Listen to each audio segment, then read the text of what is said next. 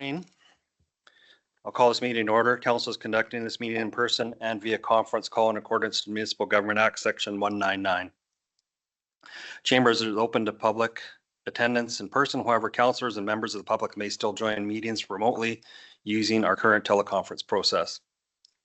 If the meeting is recessed, callers will be put on hold until the meeting reconvenes, with the exception at noon where callers will be asked to call back in. This helps with the quality of the call.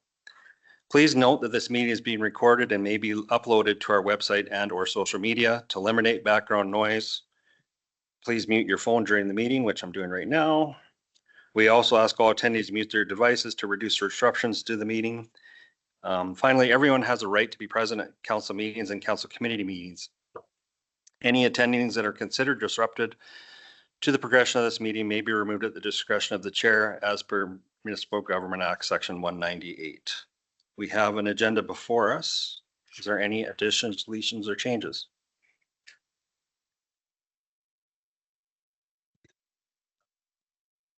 I'll move the agenda as presented.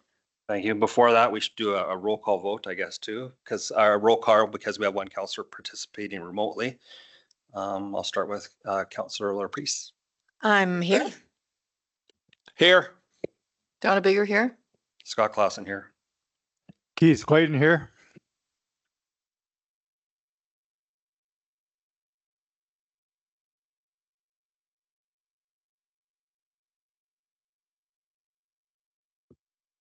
I know he's online. He's just having some issues with his mute.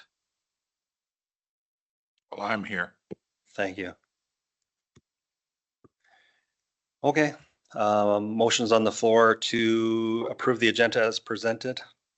Call the question. We're using eScribe.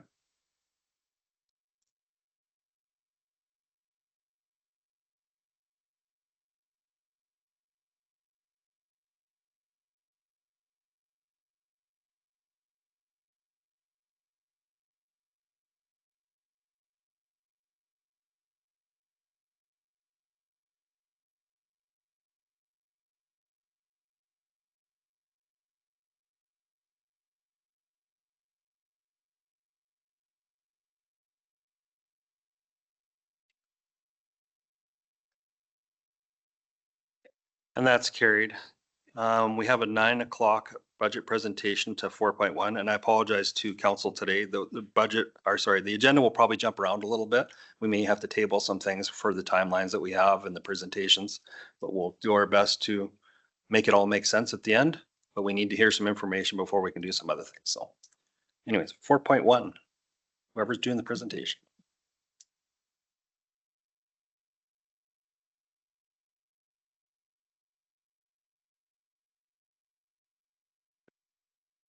Morning, Council. Joel here from administration for your 9 a.m. budget discussion. Find the agenda item here on.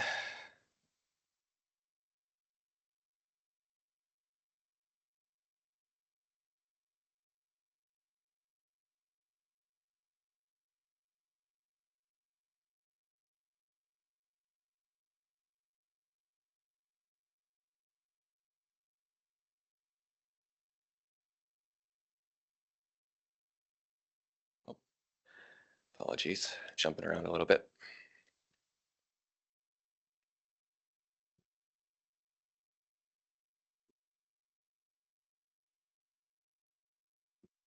So just a quick recap of the budget discussions from the last couple of weeks. A detailed budget report was provided at the Committee of the Whole meeting in late March and focused on strategies or strategic approaches to the current operating budget, as well as identifying adjustments to the budgeting methods for subsequent cycles. The draft 2026 final operating capital budgets that are presented today strike a balance of facilitating an effective change in reserve strategy while allowing completion of existing projects. So one of the key things that we wanted to bring forward with this budget discussion, and there's kind of two aspects of it, is that the final budget, it's closely linked to the tax rates and the municipal revenue that's required to fund the operating budget. And so today there's a direct tie to the decision that's made for that final budget and the revenues involved. and then the subsequent decision on the tax rate bylaw, which is directly tied to that and uses the tax rates that are utilized in that. And then, so that's kind of the focus of the budget decision today. In addition to that, there was a couple other asks in this report that we'll just kind of walk through as well.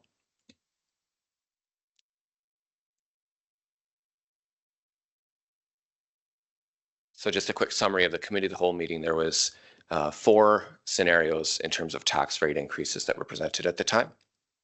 And it seemed that there was most of the committee members were going around the scenario 3 approximately in terms of requesting that type of increase. And we'll go down in the report and revisit kind of what those look like in total as well. Again, one of the requests too was just to look at the different classes within Wheatland County, not just the non-residential class, but just do a little bit more of a deeper dive into those classes and what proportion of the overall revenue that they've been contributing to. So we did that in this report, and then we also did it amongst all of the similar peers, other counties, mainly in our geographic region by class. And so what these graphs show is essentially we've went and looked at the 2025 tax rate bylaws from all of these communities, including our own, and determined how much of the revenue, or I suppose you could say the tax burden from each class is being distributed. And then for each class, we've also shown a line, which is the average amongst all of those comparatives. I apologize for some of the wraparound on the conversion here. I'll just zoom in a little bit.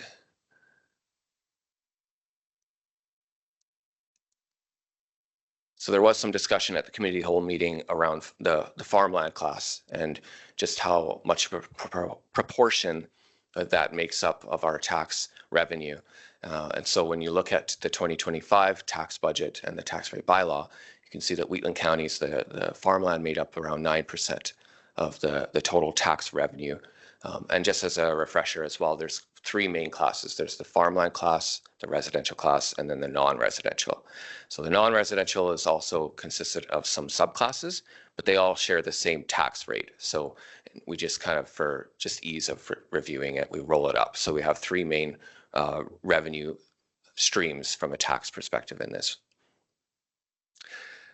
So you can see from this, in terms of the farmland, we're the 3rd highest, with Knee Hill and Vulcan County being the other 2 that are higher in terms of how much, again, in the 2025 year, how much proportion the farmland paid of their overall tax.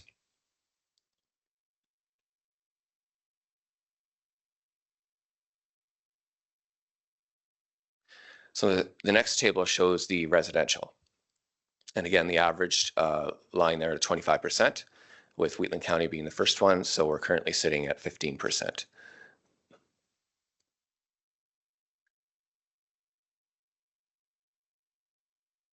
And then finally, this is the non-residential class, which we went into in a little bit more detail from the rate itself and that perspective in the Cal meeting.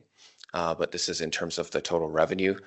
So 76% in 2025 is how much the taxes the non-residential paid. And then you can see that 79% for Knee Hill and Newell County is 85%. So they're the other 2 higher proportions for these comparatives. We also just made a note that with the tax rate option number 4 that was presented at the Cal, and that was the one to step up the non-residential rate over a 5-year period. But doing the first year in that would bring the share to about 77% just from that first year increase.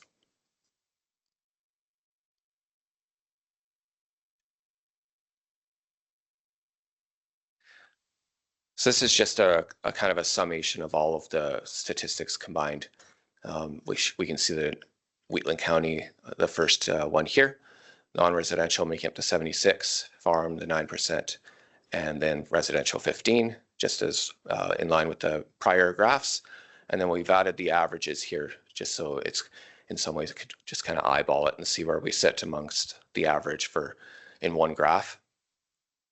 What we also did was we recognized that Foothills County had a very high proportion of residential reliance.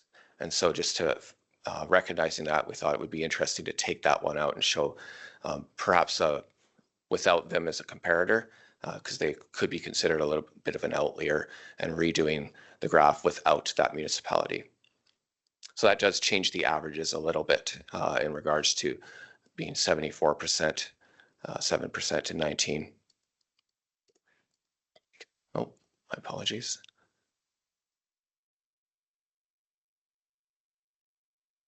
Just for quick reference, you can see with all of the comparators, the Foothills included, the non-residential average is 25%. And then if we remove them, the average drops down to 19%. So kind of depends how you treat Foothills within that data set. But they are quite regional to us, so I just thought it was important to include them as well.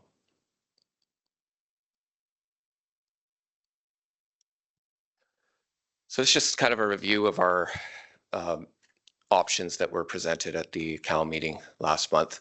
And I'll just kind of walk through just to revisit some of the components that were proposed in that. The first one being the municipal price index, which again is just kind of a metric on the operating price pressures for Wheatland County, and doing an estimate on those price pressures that worked out to 3.55%. The second component, which is an important piece of some of these strategies to moving forward and addressing the infrastructure deficit and some of the aging reserve requirements, was proposing that dedicated infrastructure investment component of 2%. So that was another piece that was available in some of these options. And then finally, the other piece was this non-residential incremental increase, which we had calculated over 5 years. Again, there was, we did show kind of a strategic increase graph at the CAL meeting of what these steps could look like in terms of the annual reserve contribution by years 4 and 5. And that's not to say that with the context of the tax distribution burden that we're looking at now, that there can be, of course, change ups in the years 2 to 5 of that strategy of looking up how you distribute this. The main thing to emphasize is just that requirement for reserves funding and ongoing planning in that regard.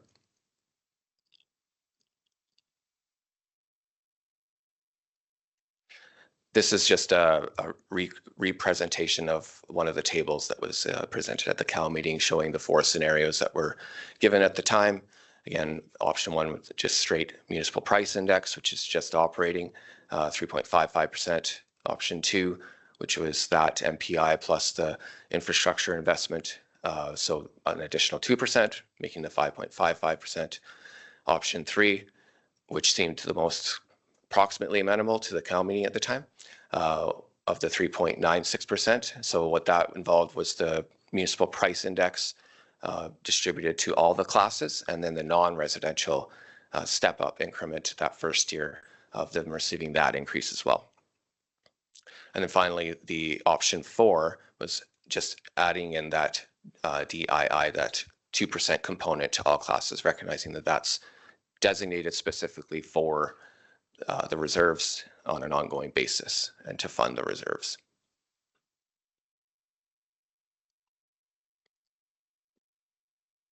So the second part of the presentation here was just to include, there was a request to just identify some potential capital projects that were in the plan, the draft plan, just to provide them for council's review if within their purview and decision to make any adjustments. So these were ones that were identified by administration, along with the project status. So just something that we had noted as well. Sorry, the table is quite small. So we just noted here for council's consideration, leaving the projects unchanged will allow the 2027 budget cycle, which would be the next one, to be kind of a clean slate and start with a lot of those medium to long-term strategic plans and those kind of things that we discussed at the Cal meeting of same capacity-based planning of looking at the budget, what do we have, setting priorities earlier on in the budget cycle. So just something to note within this as well.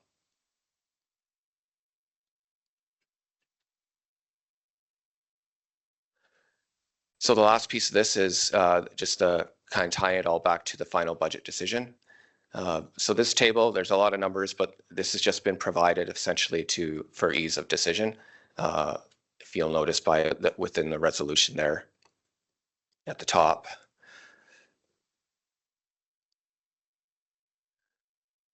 For resolution 2, in terms of the operating budget, we've just left it blank right now. That can be whatever percentage increase based on the scenarios 3 and 4, or if council has any discussion and wants to tweak some of that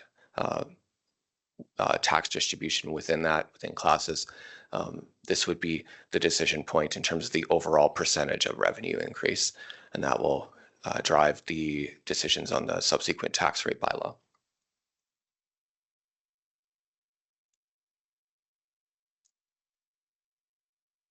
So for quick reference, the last line on this would be perhaps the most relevant one for council to look at. A lot of these other budget lines are strictly for our internal accounting, so that when council makes a decision on as proposed or as amended or as per scenario, we can just reference and make the changes to each of those accounts appropriately. But that last transfer to reserves line is kind of that key decision point of depending on the rate of increase that's chosen. That's the approximate amount that comes from the property tax revenue that will go to the reserves. And then we also provided the municipal tax rates in the table below that as well.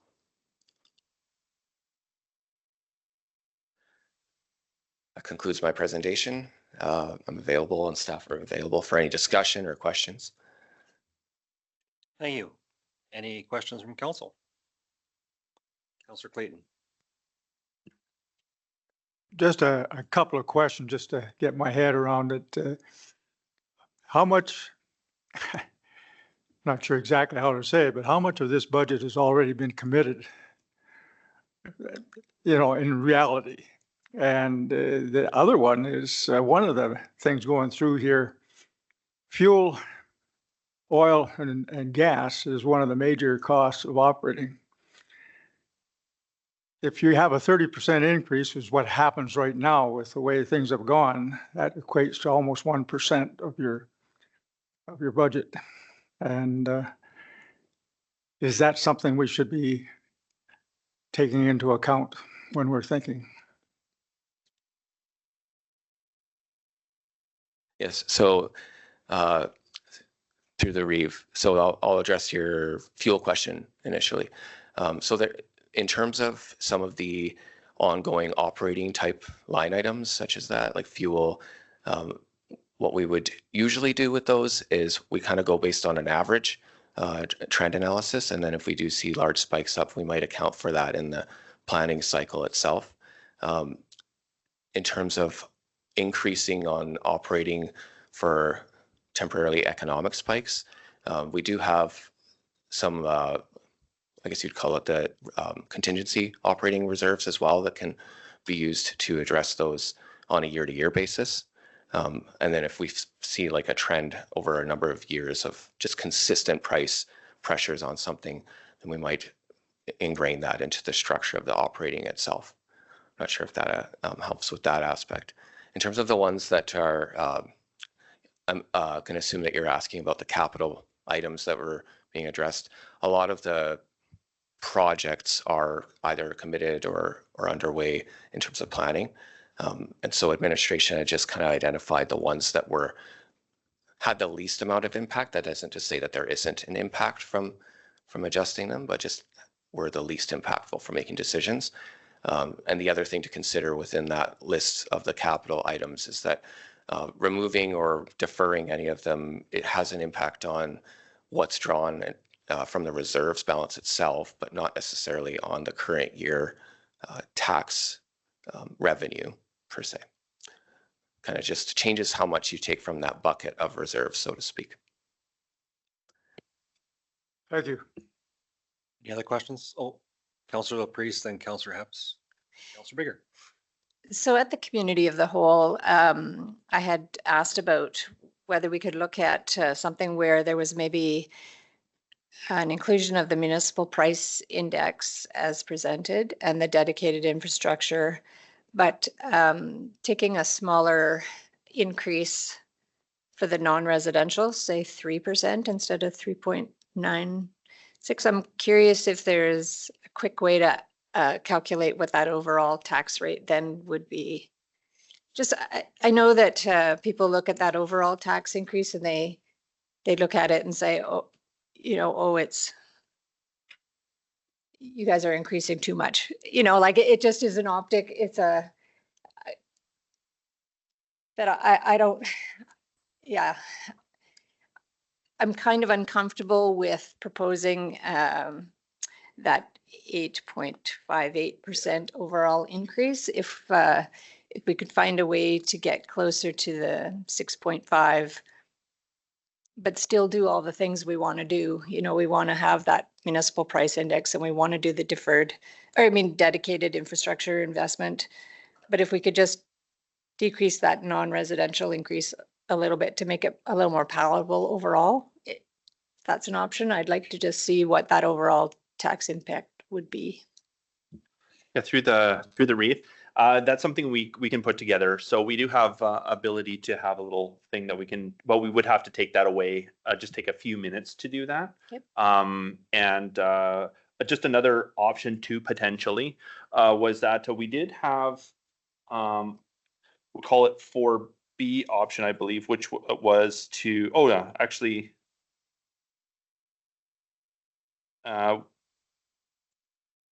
I'm just reading this chart here just to double check. But anyways, another option is that with scenario number 4, another option could be that this year, council could look at taking it verbatim for option 4. And then subsequent years, we can look to lowering that sort of 5-year projection plan as another option. I just wanted to mention that. But staff can take away that and just take that basically 1% off of the non-res increase and then come back with a number. Yeah, I just, in the past, we've been kind of keeping it to 3 to sort of bump to 8.5 is a bit of a tough sell in my mind. I do have a couple more comments. I think in terms of the budget, if we looked at those capital project deferrals, honestly, they're not that high value, and I don't think they're going to affect anything that much. I think we should continue on with the budgets as kind of presented, and then maybe do things a little differently next year in terms of when we're passing an interim budget, that we really discuss the details of it in more, and maybe get a little bit more of an idea of what kind of assessment we think we're going to get. I know our assessment department does not like working in probably going to be this and probably going to be that, but it would help us to decide on some of these items earlier on before they get committed. And so now we're in a position where, well, it's tricky to change the budget at this point. And that's all I'm thinking right now. Okay. Councillor Hepps. So we probably should have done more in the COW in November, late November, obviously, right? But we didn't. So I don't really want to download that onto the taxpayer. Like, I think that's our responsibility.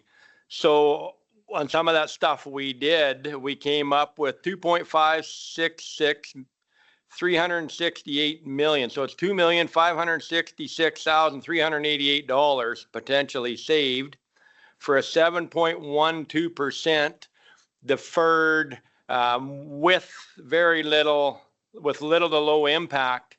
So that's 7%, like $2,566,388. Now, we are going to spend that money in the future. I agree. But in a year where, maybe we could have done more homework in November, then I think by staff being able to find that stuff for us, which we appreciate, it's there. That's my gut feel, is that we try to push some of that stuff out a little bit and, truly see what some of the effect of some perceived potential costs coming. If we leave the budget the way it is and we get a big overrun on some of our costs like diesel, fuel and oil, if the war goes on longer, like some real world stuff, I think we need to be a little more nimble. And I appreciate that staff went and found those potential savings for us. I know some of them were kind of, but most of those are pre-commitment deferrable with little or low impact. So I'd like to see it stay there, that those cuts stay. Councillor Bigger? Yeah, I was going to talk about what Council Laprie said, but she said it quite great. But I was actually the dip. Have we had to pay tax on dip before? I don't remember that seeing. I know it's only 178. What is that for? Why would that even be there? Sorry, so through the REEV, with the way that we budget, we budget the gross revenue, which includes the collection of all the school tax and requisitions, the housing managed body requisitions, and the designated industrial property. So the DIP is actually a requisition that the province requests us to collect, and then we remit it on much the same as the school tax. So that's in terms of that DIP line, the $178,000. It's basically a flow through in the same way as the school tax.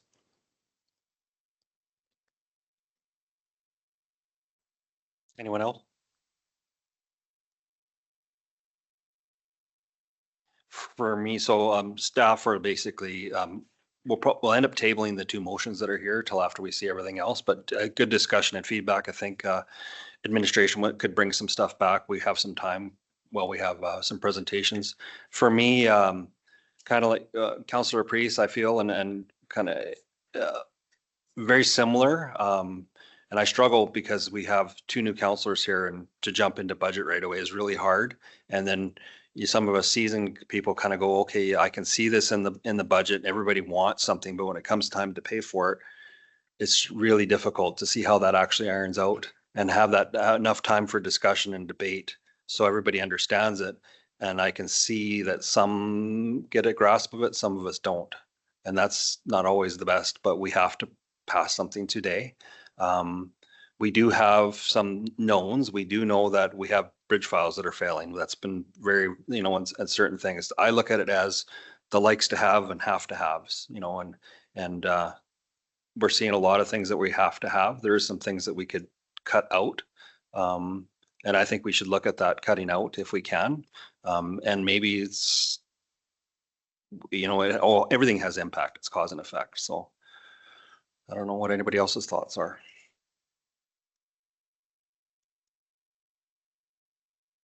Go ahead. Through the REEV. One thing I just want to emphasize about, the capital budget side of it is if we do cut anything from there, if council wishes to do that, what it does is just reduces that pressure on the reserve.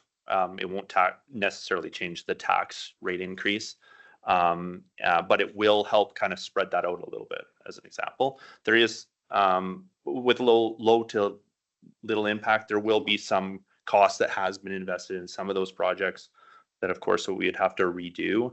But that would be, of course, up to council's decision on the risks of those. And some councillors were asking about the fuel, and I believe we have a locked-in price for a year. And I'm not sure, but I know we buy bulk fuel through the RMA contracts, or unless that's changed. That's what was historically. No, it's still the same. Okay.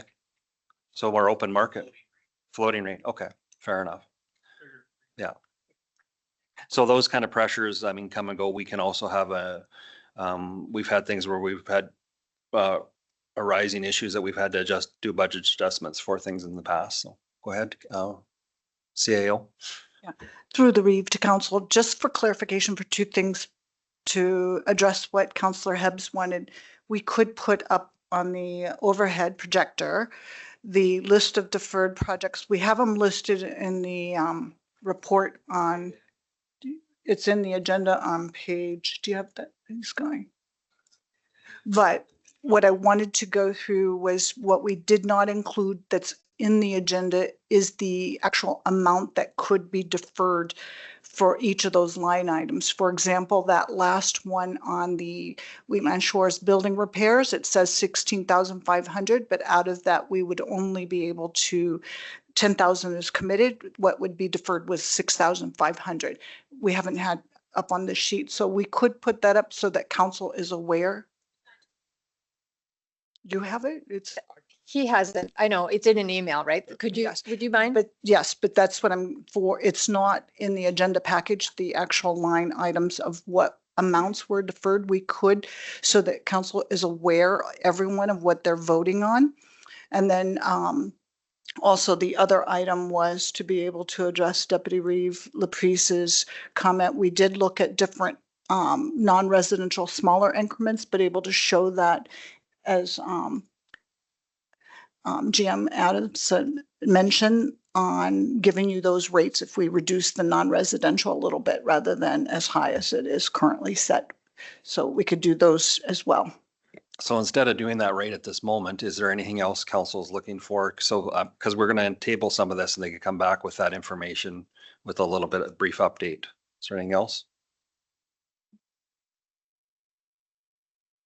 So I'm going to put a motion on the floor to table item 4.1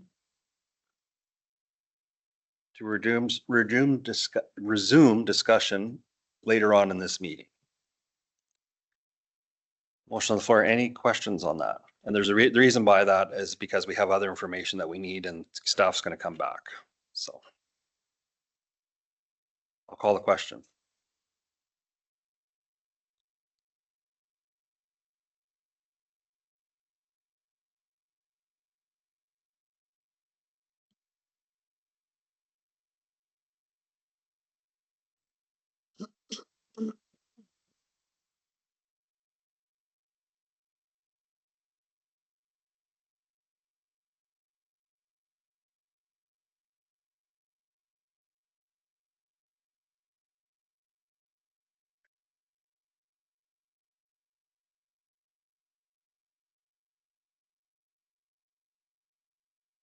Councillor Kester, if you can hear us, if you could vote, please.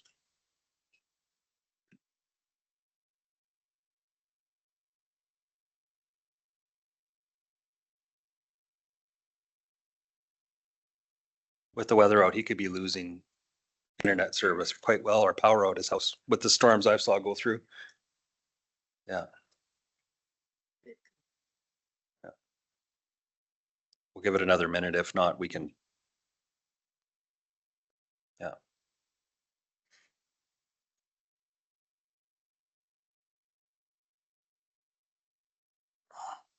For those that haven't seen outside, it's been a whiteout and a blizzard, and now it's clearing up and it's changing quite often here rapidly. I was wondering if we're going to have power here. Can you call it without his? Gonna have to. Yeah. Yeah. That's carried. We'll move on to master item 3.1 2026-07 master schedule fees bylaw.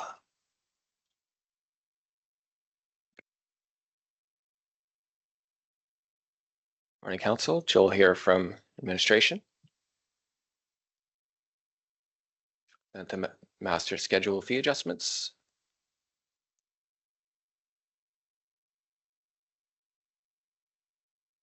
Report can be found on page 3 of the agenda package. Yep. Go ahead. So just a few kind of housekeeping and just updates to go through on this one. The first one, and just for clarity, make it a little bit easier, I'll just go down to the attachment, which identifies the changes that are proposed. First item is just a roads update with some wording changes for clarity in terms of the road signs, changing it to road sign installs. A second change proposed is to the water services area for the rate of penalties being applied. And that one has been included in terms of the resolution 2026-0226 from council to direct administration to lower that to 3%. Some additional wording changes for clarity have been added to that as well. And then the largest section of changes is an addition to a new section for the Goldfinch region, the new water line, raw water line. So the purposes of this area are just to ensure that there's a proper structure in place to collect revenues for those once it's operational. So the operating costs are intended to be fully recovered by the users, and they're based on their proportional share or use of the system. The intent would be with adjustments to the annual rates, which would consider the actuals from the prior year, just to ensure that across time that there is a full cost recovery on that in terms of the operating costs. The other two items are new capital levy charges being proposed. The first one, the capital replacement, it's based on, again, the maximum volume or contract by the particular user in that case. This estimated rate has been calculated using the engineered kind of structural cost, the component cost, more taking an asset management perspective on it, of what the components of the water line have costed to construct, and averaging those out over the useful life of that. So in this sense, we're collecting in a designated reserve, which would need to be created in the policy, the cost to replace this asset once it reaches the end of its useful life, or the major components of it. So that's the purpose of that levy. The future reserve capital levy is similar in this way that it's structured. The only difference in this case is that it's intended to start collecting for the construction of a reserve to support that area. Sorry, Joel, it says it's for a reservoir? Reservoir, sorry. Yeah. Yeah. It's early, sorry. And then finally, the connection fee. So with this, it's kind of intended for those newer companies or people that are tying onto the system that are haven't contributed to the original cost. And this way, it's calculating the cost of that infrastructure, and they're kind of paying for their buy-in of their share to tie into that. So those are kind of the three major components or areas that are proposed to be changed. That concludes my presentation. I'm available for any questions. Thank you.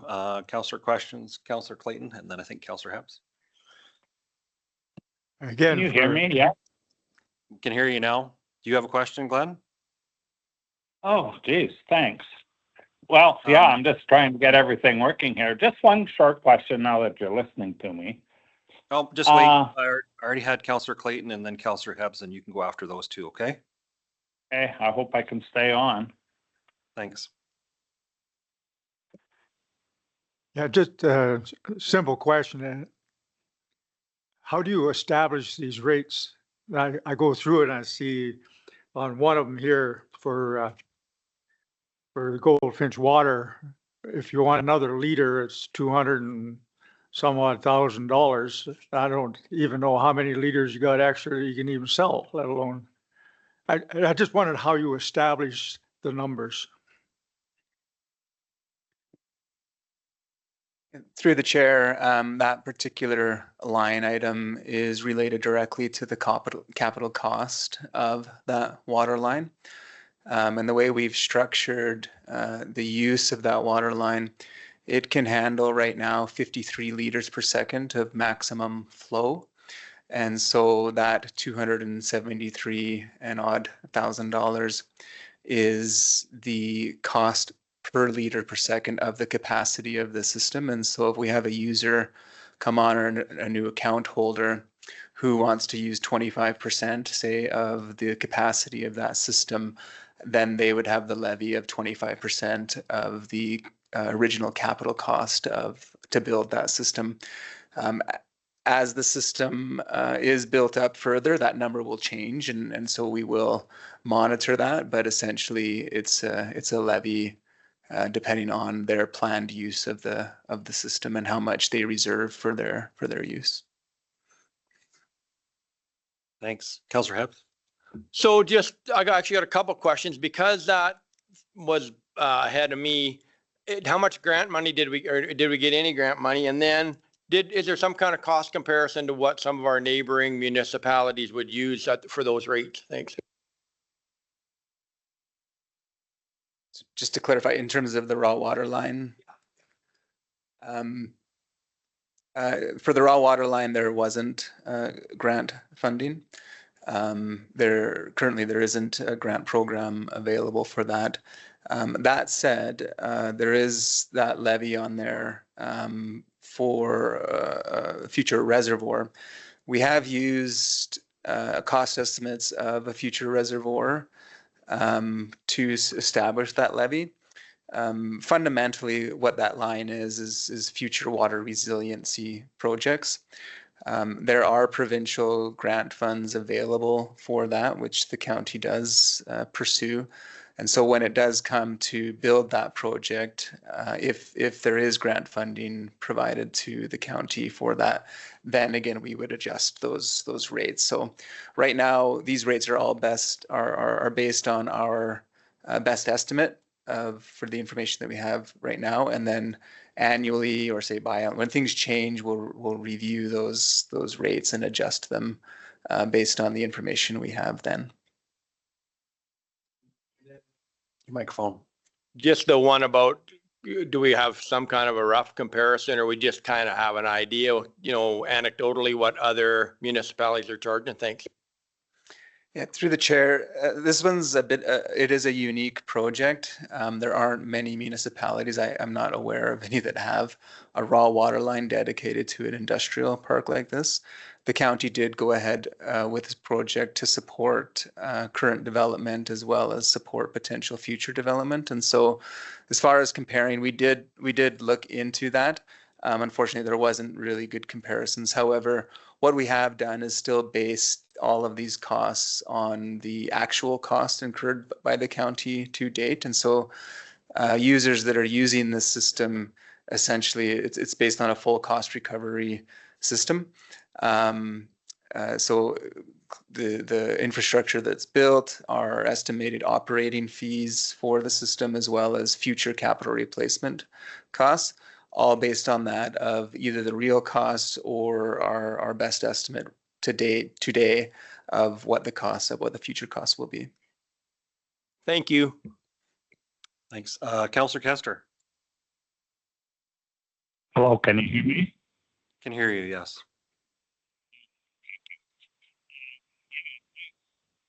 Now we can't hear you. Sorry, Councillor Kester, we can't hear you now. Can you hear me now?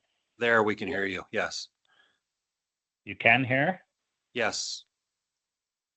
Okay. The only question I have is the reserve for the reservoir is fine when people are contributing to this reservoir and they are the actual users of it in the future. But what happens, say in 10 years from now, another user comes along and uses from that reservoir, built or unbuilt, and they haven't participated in the last 10 years of reserves for it, or otherwise one of the participating ones ends up not being there in 10 years and the reservoir never gets built and they never get to use it. Is there a refund of money? Is there an upcharge to participate in it? It just seems like it's a lot easier to pay for the reservoir after it's built, and then you can put a debenture on it and everybody pays for it. But I can't see how we can keep it fair before it's built when it's a moving target. Do you understand what I'm trying to say? I think so. Through the chair, yes, we understand. This is something that we had discussed as administration as well, so it's a good question.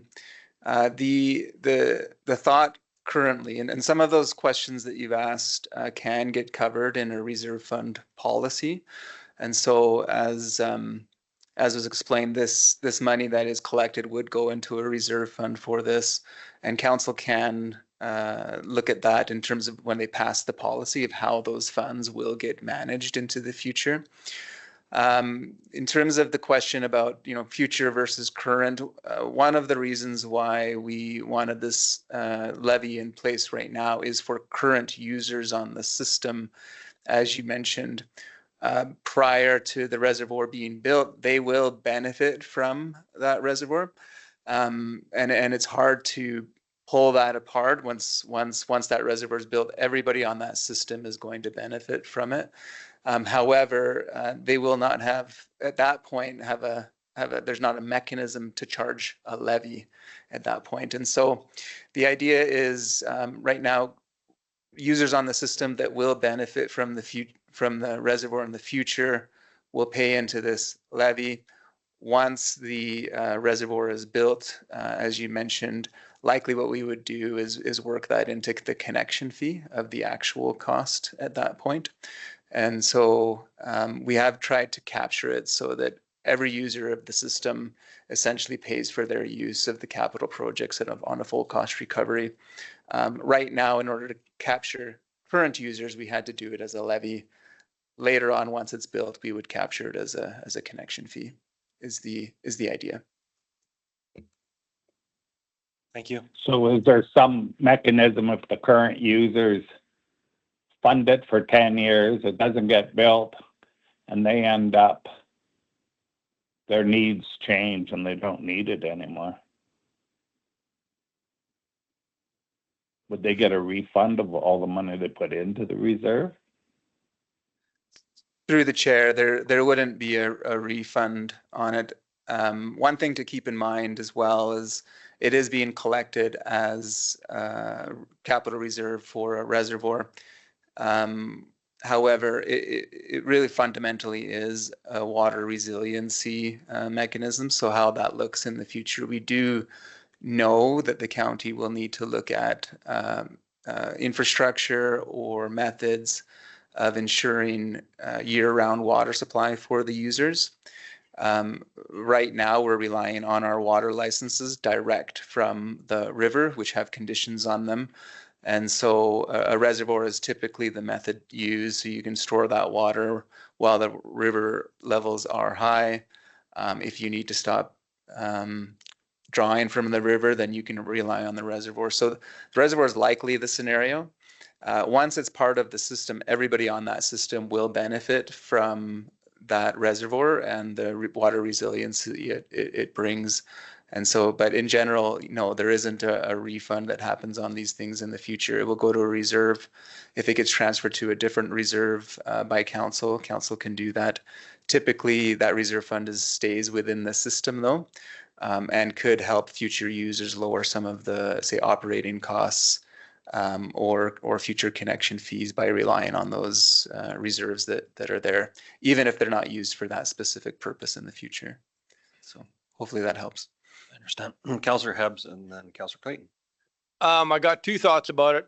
A little bit like a paved road, right? If you put a house up beside a paved road, somebody else already paid for the pavement, but you get the use of that pavement. The other thing is, if you continue with the levy the way it is, and somebody uses the raw water but doesn't actually use the reservoir, but when he goes to sell that, say he doesn't need the reservoir, but his land, he's going to recoup a fair amount of it out of the developmental value of his land because the reservoir wasn't there. Now it's going to be a true benefit to him going forward. So I like the idea of the levy. Thank you. Go ahead.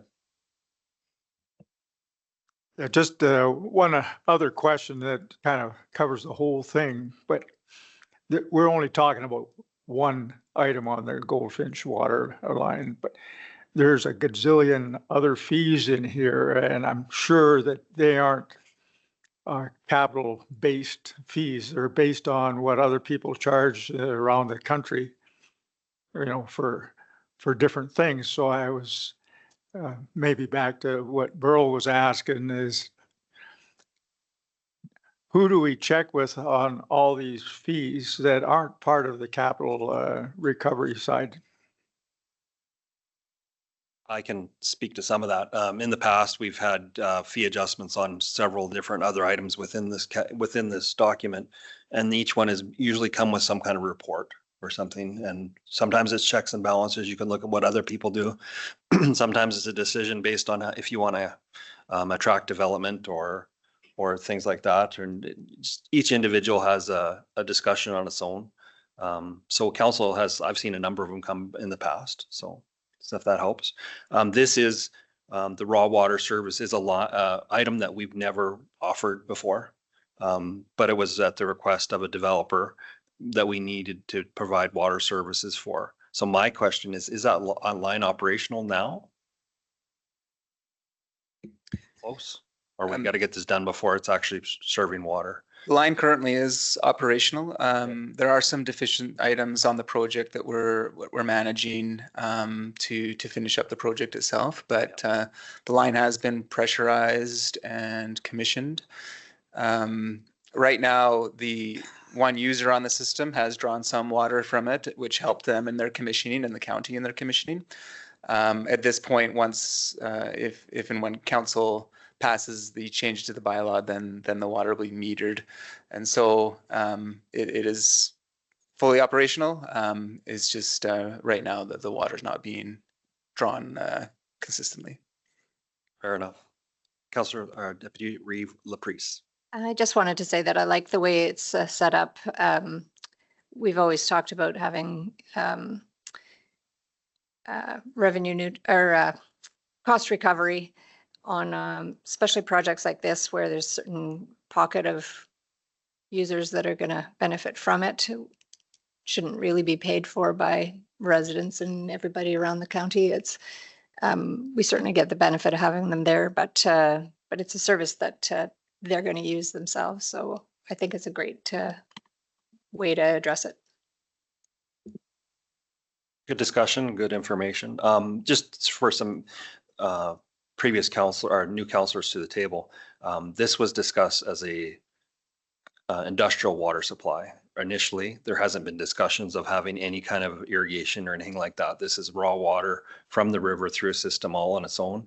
The way I look at this, maybe I'm wrong, but the three, like the operating flat rate, the capital replacement levy, and the future levy, all those three would be total would be the cubic meter charge.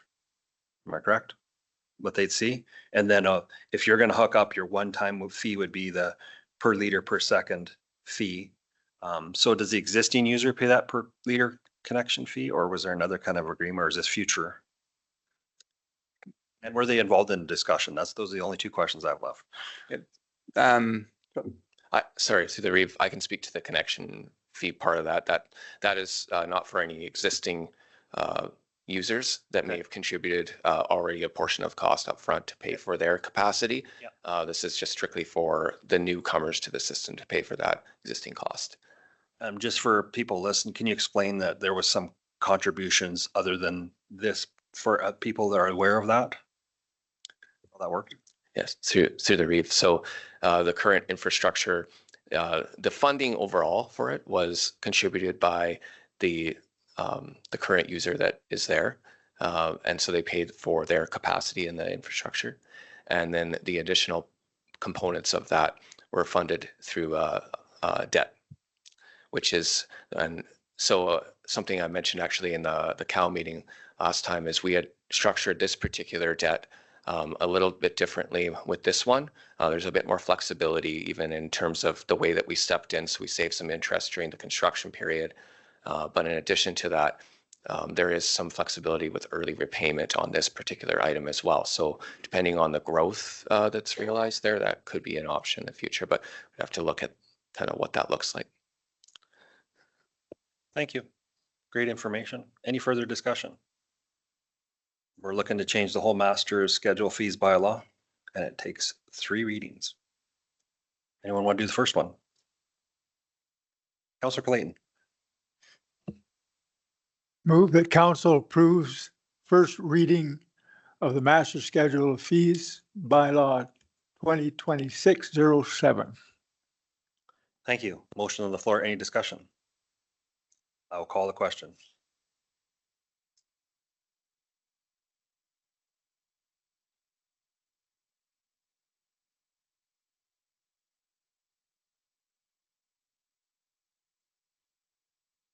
That's carried. Councillor Bigger. I move that council approve second reading of bylaw 2026-07. Thank you. Motion on the floor. Any questions? Discussion? I'll call the question.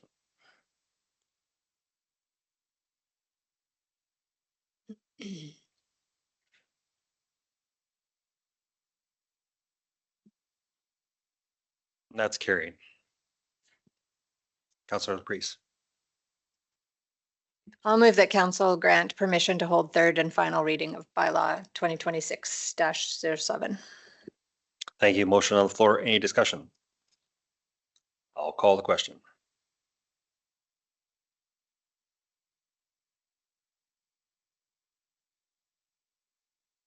That's carried unanimously. Third and final, anyone? Councillor Hebbs. I'll move that council approves third and final reading of bylaw 2026-07. Thank you. Motion's on the floor. Any discussion? I'll call the question.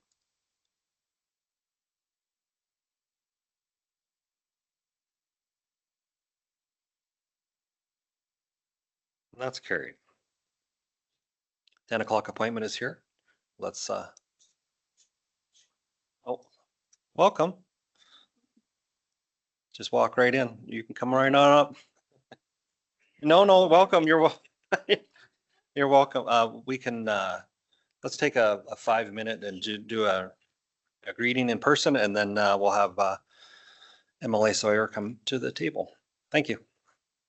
Zoom our April 7th council meeting, and we're at item 4.2, 10 o'clock appointment, MLA Tara Sawyer, Olds, Didsbury, Three Hills. Introduction and update. Well, welcome to Wheatland County Council.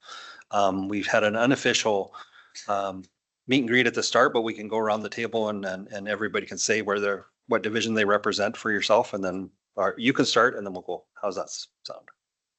That sounds good. Thanks very much. Good morning, everyone. Thank you for having me here today. As you said, I'm MLA Tara Sawyer. For those who are asking, my family farms and where I'm at within the constituency, we're just outside of Acme.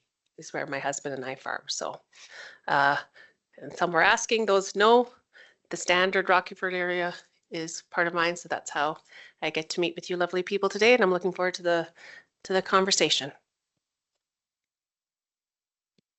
So I'm Shannon Laprise. I'm Deputy Reeve and Division 1 Councillor. So my area is in the southeast corner, but it goes up to and just past standard. So we have some folks in common representative wise. Yeah, this is my second term.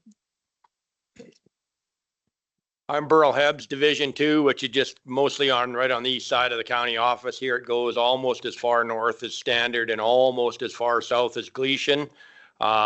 Been active behind the scenes in county politics and just newly elected last election. Thank you for coming. Hi, Donna Bigger from Division 3. So that's the Carsland Speargrass area. Furthest probably away from you. But yeah, thank you for coming. Councillor Larson.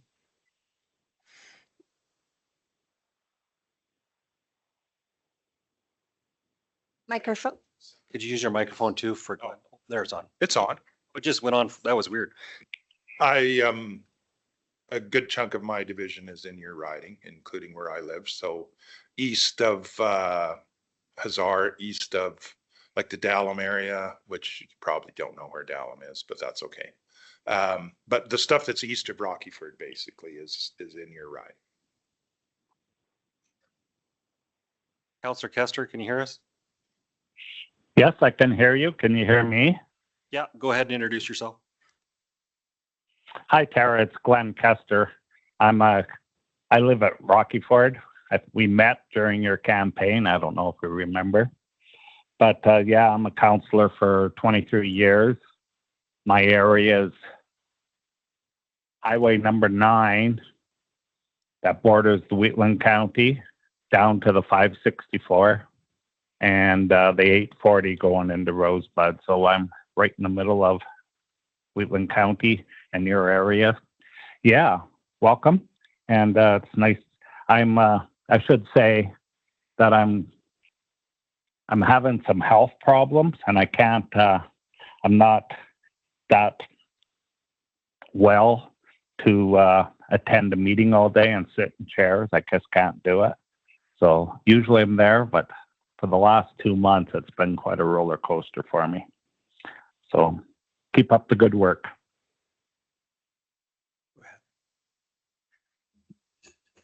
I'm Keith Clayton. I've met you several times and I've appreciated you every time you came to meetings I was at. My division is Division 4. It goes from the west side of the county right next to Rocky View County. It comes all the way back to Strathmore, south to 22X and 2 miles north of Highway 1. Has a lot of development going on with de Havilland and it's interesting. Very. Thank you for coming. And myself, I'm Reeve Scott Clausen. I have Division 5, which is layout area going over to Ardnode. Recently has shrunk due to population size. I have probably the largest amount of acreage and hamlet impacts. So very much conflicting areas. Our councils have seen that. I've been on council for 3 terms and have had the privilege of being chosen to be Reeve by council in this last organizational meeting. So with that, is there anything you want us to talk about? What format would you like to see? Thanks. Yeah, given that this is my first meeting with you, this for me was very much more of an introductory, have a conversation, and it's not what I'm looking for, just to hear sort of what's going on within your county, things you want to highlight for me to be aware of. This one's not a formal presentation for me. Mostly it's a conversation because I hadn't had an opportunity to meet you all as yet, and it's just a way for me to understand a little bit of what's going on for us to be able to have some conversations going forward that this kind of, so I'm a little bit more casual in that respect, just to be able to have that conversation with you all. And my apologies, our senior leadership team should introduce themselves as well. Go ahead. No, you can. Good morning. I'm Sherry Bars. I'm the Chief Administrative Officer for Wheatland County. Morning, I'm Joel Chasson. I'm the interim GM of Community and Development Services. Good morning, I'm Corey Adamson. I'm GM of Corporate and Financial Services. And Brad Bullock, General Manager of Transportation and Agriculture. They really like their jobs. They're not normally that quiet. I don't know what's going on. Well, I see the mug on one of them. You didn't introduce yourself. It says world's best boss.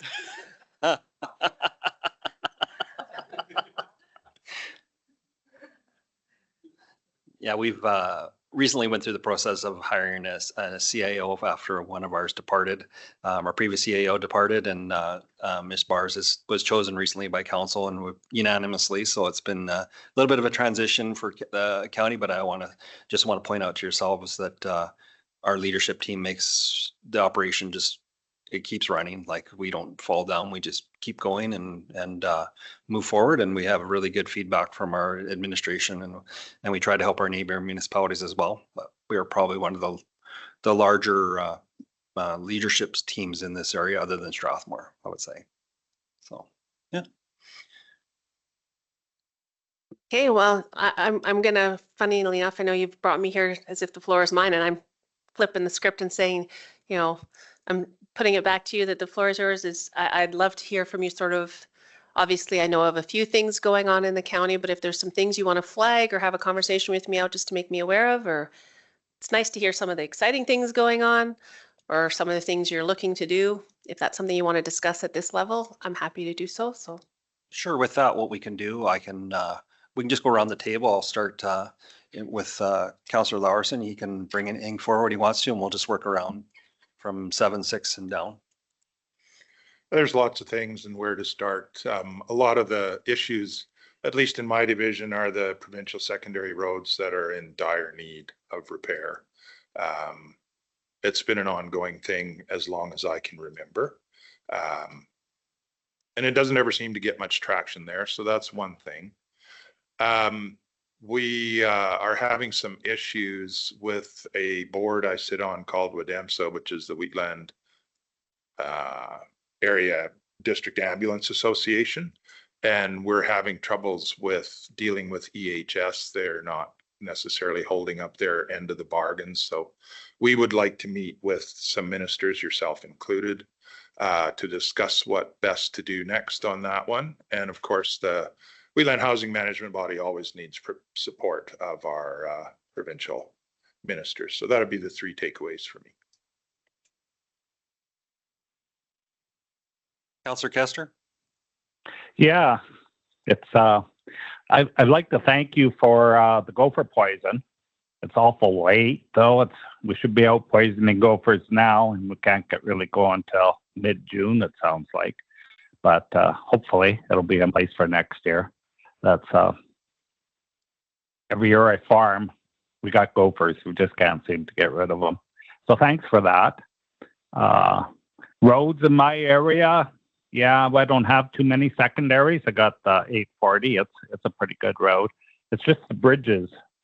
The province, I don't know what happened. They changed the rating. We can't put fully loaded trucks on our bridges anymore. Most of them. There's a few that we can, and they're in dire need of repair. And one thing I keep after staff. We have some bridges on some of our, I'll call them streams. They're not really rivers, that could be serviced with a culvert. And I can say they could be serviced with a culvert because there's culverts on that stream. But some places we have to put a bridge in for environmental reasons, I'm sure. I think the province could do a lot of work if we're putting bridges in for an environmental reason, for the aesthetics of the area or fish in the stream, or I think there should be more help from the general population in Alberta to fund these things. If we can get away with a culvert, it's cheaper, and it's way easier in an agricultural area to get machinery down a road that doesn't have bridges and rail guards on it. I'd appreciate some help to be able to use more culverts. And yeah, we're waiting for announcement any day that we're going to be receiving money to build a new lodge in Strathmore. I hope that's successful. And yeah, outside of that, for the provincial thing, I think it's pretty good.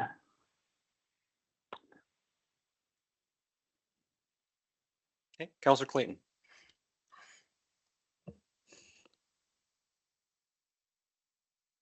Trying to think of things that are absolutely required.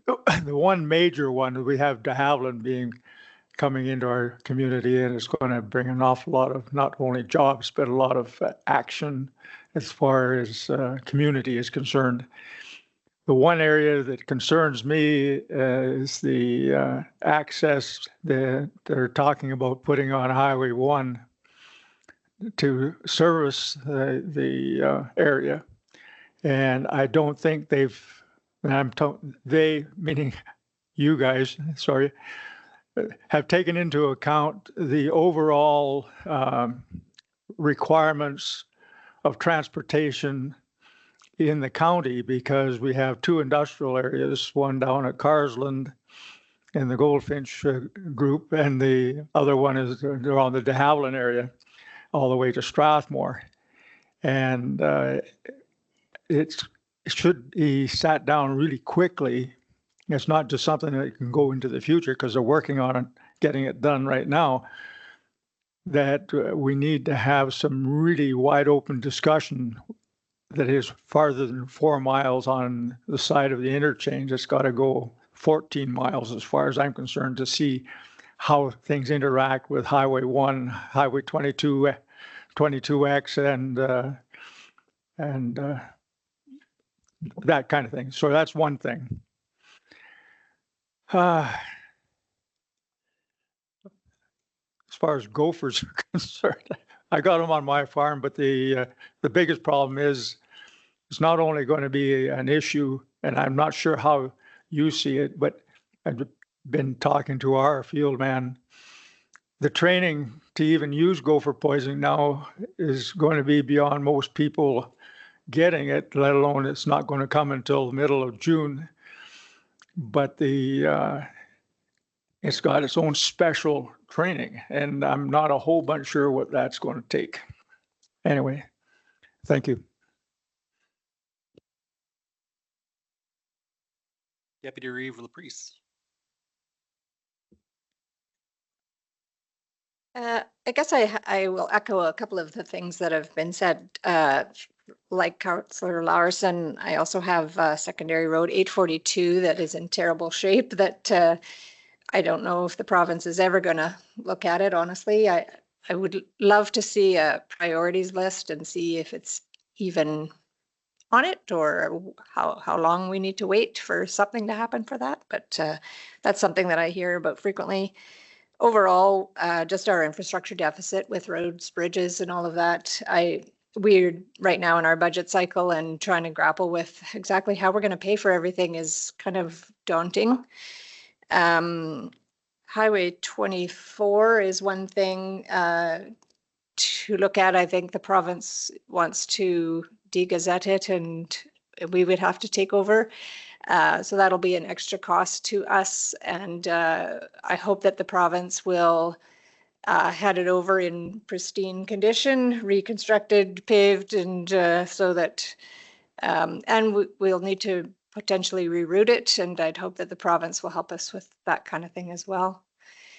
Another thing that we've been wanting to get a meeting with Minister Dreeshen about is WID and water,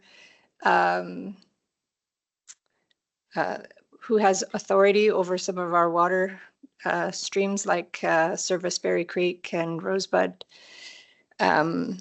We need just clarity about who has authority over that, and so that we can move forward some projects that we have going on with wastewater and that kind of thing. Thank you. Councillor Hibbs. Gopher poison was the first thing I had written down, so I'll echo that. I guess one other little thing along with gopher poison is just with the timing. And I like the province's stance on the firearms thing because some of us are very active shooting them right now because that's all the only option you got, right? And so I would just hope that, you know, the province stays aware of the fact that that is one tool we use in lieu of the poison.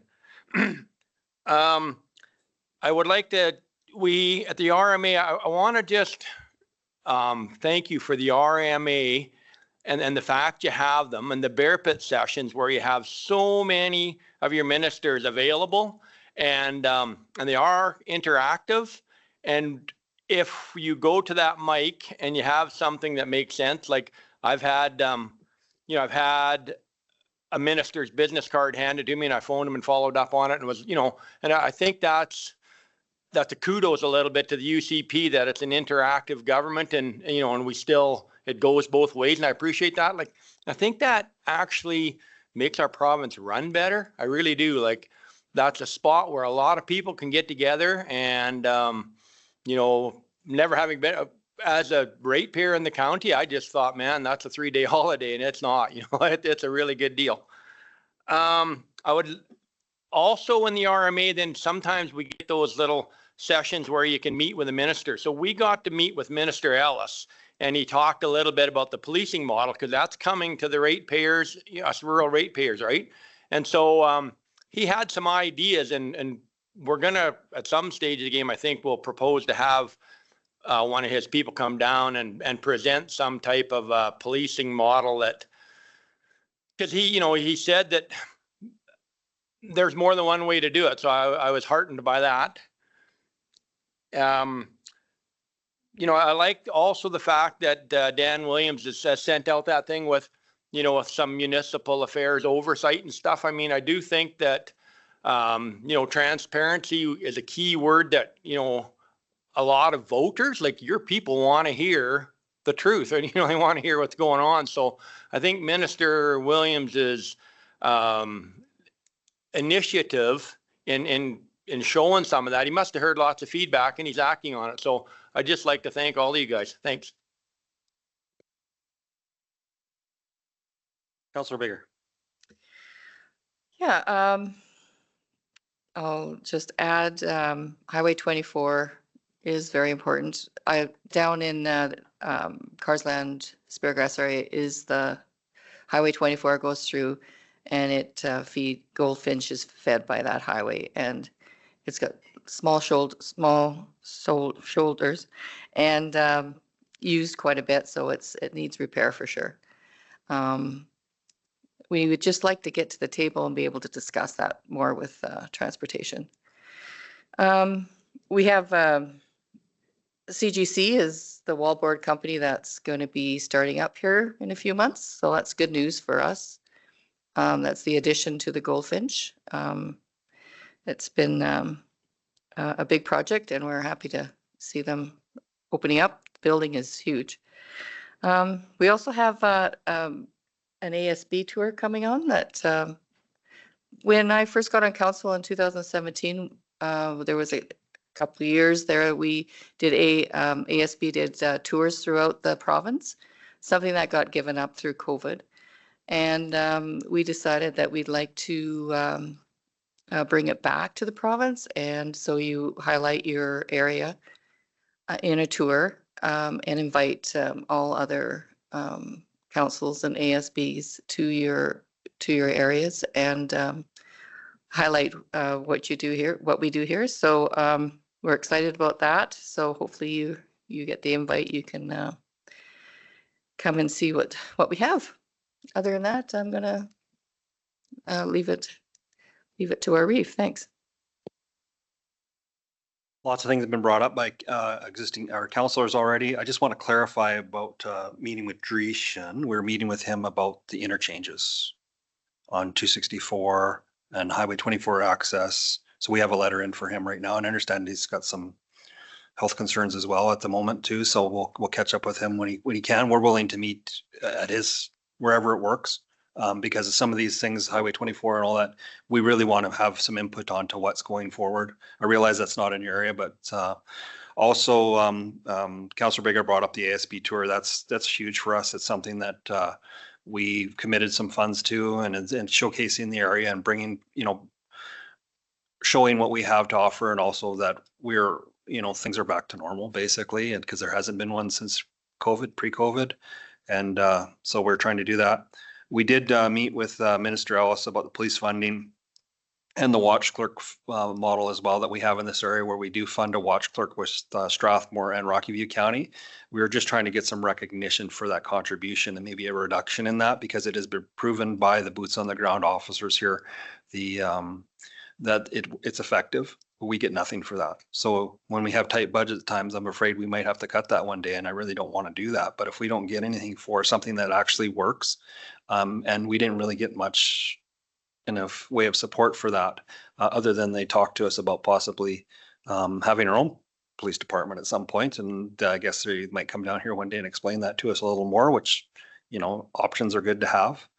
One thing that I heard the Heritage Fund and talking with ministry on that, and talking about, they want to build it up. But, when I look at the interest on there right now, and when we look at our budgets and we look at how much we're spending on infrastructure, bridges and things right now, it'd be really nice to have some funding to support some of that. We do apply for STIP grants every year, but the sheer number of bridges that are coming in the next 5 years of us, I think it's $8 million a year we're looking at for the next 5 years. And that's just to replace infrastructure we took over. Basically, it was built by the province in a way back when, and we ended up taking them over, and now we're trying to replace them. And Councillor Kester mentioned culverts, and it's just a huge cost for us.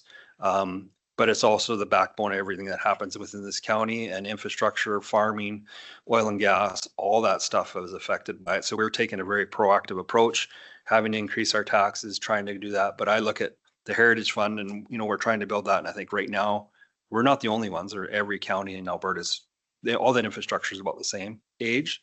And it would be probably wise to, when you have a rainy day fund, to use that. I mean, if we just spent the interest on it right now, we could definitely utilize that. Yeah, and interchanges, like with development coming here, we have huge development problems coming. The interchanges, changes to the way things are. I have had many meetings with landowners. We're an open house at Councillor Clayton's, and it's a cause and effect. You have a development coming and everybody's, their way of life is changing because of their farming. And it's like, yes, it does. I can't change that. Like, we need development to offset costs. We're not looking at residential development as a laser focus at Wheatland County, but it's going to come on its own. And with that, we're looking more for industrial kind of developments, are what really pays the bills. I think we have one company within Wheatland County that's been over 50 years here quietly making fertilizer under different names, and they've done a lot for the county just as a backbone of taxes. So we're trying to set up that in the future. Did you want to say that? Councillor Clayton again? Go ahead. Yeah, one of the things that happens when you keep listening to everybody else, you keep thinking of what you should have said too. But one of the things that, since I'm new on the council, one of the things that I see these people trying to get done and are having a lot of difficulty figuring out not only how to get it done, but having the support to get it done, is getting infrastructure to developing areas. So we're right outside of Calgary. We've got this big development coming with de Havilland, but we need water, we need sewer, we need wastewater development, and it can't all sit on the backs of the people that are sitting there trying to get it done, because it's just such a big bill. And we know that the province wants that to happen too, because it's not the only taxes for the county, it's taxes for the province. I think there has to be more heads up planning provincially as well as municipally to get infrastructures set up where you can ahead of time, not after the fact. And we're always running after the fact to get it done. So help there would be, I think, wise. Thanks. So there is a. Can I have one more comment, Scott, please? Absolutely. Go ahead, Councillor Kester.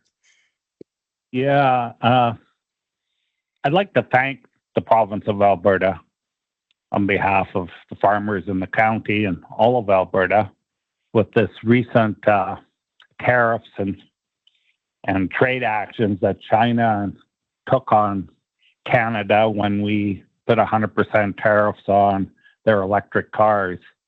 They targeted our agriculture center to put a hurt on us. I didn't think it was appropriate, but they sure got a reaction. And it hurt a lot of people in Canada, and Alberta stuck up for us. And the government went and they made a deal. And I think your part in it was great. So thanks for that. We're not always asking for things. Sometimes we should take time and thank for the accomplishments that we had and revel in them. So thank you again. Okay. Any other councillors? Go ahead. I'll just give you the numbers of the roads that because I looked them up while we were talking. 848, 569, and 570 are, I can say confidently, they're the worst roads in this county. Have been most of my life, and I've lived here most of my life.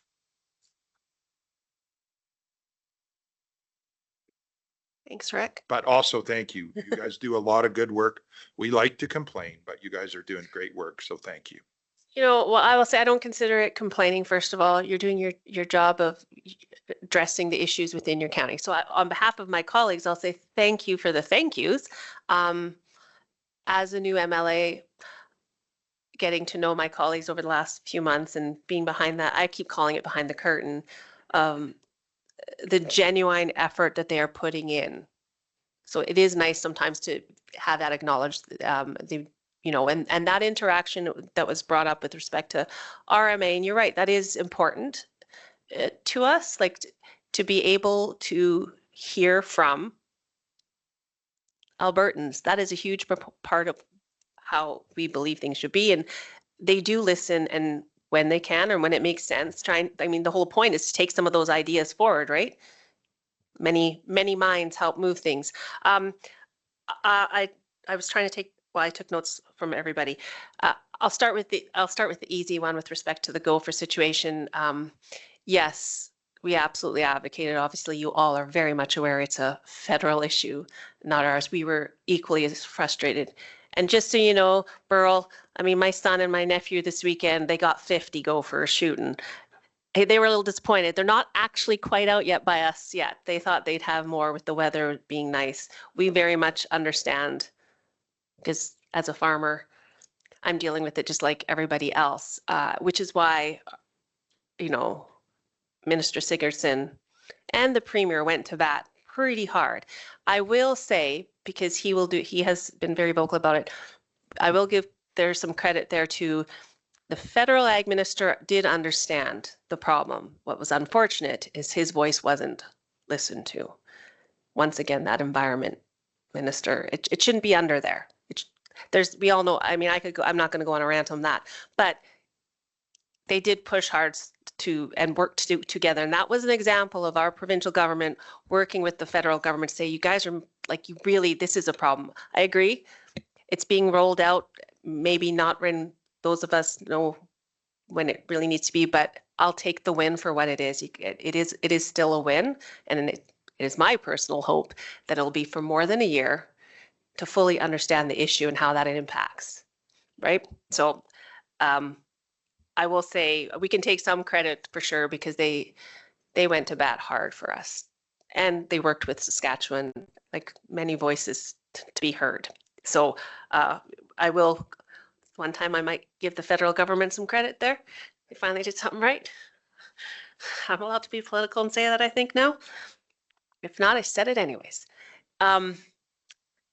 Thank you for highlighting some of the issues you're having with your highways. And yes, presently the minister is dealing with a bit of a health issue that's making it, I mean, he's showing up, but he has to be a little slower and more careful as he heals. So you've already got a meeting underway with him, so that's good, because I know in my short time they try to be fairly responsive. So for you guys to be able, if there's something I'm able to do to be part of that conversation, I sat in on your conversation with Minister Ellis. So I got in to be able to hear that policing conversation. We know it's very prevalent, and yeah, I know that watch program, you definitely gave him food for thought. So I'm glad you felt heard in that respect. So we'll see what comes when it comes to policing and how that deals with the municipalities. It's hard to say, but we know it's an ongoing struggle, and that's why we've been advocating for some changes there. Unless you're in a rural area that has to deal with the policing that we have to deal with, it's not the same as our urban neighbors, and we do have to get a little bit more creative, and we need a lot more help and boots on the ground to do that. So for me, I appreciated actually learning what you guys were doing with that watch program, because I wasn't aware of it. So that was a good takeaway for me. And I'm sure those are conversations you were having with other counties for consideration. Because I think that's another piece. We talk about how provincially we'll talk with, but those are amazing. That's also opportunity for you to talk with your colleagues and what's working where and how you could potentially use it here. So what I will say for me, as someone who's now representing, and you're doing the same thing, I did want to say thank you to all of you who put your names forward and are here, because it isn't always easy, but it takes people who care and to put that time in to make where you live better. So I will give you credit for that, and to your staff, because I know what that's like, and it does take good staff to keep the wheels rolling, and I think that's a credit.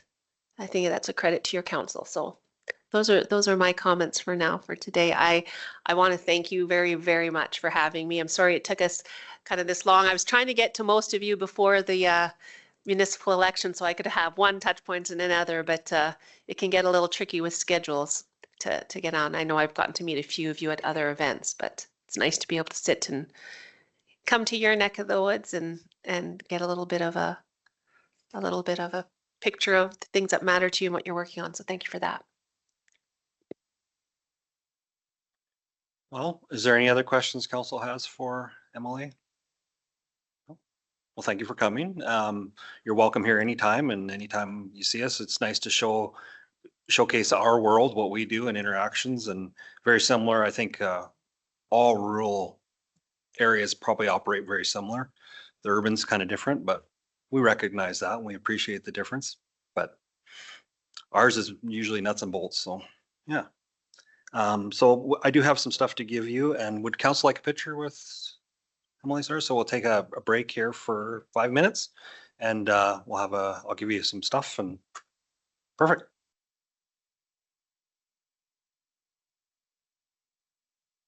Zoom council, and we'll be at consent agenda items, number 5.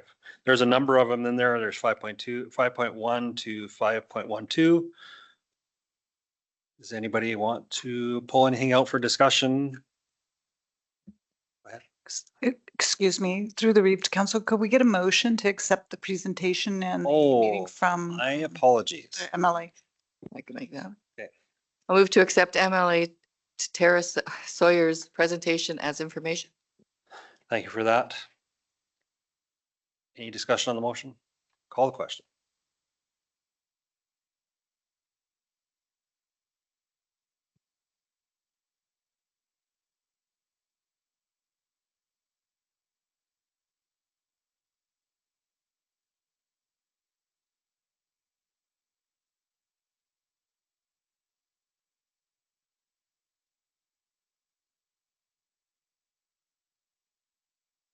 Councillor Kester, can you hear us? Oh, it's carried. Yes, Awesome. yeah, it should be there. Yeah, no, we just got it. Thank you. So we'll move on Okay. to agenda item number 5, consent agenda. Councillor Laprise. So I'd like to pull out 5.11 and 5.12 for discussion. 511, 512. Anyone else? Anything else they want to pull out? Okay, I'll make a motion then to remove those 2 agenda items. I'd like to pull Oh, sorry. I'd like to pull out my counselor monthly report. Fair enough. No, well, sorry, just a You can have that in, council. pardon me, Oh, business arising. So item number 7, council report discussion. So after this one. Yep. Sorry. You can definitely do that. So, yeah. So right now we're looking at 511 and 512. There's a motion on the floor, waiting for it to come forward. Not seeing anybody else wants to pull anything for discussion. Are we going to pull 5.10, the C. Marshman correspondence dated March 15th, 2026? Nobody's asked for that yet. Please. Please. Okay, so 510, 511, 512.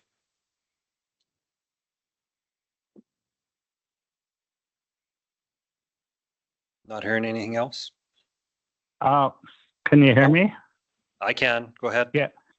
Okay, 9.3, is that in the consent agenda? No, No, it's not. Okay, no, we're just in all the 5s. So okay. that will still come up in the future. Right. So we have a motion in front of us to remove consent agenda item 5.1, 5.11, 5.12. And did I miss one? 510. 5.10. Yeah, forgot the zero. Sorry. Any other discussion on the motion? Call the question.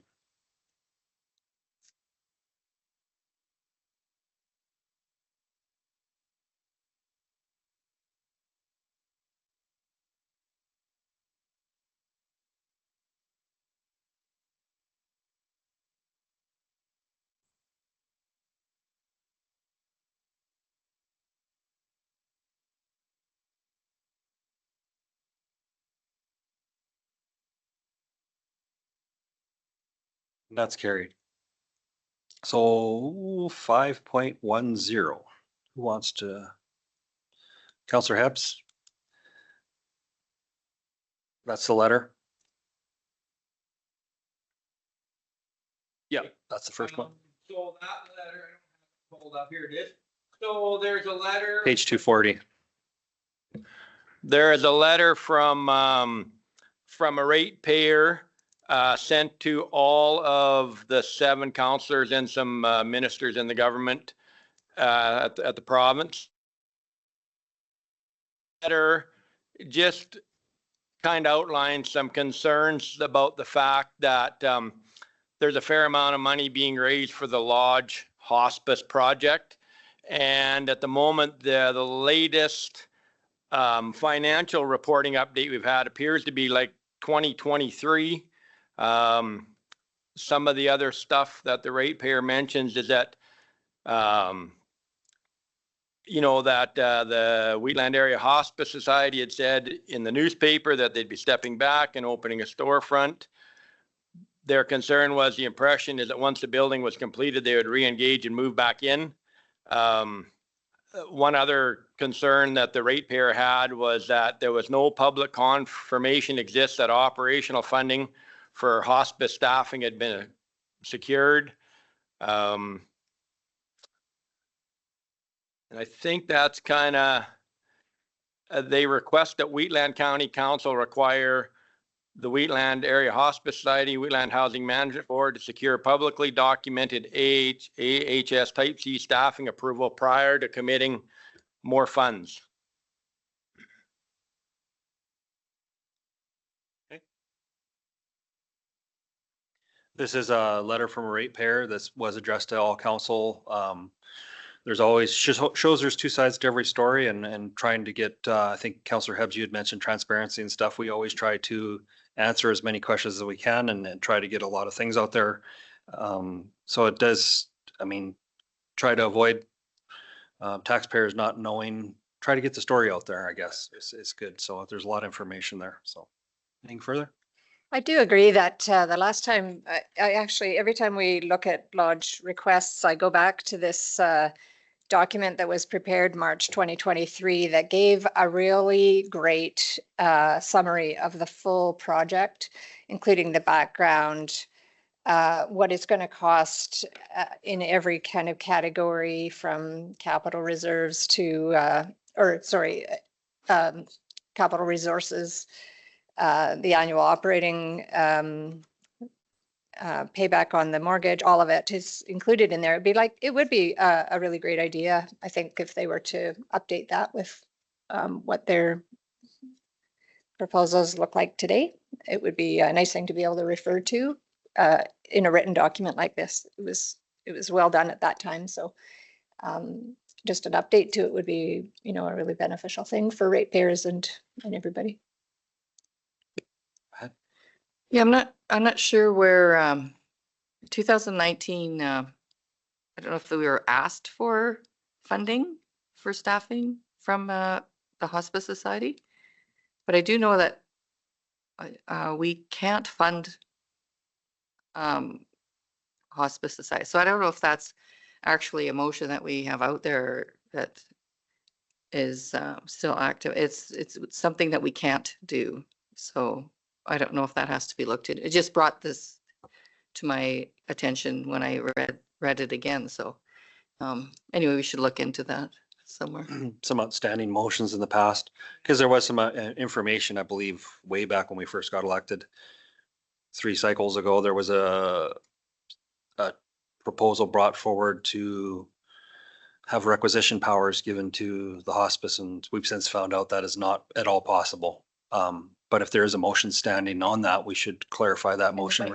There might be, I think there might have been. We could rescind that or explain to people that that's been discussed. So. Councillor Clayton?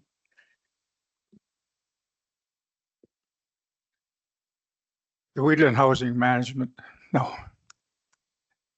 Wheatland Area Hospice Society is a separate governed society. They have on their webpage all the information that is currently available. They just finished a full audit for the last year, and that should be published, I'm going to say, this month. For your information also is that as the society is looking at having some public interaction probably after June. We're just trying to make sure that we're not, we've got all the information we need to actually do a public presentation. But so the web page for the Wheatland Hospice Society is current, and you can get an awful lot of the information off of it. At no time in the past has the Wheatland Hospice Society ever asked for funding from any municipality. And that is a fact, because I've been on the board since it was started. It was offered, but it was never asked for as a society.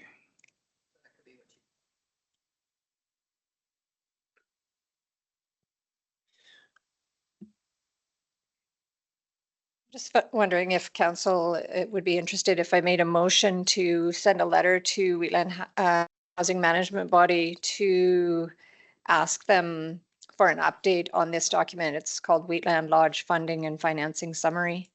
Just or maybe I don't know. Yeah.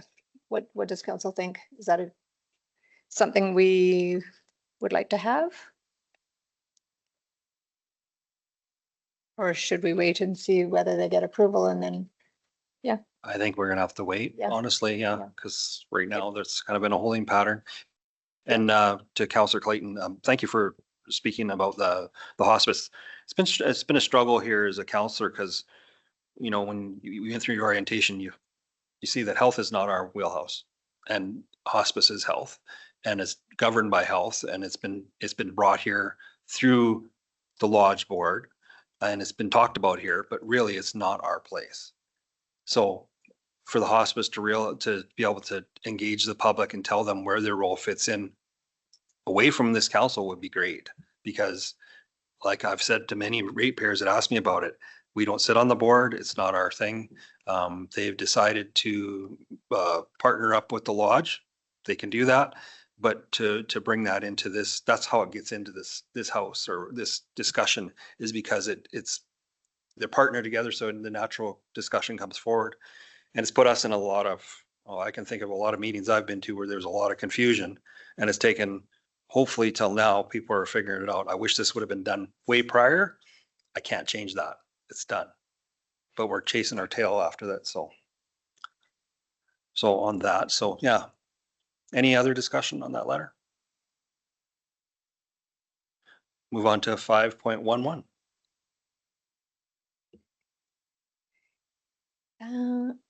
I just wanted to, so this was nice to see the financial report, audited financial statements for Wheatland Housing Management Body. And I just had some questions about, let me check my notes here.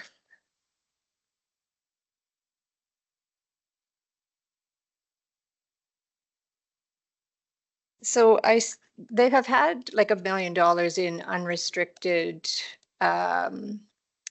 assets in kind of cash or whatever, for many, many years. And I'm just curious if they have any, a policy about how those funds should be used, if it's just, if it can be used towards capital projects, and then you ask for municipalities to contribute to it or to pay for the full cost or whatever it is. But that's kind of an amount of money that could be used for some of the projects that I've heard are coming up and we'll need funding for. Not to say that they should just use it up and it be gone, but it's a good way to cover off the cost of some capital projects. I also noticed that they've received some fundraising donation revenue, and that's interesting to see. And I'm glad to see it. I'm curious if there's also a policy about how donation revenue gets used, if it's just put into the operations or whether it can be earmarked for specific projects. And so just curious again on a kind of a policy level, if that has been contemplated. And I'm curious if fundraising is something that you're kind of focusing on and will do more of. And I mean, I think it's an amazing idea, and so support it fully. Just curious what the board's comments on that might be. Thanks. Any of the board members want to respond, or should we send a letter? Whatever's like, you may not have the answers at your fingertips, or go ahead. Yeah, I don't have my answers at the fingertips, but anyway, I was just going to ask Glenn, did you want to respond to that, or the easiest would be a letter for sure to because we are thinking of trying to do fundraising, and we've even asked for anybody interested in being a chair of a fundraiser for the lodge. But we did check and saw that we are a registered society and we have the ability to accept and give charitable receipts. So that has been looked into and can be done. So the answer is, yeah, we are doing some forward thinking on that side. Can you hear me? Can hear you, yeah. Yeah, as far as the donations goes, it's something the lodge on a smaller scales, I think always done.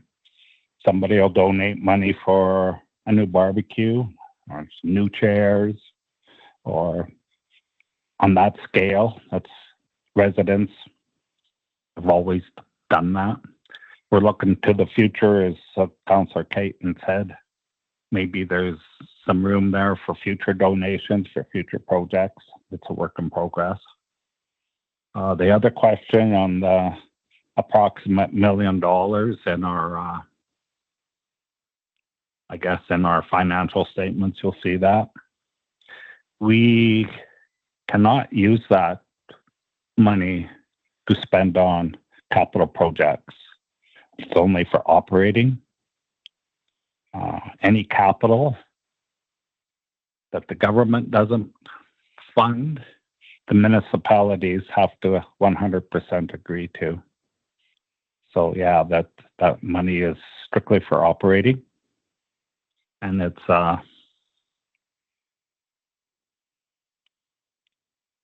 just a reserve for our operating funds. You don't know what kind of expenses you're going to accrue during the year, and we have to have that cushion. But if you'd like to send a letter to the board, if the answers aren't good enough, go right ahead. We're open to that too. No, that's good enough for me. I just, but I wouldn't mind, I guess, just if our representatives would mind taking back to the board that policies about these kinds of funds are a really good idea, just so that, you know, if you do start getting lots of fundraising dollars, it's a good idea to have a policy on how you're going to use it, just for that transparency and clarity for people. I totally agree. And yes. There, yeah, good discussion. we have 3 representatives on that board, I don't feel there's a need for a letter to go forward. It'd be nice to see some correspondence back as to what Councillor Kester had said about the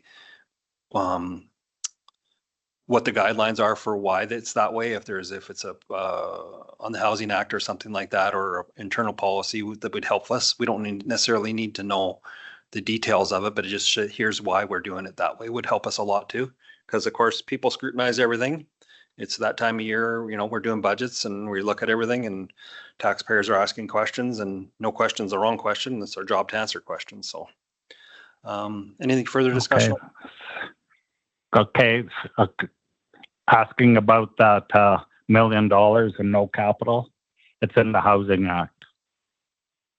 Okay. Yeah, I think, Glenn, we got a ruling back from the minister's secretary or whatever they're called, that's what we had to do with that. And so it's actually official. We should be able to reply. Good. Our 11 o'clock is here, but we can do one more hopefully, and then close up the consent agenda and then go from there. So 5.12 Badlands Search and Rescue. Sure. I just wanted to raise this. There was a question about whether we were able to provide any indoor storage for their vehicle and command post trailer. And I just had a question to administration whether our Wheatland West Fire Department had any room. Through the reeve to council, Wheatland West does not have the room for the vehicles, but we are looking to see, and it may not suit their needs, whether Carsland has room, but administration, we're looking to see if we can accommodate them within an existing building and not doing a new Quonset. I appreciate that.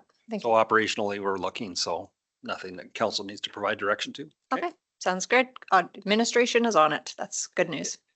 Great. There's no further discussions on the consent agenda. We just need to have a motion to approve the remaining. Anyone? Motion's on the floor.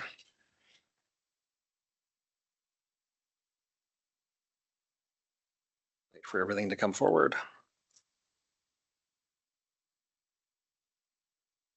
Good. Call a question? Call a question. Say the magic word.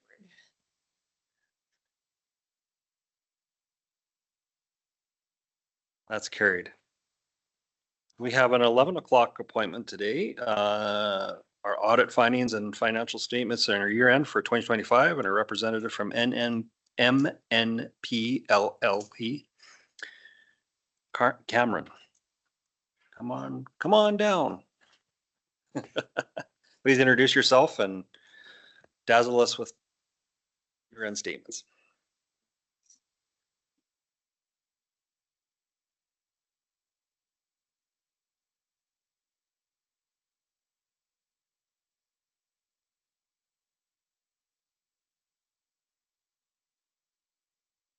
So we're at item 4.3 in the agenda, page number. When I get there.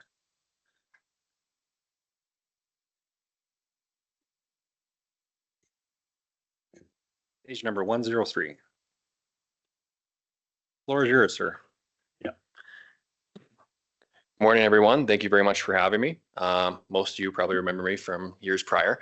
My name's Cam LaRock. I'm a partner at MNP. Been involved with the Wheatland County audit now for 5-6 years. Honestly, I'm starting to get to that age where I can't remember how long I've been a part of stuff. So,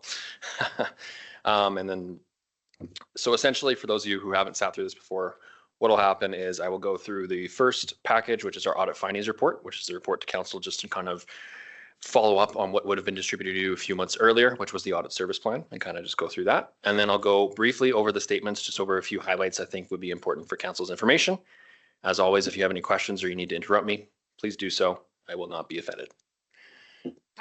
In terms of the audit findings report, I'm going to skip right away into our introduction page. I'm going to focus on the engagement status page.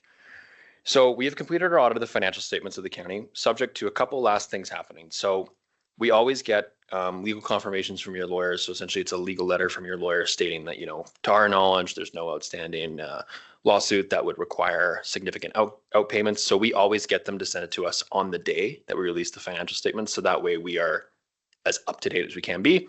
So those are coming in now. We also get management representation letters signed. So what that is, it's a letter signed by management just stating that they provided us all the information that's necessary. It's complete and accurate as possible. We also need to do a discussion of subsequent events with council. So a subsequent event is anything that has happened after December 31st that would negatively impact the county and likely should be disclosed in the financial statements. So I'll do that step right now. Council, should I, as an auditor, be aware of anything that has happened subject or after December 31st that would negatively impact the financial statements? See a lot of head shaking. No, good, awesome. Okay. And then the fourth piece, which will happen after I get through my whole spiel here, which will be council's review and approval of the financial statements. So we expect to have all that completed today, and we'll release our audit report today, April 7th, 2026. In terms of the matters and the audit reporting matters that we have to disclose to council, the first one is any changes from our audit service plan. So no deviations from our service plan. That's a good thing. That's what you want to see. So we've planned the audit out, we executed according to plan, and no major changes were needed. There was no significant limitations placed on the scope or timing of our audit. With respect to identified or suspected fraud, our audit cannot be relied upon to detect all instances of fraud. It is a financial statement audit, not a forensic audit. So we are looking at samples of transactions and performing analytical procedures. We aren't looking at every single transaction that goes through your system. That would probably take over a year to do that. So while our audit cannot be relied upon to detect all instances of fraud, no instance of fraud or suspected fraud came to our attention. Nothing came to our attention that would suggest any non-compliance with laws and regulations that would have a material effect on the financial statements. And then no significant matters arose in the course of related parties. With respect to internal controls, we don't do a control audit. What we do is we have to gain an understanding of your control processes. So what that means is that we look for the key controls. Who approves what, who signs off on payments, any key step in any process for something to get paid or something to get collected is what we're looking for in the proper approval processes. So while our review of controls is not sufficient to express an opinion to their effectiveness or efficiency, no significant deficiencies in internal controls came to our attention. We have made some process improvement recommendations this year just to help Joel out. As we know, he wears a lot of hats, and certain things can probably take some stuff off his plate and make his life a little bit easier. So we have made some process improvement recommendations this year, but no significant deficiencies in internal controls were noted. Nothing came to our attention during discussions with management that would require us to disclose to council. With respect to significant differences, so I just want to point out that we've never had audit adjustment ever in your guys' financial statements since I've been here. That is excellent. We do have some, we call them unadjusted differences every year, which is either just minor notations that we have when we have to extrapolate a sample that might require some fixing, or anything we know with respect to accounting estimates. So there are some potential variances noted with timing of payments and accounting estimates with respect to inventory, but they're not deemed to have an overall material effect on the financial statement, and I would not recommend an adjustment to the financial statements for you for those. In terms of materiality, this is the concept we use to drive our financial statement audit. So it's consistent with years prior and consistent with what we had in our audit service plan, which is 5% of gross operating revenue, which is around $38 million or $1.8 million for December 31st, 2025. We do review your accounting policies and financial statement disclosures. So all the accounting policies used by the county are appropriate and have been consistently applied. And then disclosures in the notes appeared clear, neutral, and consistent with our understanding of how county should represent itself. I've talked about the manager representation letter already. I can confirm to council that we are independent of the county. For those of you who like a good night's sleep, I would recommend reading Appendix A, which is our MMP audit process. I will briefly talk about Appendix B, which is the significant and higher risk areas. So essentially, you would have seen this in the audit service plan. Kind of reads pretty boilerplate here. On the left-hand side, you have what the significant risk area is. On the right-hand side, you have what we did. And then you're going to see this no material issues noted. And essentially, that's consistent throughout because, again, we have a clean audit opinion. There's no material issues noted there.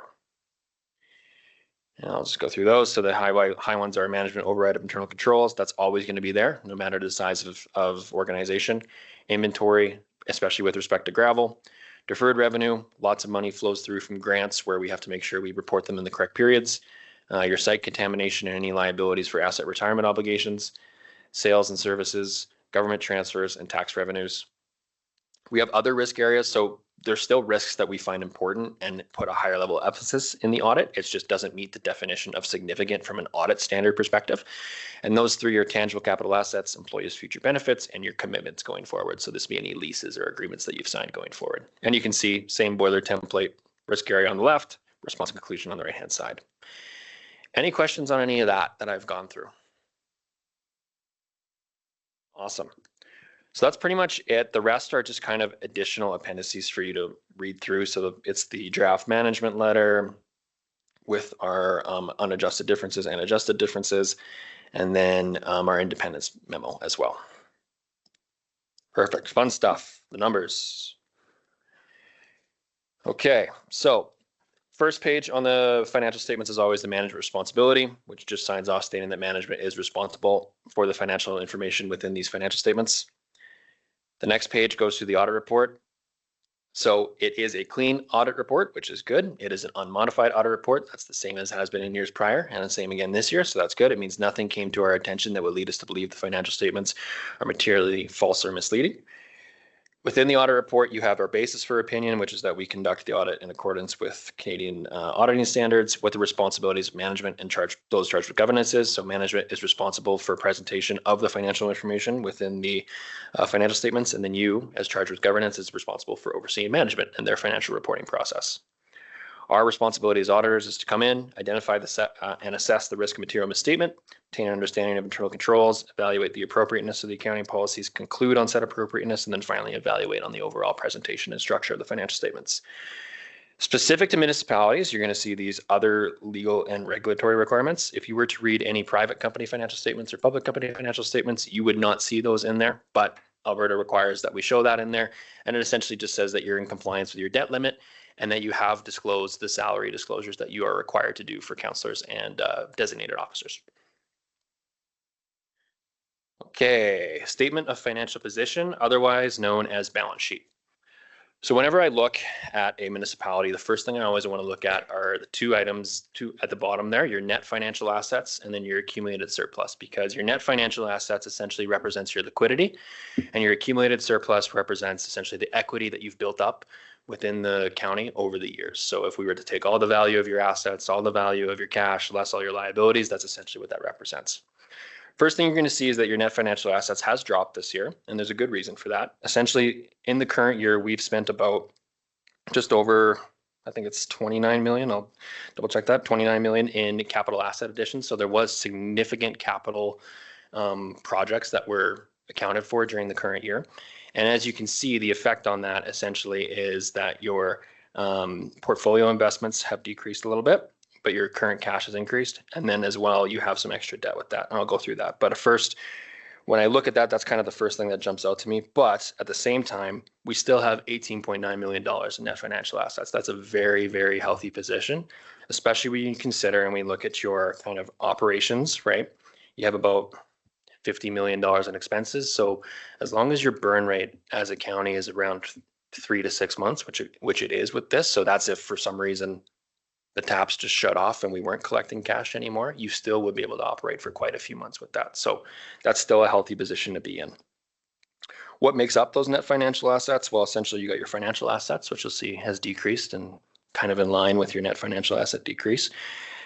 We have the decrease in portfolio investments. Essentially, we've cashed some out, used that for capital. Also had some increase in current cash, which is that 4 million. Essentially, that's a timing mechanism between taking it out of long-term investments and putting it into current cash. With respect to other major changes, that might jump out at you. Your trade receivables, you're going to see has dropped. We had a large amount of government grants due to us at the end of last year, at year end. So those government grants have since been paid out. So last year, for example, you had about 2.4 million in government grants that were owed to you at year end. Now it's about 883. So timing of payments and changes there. Everything else is relatively consistent, and you can see for your loan receivable and your debt charge recoverable, that just continues to drop by people continually making payments to you. The big change you're going to see on the liability side is going to be your accounts payable and accrued liabilities. And this again goes back to those large capital projects that you have kind of going on. So in terms of what makes that up in whole, you have about 1.5 million in holdbacks, so development holdbacks in there. You have about 900,000 in progress assets. You have some development securities in there, as well as an increase to trade AP. So all this activity that we have going on right now, of course, has affected that. And of course, with a balance sheet, you have to remember that this is at December 31st. It's going to look different on January 1st. It's going to look different on December 30th. It's just a snapshot in time. The other major change you're going to see, and once again, it all ties to capital projects, is your deferred revenue and long-term debt. So you're going to see your deferred revenue has decreased from 6.7 to 3.3.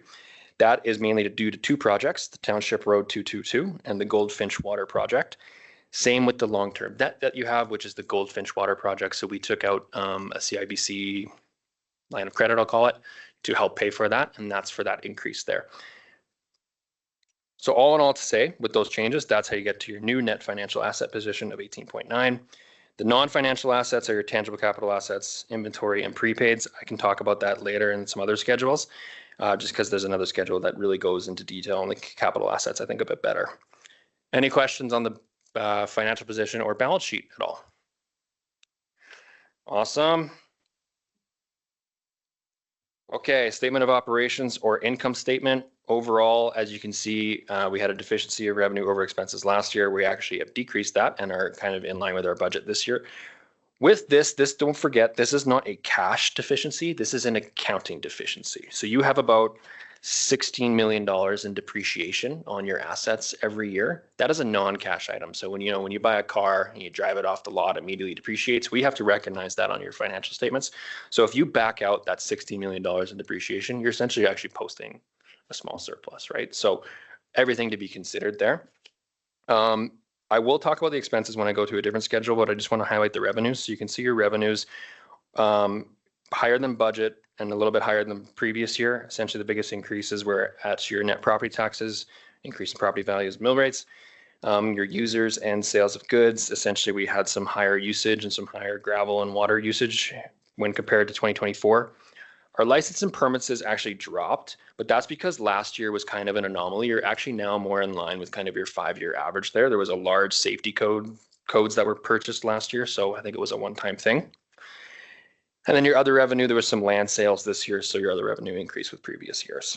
I will talk about the expenses with a different schedule, but I just wanted to highlight any of the revenues. Any questions on the statement of financial position, or sorry, statement of operations? I know I did talk about the net financial assets, but if you did kind of want to see some of the makeup here, you could see that there. And then there's that $16 million in amortization I was speaking about.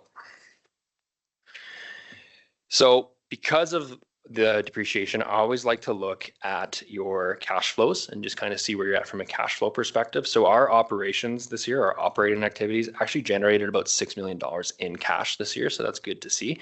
How did we spend that cash? Well, we purchased quite a number of assets. We also got some debt in and we redeemed some portfolio investments. So as you can see, that's kind of the overall change in cash, but I just wanted to highlight that because I know sometimes people see that deficiency and think we're in trouble, but there is some non-cash items in there. In terms of notes, I will highlight because otherwise we could be here all day. The first note essentially just goes through how things flow through the accounting policies. The rest of the notes essentially describe further information on the statement of financial position. So if you want to know all the details on your cash, all the details on your investments, etc. The one I will highlight here, and let me get to it, is your long-term debt. And essentially you'll see that change in there from the previous year where we now have that, we've called a demand installment loan. I apologize. I think I called it a line of credit, but demand installment loan, and that's for that Goldfinch Water Project, and that's with CIBC, and that is new this year. The other one I will point out is this expenses by object here. So I find that this note actually shows your expenses much better than the statement of operations, because the statement of operations breaks it down into categories of departments, whereas this breaks it down by functions. So it's easier to see how much do we spend on salary and wages, how much do we spend on contracted services, etc. So you'll see that your salary and wages increased from the previous year, and essentially some of that is due to less internal capital wages. So what do I mean by internal capital wages? Whenever you do a large capital project, sometimes those capital projects are done internally by staff members. their wage actually gets put into the value of the asset that goes on your balance sheet, because as per accounting standards, you have to include all the costs with creating or developing and building an asset, including salaries. So the less internal people you have working towards capital assets, that's going to skew that number there. Further, we also had a 2.36 COLA increase for some employees, and then of course some positions are on a grid, and every year they go one position up, step on the grid. With respect to your contract and general services, you're going to see that drop compared to the previous year. Last year was the anomaly. We had a write down on one of our assets and long-term liabilities that we had set up for a gas station that we felt, or abandoned gas station or tire shop that we felt no longer met the standard for you have to clean it up. So we were able to write off that asset there. And then you'll see your markets and goods materials. So it's going to be pretty funny considering everything that's going on right now. You'll see that that's decreased, and that's due to the cost of oil and asphalt and gas being much lower in 2025. And of course, as we know, I'll probably say the opposite next year in 2026. Other than that, everything's relatively consistent when I look at your expenses there. And then the last one I will go to here, apologies, I think I actually skipped it, didn't I? I did. Is just your deferred revenue. Where is that here? So this deferred revenue, I just wanted to highlight it. So there is going to be one change that Joel and I spoke about after you receive this package. You'll see that there's no capital amount here. That actually should have a capital amount. We just have to split it out. It was just a mapping issue on our statements. So you're actually going to see about 2.4 million there and just under 400,000 in the other operating, but that will be fixed for the statements that you post on your website. And I do apologize about that. And then the last one, that is a new note that we've added in this year, is the reconciliation of your budget, because we have noted that some people read these statements and they look at the budget and they say, hey, that doesn't line up with the budget that council approved. Well, there's a reason for that. It's because there's non-cash items in there. So as you can see, we have some transfers to reserve, payments of debt. So we kind of walk you through, okay, here's how the budget was approved by the bylaw, and now here's how we get to where we are on the statement of financial position.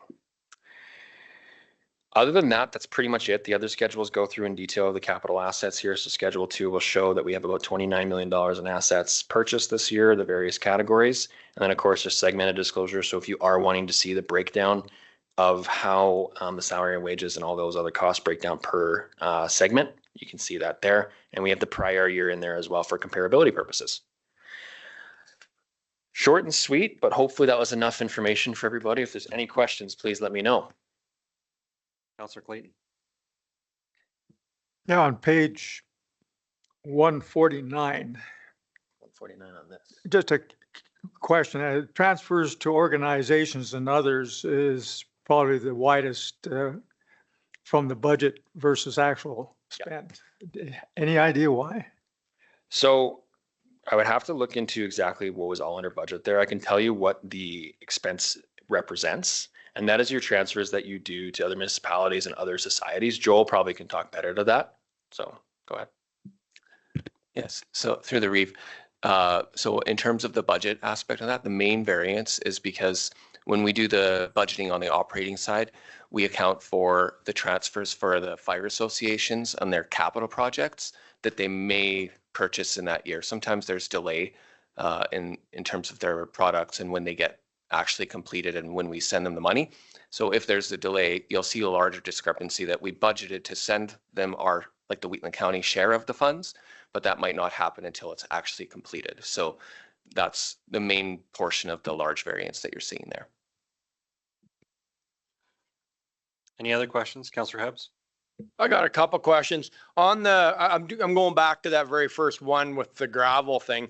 Like if there was a material different in the gravel, I would assume we'd be able to do that through surveying and the like.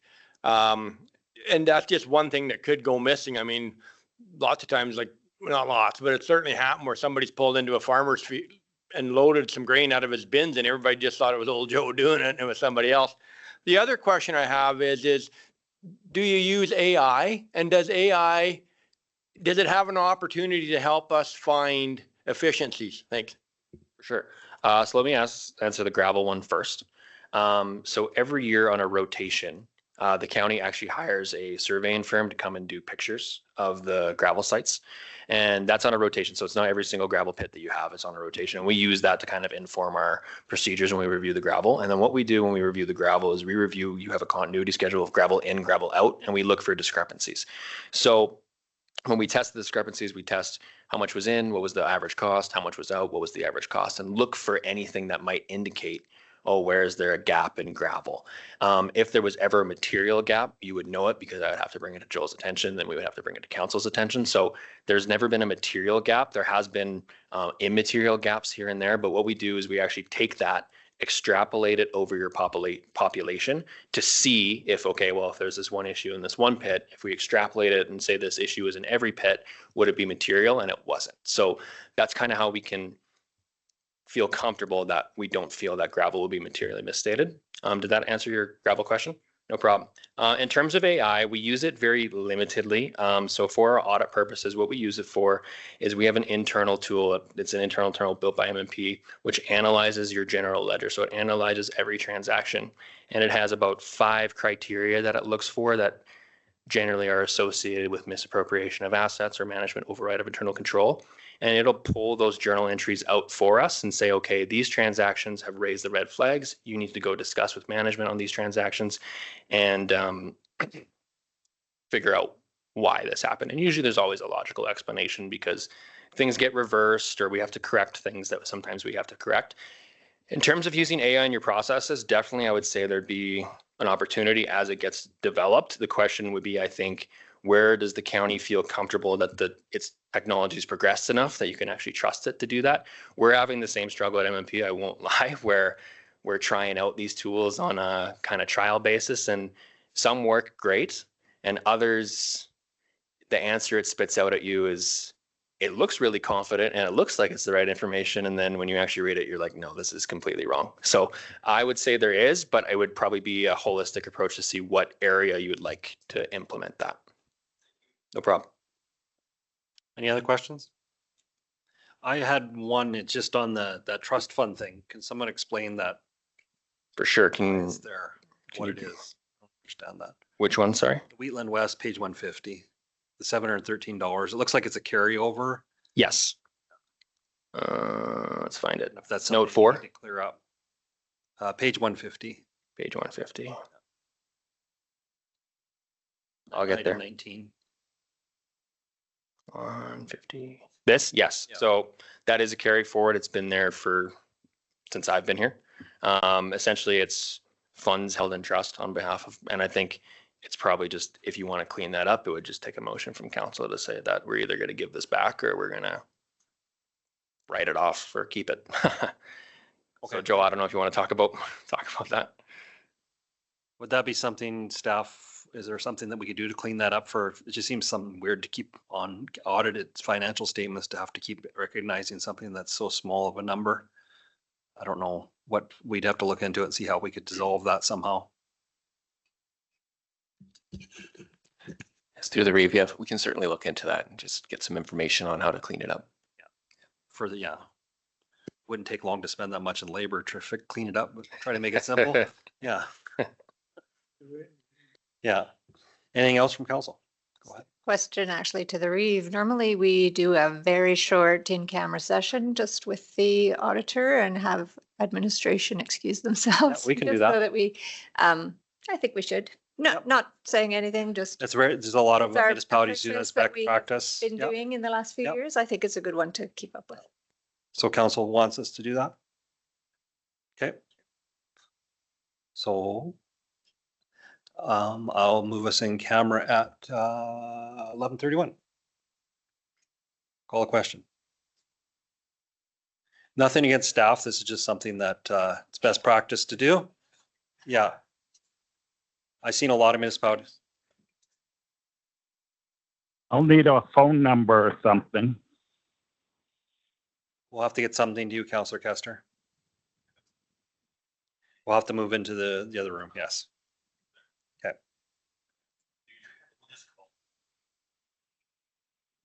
We'll get you set up, Glenn. We'll call you. Yeah, right? phone number is simplest for me. Okay. Thanks. Oh, we're still voting.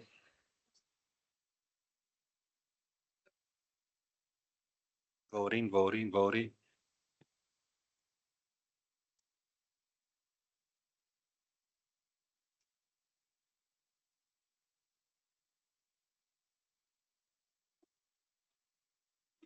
That's carried.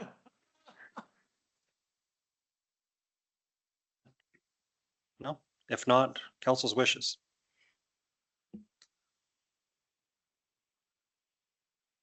I'll do the motion.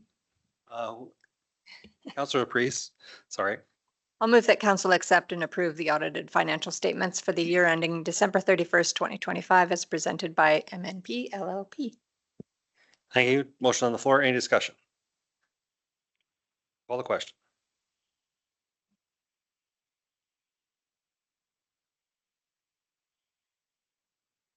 That's carried. Councilor Bigger. I'll move the council authorize the Reeve and Chief Administrative Officer to sign the approved December 31st, 2025 financial statements. Thank you. Motion on the floor. Any discussion? I'll just say I'd be happy to sign because we've got very good reports back from our auditor with our staff, and it's been one of the better audits that they do of municipalities. We have kept the bar fairly high and we have good staff, so happy to support this motion. Call the question.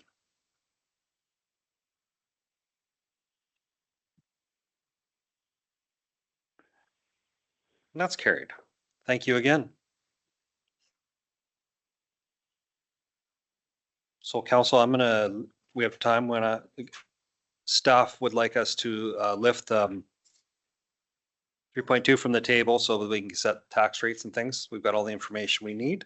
So I'll make the motion to lift item 3.2 from the table for further discussion. We haven't actually called that one yet. We tabled Was it 3.2? No. 4.1, 3.2 was the property tax bylaw where it had the two motions on there. but we hadn't done that presentation yet, have we? Presentation was, Was that what we did? Yeah, 4.1 we tabled. But so you want us to lift that one now or? budget presentation. Sorry, I was looking at my notes and I was wrong. So I'll correct that. So item number 4.1 was a budget presentation that was tabled. So I'd like to lift that from the table on a motion. I will call the question. My apologies.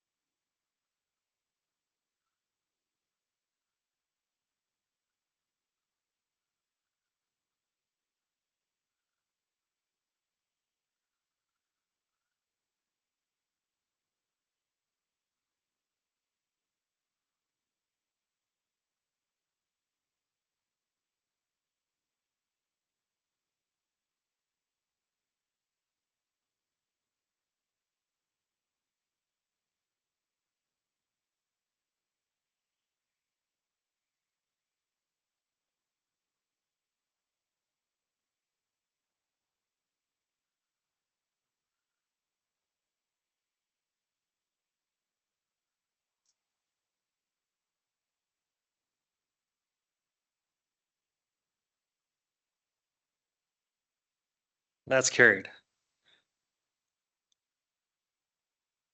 We have staff back. We had some information that was going to come back and it looks like it's on the board. Is Councillor Kester able to see that stuff? Is it sent to him as well? Yeah, okay. So this is on the possible deferring of projects. That's what we want to discuss first. So Reeve, that's correct. So we'll have two different items here. And this is the detailed list of the deferrable capital items that council might want to review and provide some direction on. And then the second one after that is we can go through the additional tax rate scenario that we've drafted to show you what that looks like from a budget perspective. So it looks like deferrable of 2.5 million, roughly percentage deferrable savings 7.12. What does council want to see? Staff are looking for input. Councilor Bigger. The MRO from the 24 to Johnson's Island, that has already been deferred 1 year. Is it? Yes. It went to, I forget which road. I believe it did get deferred 1 year already. Any other input from council? Perhaps. It's funny that that road, I was actually down it the other day because I was down to look and see if we could get access to the river with the boat yet. So, but I mean, that road is actually in pretty good shape. I don't know if we want to try to pick and choose what we want out of there, if we just go with it and save some money and put some money in reserves and try to keep the tax rate down. Just a question, that road, we did some construction on it. We rebuilt as well. So that it was rebuilt 2 years ago, wasn't it? Or last year? Yeah. Yeah. 2 years ago. Okay.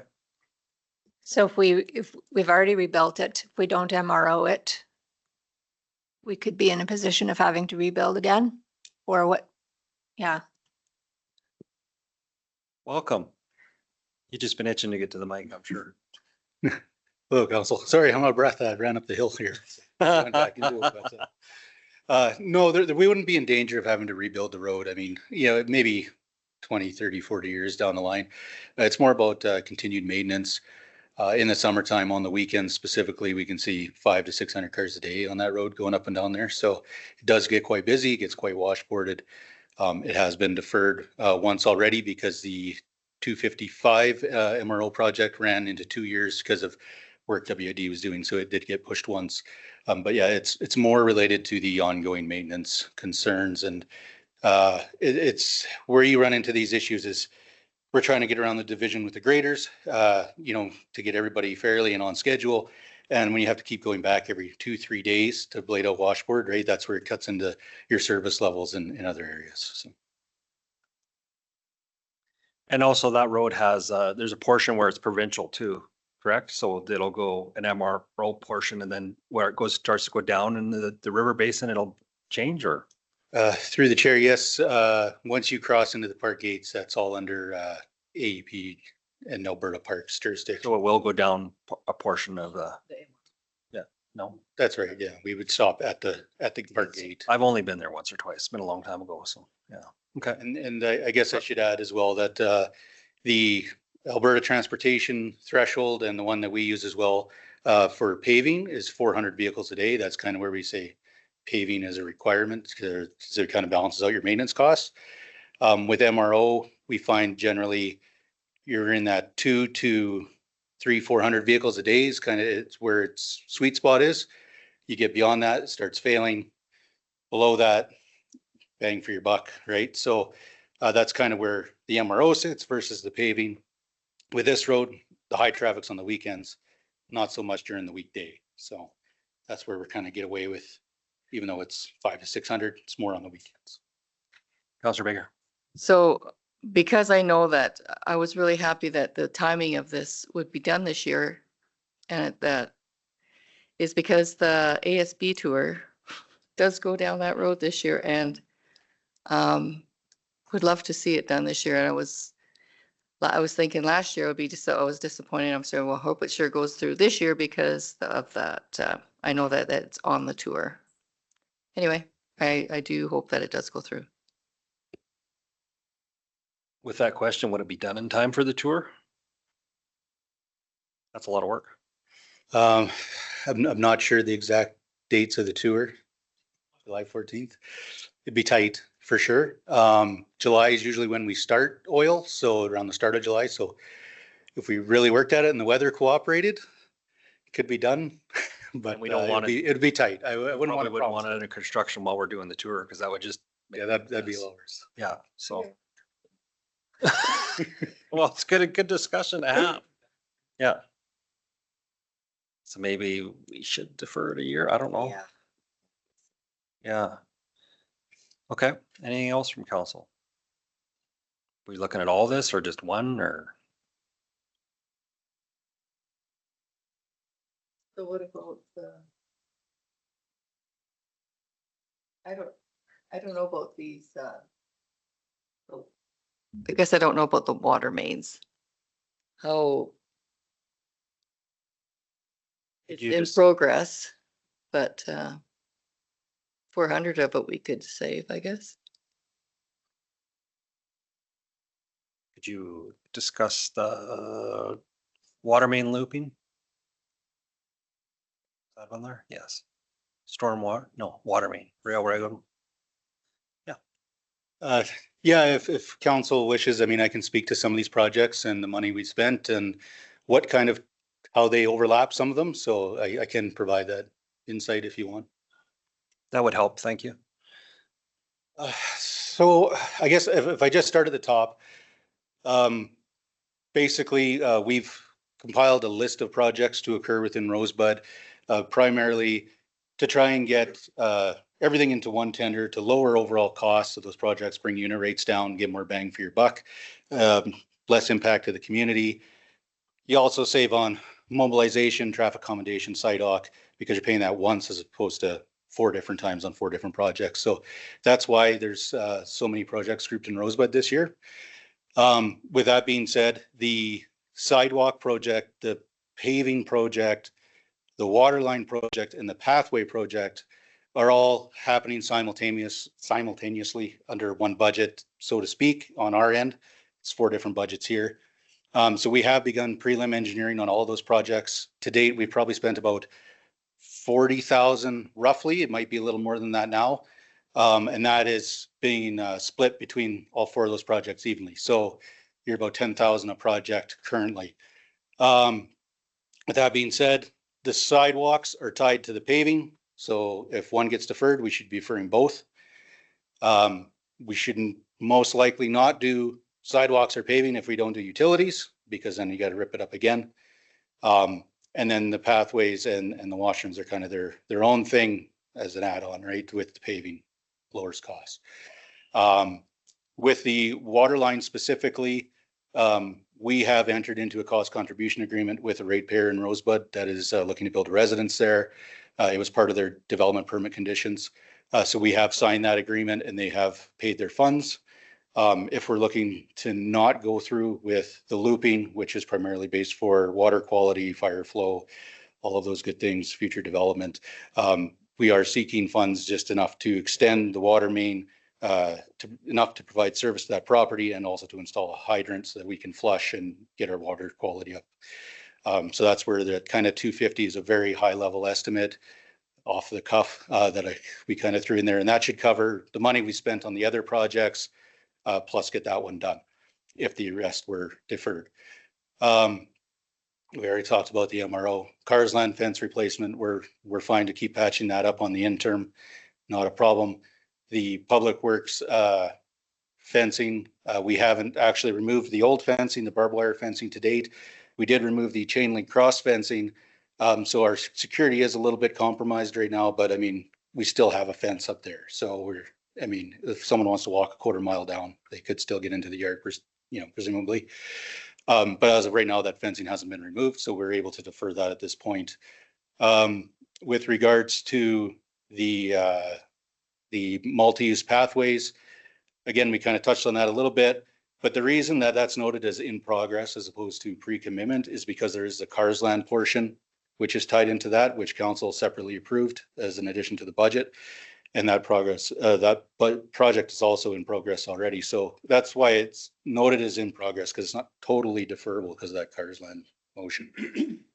And I think that's about all that I can speak to. I don't know if Dave, you want to speak to the signage or any of these other 2 on the bottom.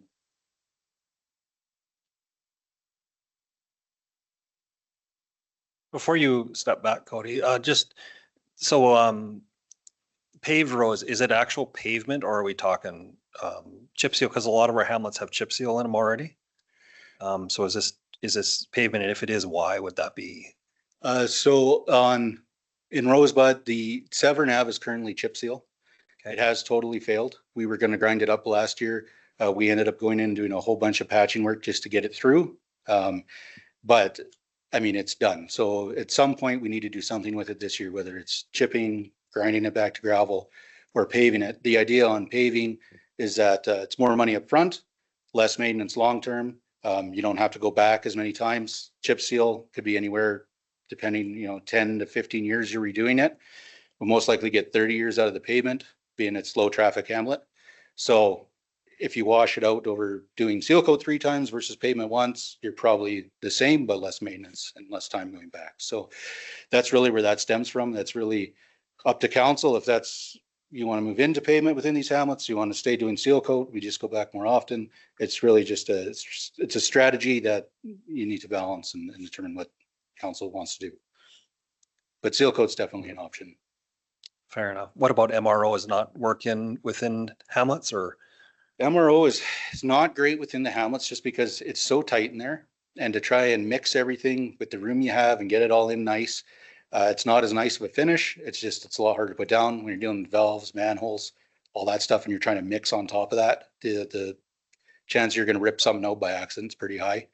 So we don't recommend it within the hamlets. So Thank you. Anything else?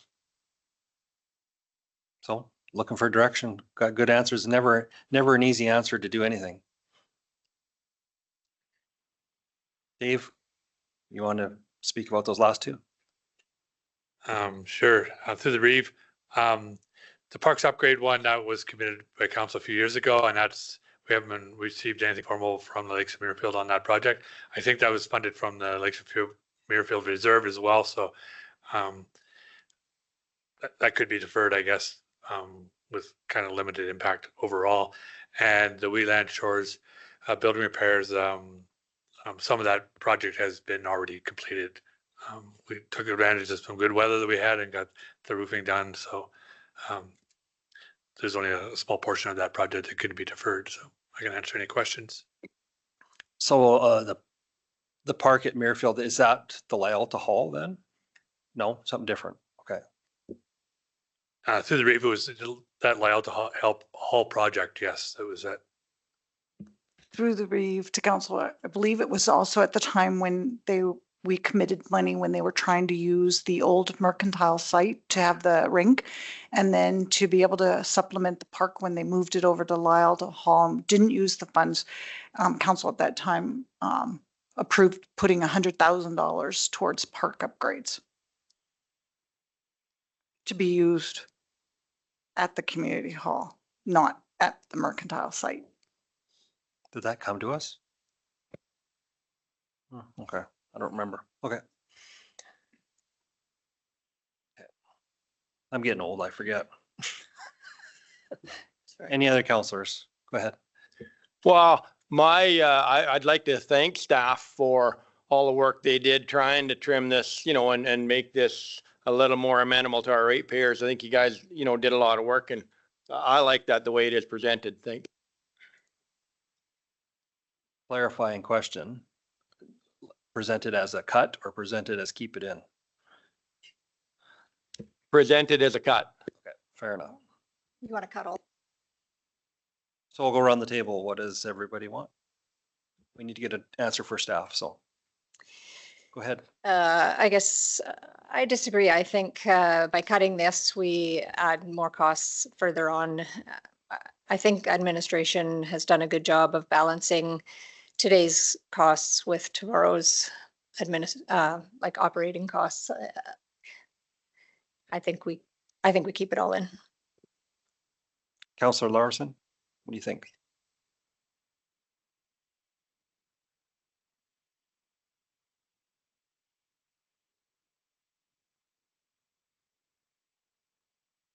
Councillor Kester? Yeah, I disagree. First off, can you hear me? We can hear you. 5 by 5. Okay. I never know. Yeah, I disagree with deferring anything. We're not saving money. We're just kicking the can down the road. And we got other cans next year to kick down the road. I know this road in Rosebud, we patched it up for the last couple of years, hoping that we can get it done. Kick it down the road again and spend some more patch money on it. No, I'm not in favor of any of these deferrals. It's not a big budget item, these deferrals anyway. No, I'm not in favor. Councillor Clayton?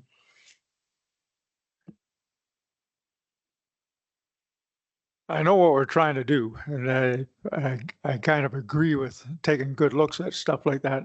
The only time I would say to defer a project is if it had no impact to defer it. In other words, deferring it down the road wouldn't cost you any more. If you defer something that costs you in the end run more, I don't think it's a good idea to defer. And I don't see items up here that meet the criteria of if you defer it, it has no impact. Councilor Bigger. Yeah, I don't think deferring it's the answer either, so I'm for letting the budget go as is. For myself, I'd love to be able to cut something out of this. It's really hard. It's cause and effect. And it's never easy. Of course, the majority has already spoken, so pretty much know which way it's going to go. But it is, I do appreciate, I just, like, we have to, next year, when we do this, we're looking at projects, what exactly is really important to you? How are we going to pay for it? It's easy to come up with an idea, but it's how you pay for it in the end. I've already talked to the CEO about next year about how to get some projections, because it's what I didn't like to see was we look at capital, we look at operating, but if you don't know where that range of taxes you're looking at, just kind of have a thermometer to say you're pushing this, percentage wise, it would help us a lot. But yeah, so it's, there's some things Public Works gives good answers back to why they're doing things the way they are, which is appreciative. It's definitely appreciated by the taxpayer too. So yeah, I think you have a direction.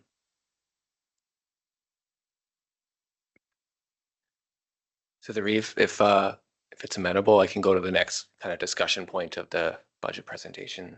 Lunch is here, just I saw it come in. And what does council want to do? Do we want to keep going for a little bit and give them some, I know staff want to have something so they can come back after lunch? I think the next section would take 5 minutes at most. Council, everybody looking around, shaking their head? Yeah, okay, let's go ahead then.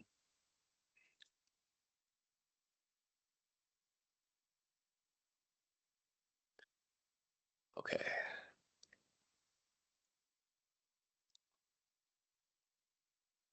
Oh, sorry. It does not like that. I'm just going to move it aside for now. Apologies. So this is, we went off and did a scenario 4C, which is essentially just going to walk through quickly here.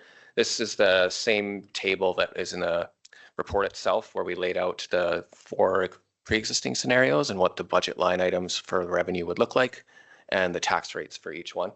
And so we just re-presented that with just a little bit streamlined here to show scenarios 3 and 4, and then 4C kind of slotted in between those. And so you can see with this one, the transfer to reserves is slightly lower than the scenario 4 option at about 1.8 million overall. The tax rates underneath that, the farmland stays the same as the residential, just again, because in those scenarios, we're taking the price index, the 3.55%, and the DIP or designated rate. And then the non-residential is the one where we dropped kind of a percentage on that. Scroll down here if I can.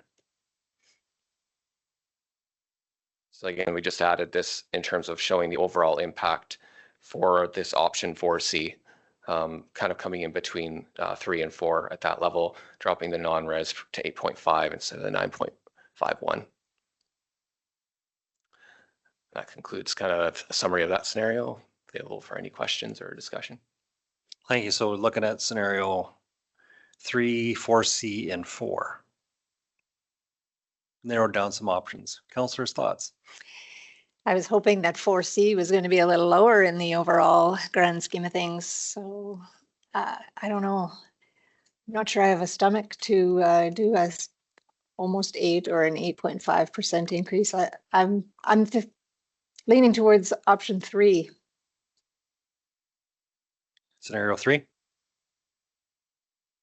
Go ahead. it won't be popular, but I think we have to go with scenario 4. We've been deferring stuff and taking out of reserves for far too long. And I think it's time we just bite the bullet and get it done. Councillor Kester? Yeah, I like, not that I like it, but I think it's time we reverse our course, and I think we got to go with scenario 4. We've depleted our reserves a lot in the last few years. It's time that we get our county back on track. We've got a lot of infrastructure needs building, and we can't keep kicking it down the road. We gotta do something. So, number 4 for me. Councillor Hibbs?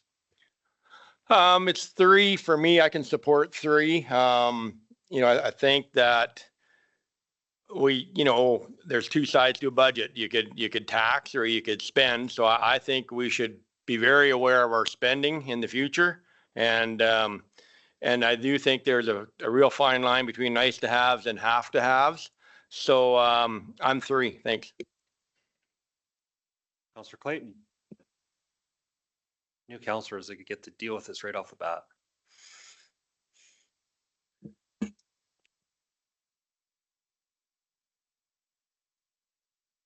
Looking at what we've been presented and what we're trying to do in the future, and we're talking about revisiting our strategic plan for where this county is supposed to go, you cannot get there by not funding it. And I hate to say it, but from what I've been presented so far, I would support scenario 4 just to get to where we gotta go. I just can't see us getting there without doing that. Councillor Bigger? Clearly, this is not going to be a Yeah, unanimous decision. I liked 3 before. I'm still for that. If we go to 4, I think we need to change some percentages around on who's taking more of the hit. That's my comments. For me, I always have been a conservative person. We have lowered the reserves. There's no doubt that was strategic from previous council for reasons that I've stated before. When you're dealing with other municipalities, they're always looking that you have a bunch of bank in your pocket and they want it. We are running lean. We are fixing an infrastructure. So I'm going to say 3. It is an increase. It's an increase that's going to be gradual, but we've also had assessment increases. And when I look at half of the county, this is going to affect quite a bit. Half of the county is less, but it's all where you live and on your assessments. Now, we've had assessments going up. If they start going down, which we've heard, we're going to have some problems. But there's things that we can and can't do. So we have a majority that says 3. I can actually call it to a vote, but we will at the end. So we have 2 motions coming forward that we need to do, motion 3 and motion 4, which will actually give direction legally. Go ahead. So is there any thought about, if we went to 4, about changing some of the percentages of where they go to? Who takes the hits more than the others? So adjusting how it goes different ways. So we're on the fence about this one. So yeah, does staff have some other options we can look at for option 4 in their back pocket? That we don't have to do this right now. Yeah. I mean, if you need time to work over lunch, we can take lunch and come back.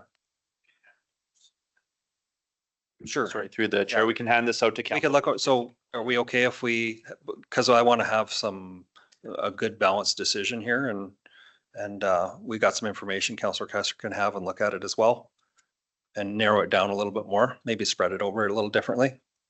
I'm sharing some notes. Why don't we break for lunch? And we'll be back at, let's say 12:45. 12:45. And then we'll resume the conversation from there and hopefully we get a decision that we can all support. It would be helpful for sure. Thank you. One, we'll resume the discussion at item 4.1 budget presentation. Before we broke for lunch, staff had some further information for us. And I understand Councillor Kester got that information as well. So we just basically I added did. another option, correct? So which would be 4B? 4B, 2026 municipal tax rate. So before the break, we had a straw vote that had majority on option 3, but there was a discussion at the end there to maybe look at something else. So what are council's thoughts? Is it too early after lunch to have thoughts? Go ahead. Go ahead. So I guess my thoughts are scenario 3 allows us to put $2.08 million into reserves. So it's kind of a nice happy medium between covering our operating expenses and putting a little bit of away and not giving people too big of a sticker shock. So I still think scenario 3 is where my vote will go, but yeah. Was scenario 3 on this updated paper? No. So it was 4A and 4B. Okay, just wanted to clarify.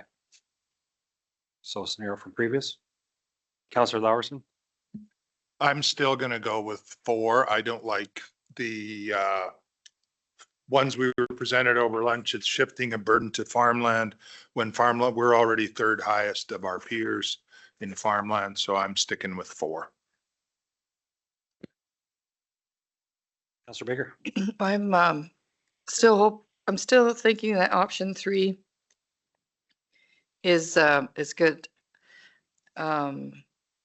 So we haven't done a strategic plan, and we kind of left the talking about the budgets till later. I think going forward, we can do a better job on getting the survey out a little earlier, get our handle on, let the staff know kind of our strategic plan, where we want to go, start talking about the budget earlier in the year. I think I'm quite comfortable with 3 going for 3 and then going forward and making a good plan. But 3 for now is a good enough hit for me. And it is putting money into reserves. Thanks. Councillor Habs? Yeah, I mean, I'll kind of echo, that I think 3 is a happy medium.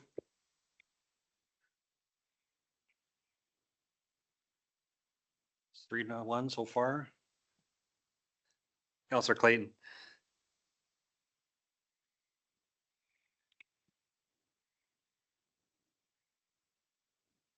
What is the reason that we set up 3 and a 4? What does 4 give us over 3 in the reserves?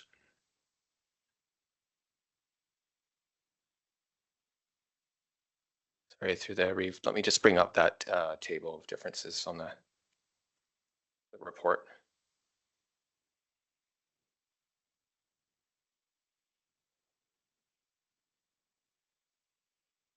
It's on this one here. The committee of the whole. Yeah. He's going to come up with that. Zoom in a little bit. So between scenario 3 and 4, we have approximately $600,000 to $700,000 increase in the reserves that are funded from that option.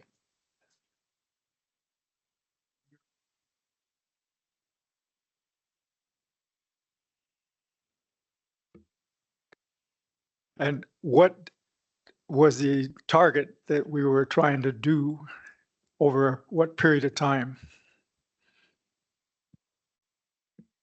Through the chair.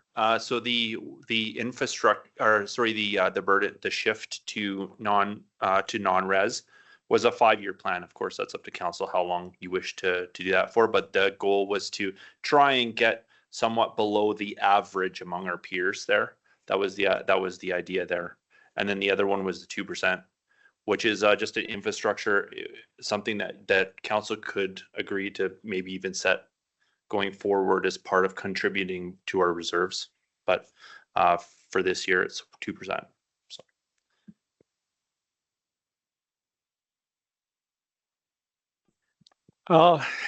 To tell you the truth, I like getting to where we want to go as soon as we can, but I don't understand exactly where that is right now. But if we can start doing this budgeting process sometime in June or July, when I can actually get my head around what we're trying to do, I could probably take a look at staying with 3 as an option. But as long as I got an idea in my head that we will be planning a little bit better as to where we're going. Thank you. Councillor Kester.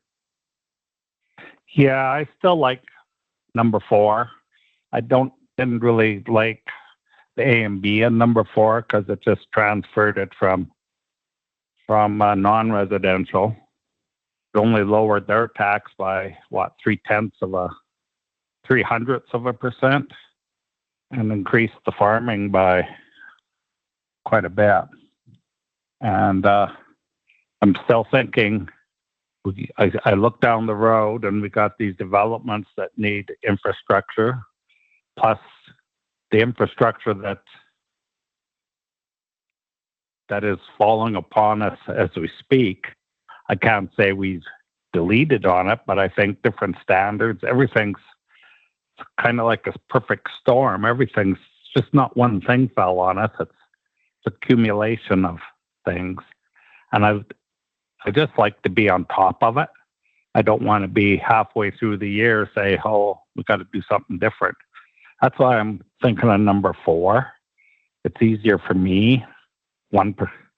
Taxpayers the last 3 years have had no increases, basically. We're just catching up. That's all we're doing, catching up. Okay. I'm hearing the majority of number 3. I haven't changed my mind, so.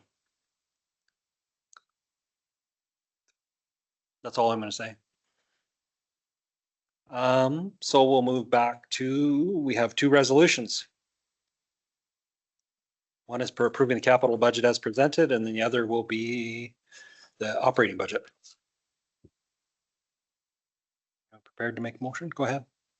I'll move that council approves the 2026 to 2030 capital budget as presented.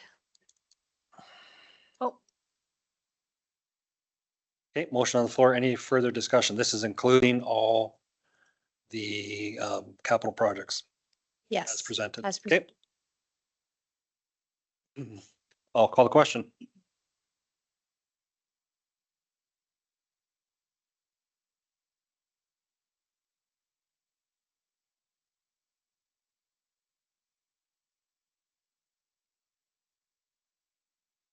That's carried unanimously. Second motion.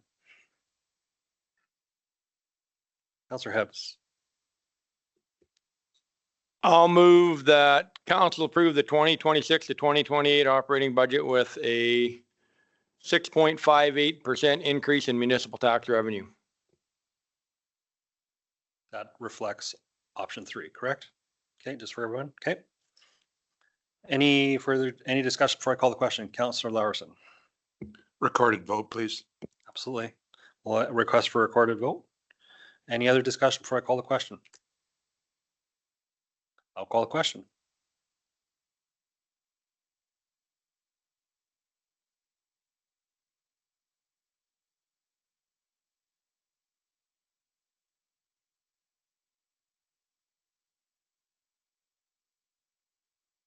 That's carried.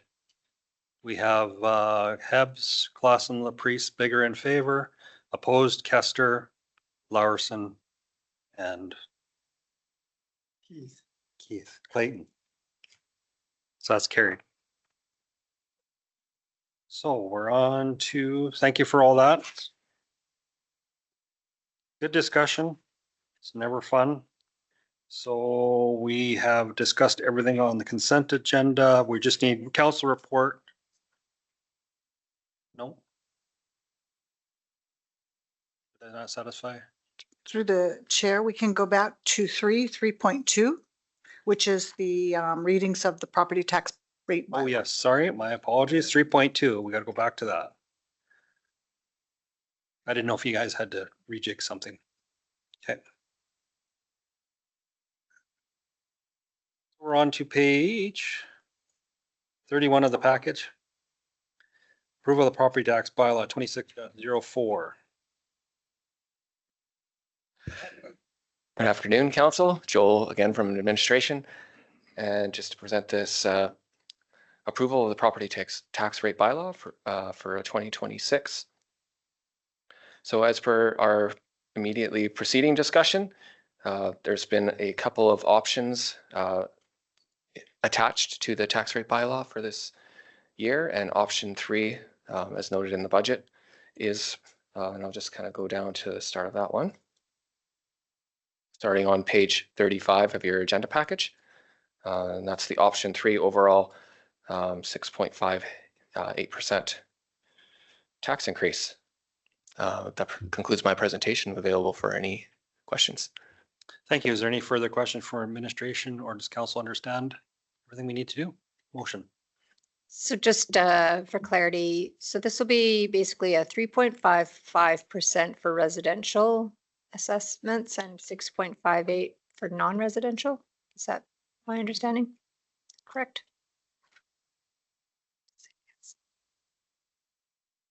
Sorry, just to confirm, I will go back to the table of decision just so we can see it. I think it was 38. Sorry.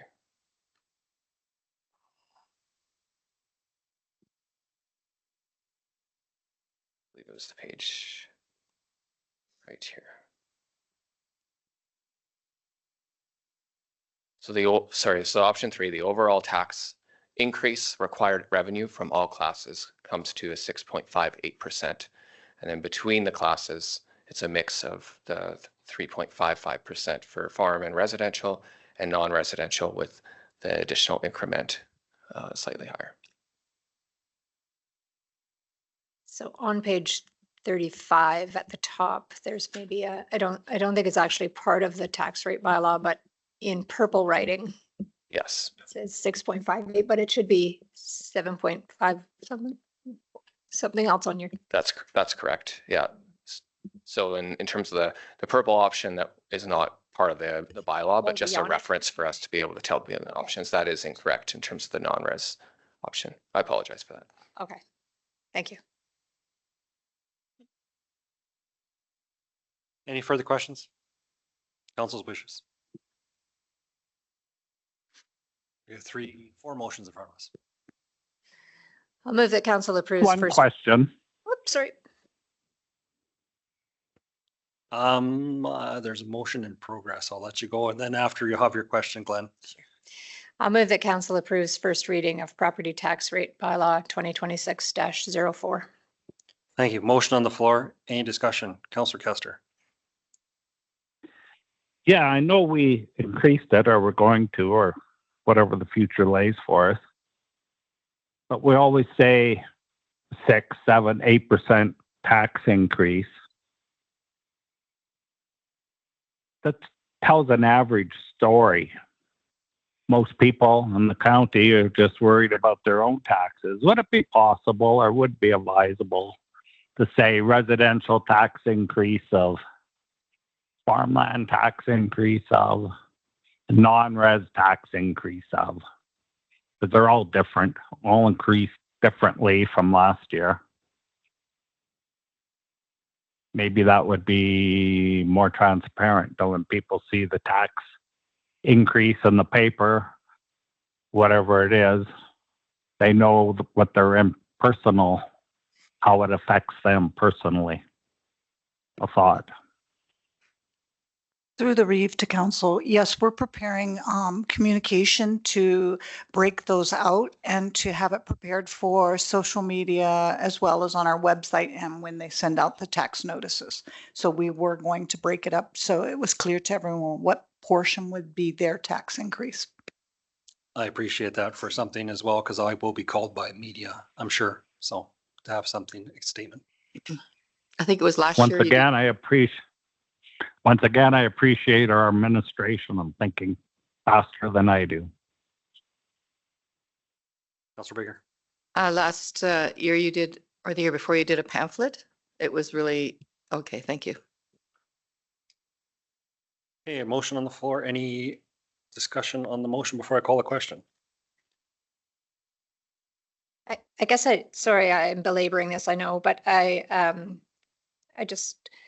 my motion, there are 2 property tax rate bylaws in our package, so I just want to be clear that it's for option number 3. To the Reeve, yes, that's correct. Option number 3 is We need the to one have that, that in the motion. It's okay as is? Okay, all right, then I'm fine. We will scrutinize. will check it. please do. No further discussion, then I will call the question.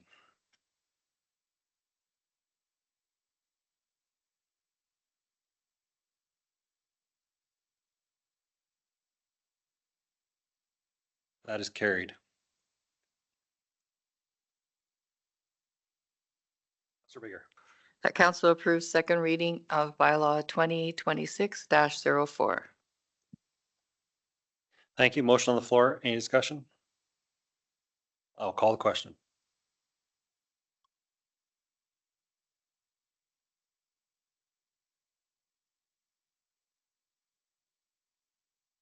That is carried. I'll move that council grant permission to hold a third and final reading of bylaw 2026-04. Call the question. This has to have unanimous consent, otherwise it will be punted to the next meeting, and there will be ramifications of that because we will not meet the tax deadline. Just for all councilors aware. Calling the question.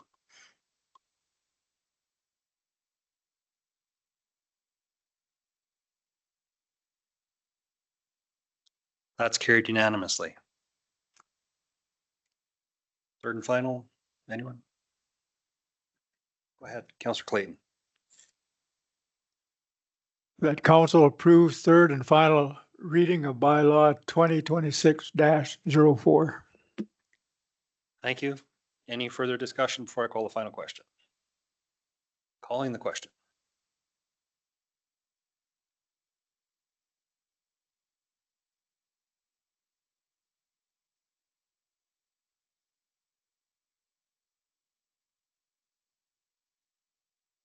That's carried. Well, that takes care of all the taxes. So now we'll resume back to the regular agenda, and I believe we are at council report discussion. And I believe Councillor Hebbs had wanted to pull a report. Anybody else feel free at the same time if they want to discuss a report. Now would be the time, but Councillor Hebbs, go ahead.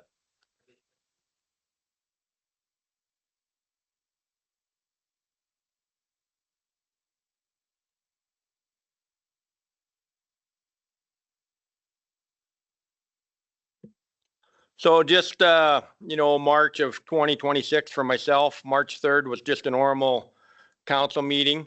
March 5th, I went to the Wheatland and Area Surface Rights Association, AGM and Standard. Kudos to those guys. It appears like they're making some very good progress. And I think that, our farmers are certainly appreciative of that. They might not have got their way all the way there, but it was good to see at least one CEO of an oil company or natural gas company there and saying that they're going to turn it around. Also, just a good opportunity to have people come up and chat with you about taxes and other, and other county stuff. It was good. March 10th, just MPC, a small agenda that day. March 16th, 18th was the RMA in Edmonton. And like I'd said to MLA Sawyer, I think those things are invaluable. Like just the ability to meet with, you know, with some of the people that write us checks and the people that govern us, you know, to get to chat with some municipal affairs deputy ministers and, you know, some of the housing and lodge people is just very interesting. March 20th, I went on a Wheatland Lodge tour. Just would like to thank the staff there. You know, went and saw how the lodge has evolved from narrow hallways to, you know, wider hallways. And, you know, I think they're doing a wonderful job. Certainly appears they're doing a wonderful job looking after our seniors. Did get to chat with, you know, some of the seniors. I know probably a third of the people in there I knew or, you know, I know. March 24th, we had a little, we had a training meeting with, and we met with, I had a training meeting just on how to do some mapping inside county boundaries here. And then we had a Rocky View meeting, and that was good to do some inter-municipality stuff. March 26th, Committee of the Whole.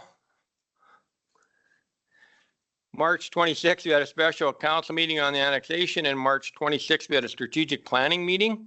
And I think that one is, you know, it's pretty interesting to see what former councils had done, and that a lot of the stuff they had done, you know, lines up with my own thoughts. And I had never seen that document, but pretty much everything on that document I said when I was running, you know, transparency, integrity, accountability. I can't remember the other, but it was just very, it was good. I like the, I like that strat planning meeting as a guideline for how we should try to go forward.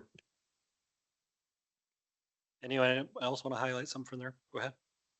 So kind of a question to administration maybe, but on my report, I talk about WRC board meeting. And we had discussed at that meeting that that board would like to apply for the Alberta Community Partnership Grant in order to do an asset management plan. And I thought that they were going to send letters to all the partner municipalities asking, they can't apply for that grant themselves. So it has to come from 2 municipalities, have to co-write it or whatever, submit it.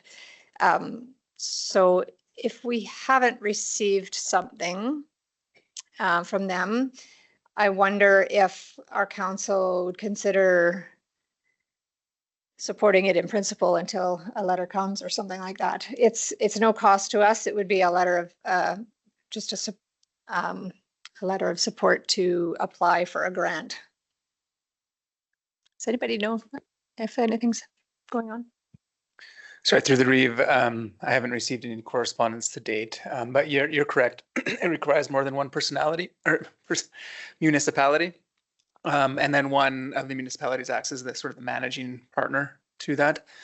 And then both municipalities or all municipalities that are participating they do require a council resolution for it. Sort of the council could pass something in principle now, although I would suggest that you probably want to have sort of the document of what you're submitting for the grant in place for council to be able to view, and then just to make sure that the other municipality has sort of the same document in terms of the grant. Otherwise, you'll likely end up doing it again. Okay, that's fair. We'll wait for, maybe I'll send a note to the CAO there to ask if it's coming. It's too bad. Yeah, that's all I had. Thanks. Councillor Clayton and then Councillor Bigger. As far as my report, I'd like it to be accepted as I submitted it, but I'd also like to mention that on the 26th, we had our meetings here. Afterwards, I went to Cheadle and had an open house coffee donut. Had de Havilland there, had Scott there, and the young lady over there looked after me extremely well. And it was a lot, I was anticipating a lot more than I got, and I'm not sure if the next time I do it, which is probably going to be in November, I haven't told when, but after harvest. I'd like to do it again. The Haviland guy was there. He was extremely good. Paul was right on the money. And have a different way of letting the community know that I'm going to have one there, whether it's a sign outside of Cheadle Hall or what. I'm not sure how to do it, but it was much appreciated, Scott. Thanks.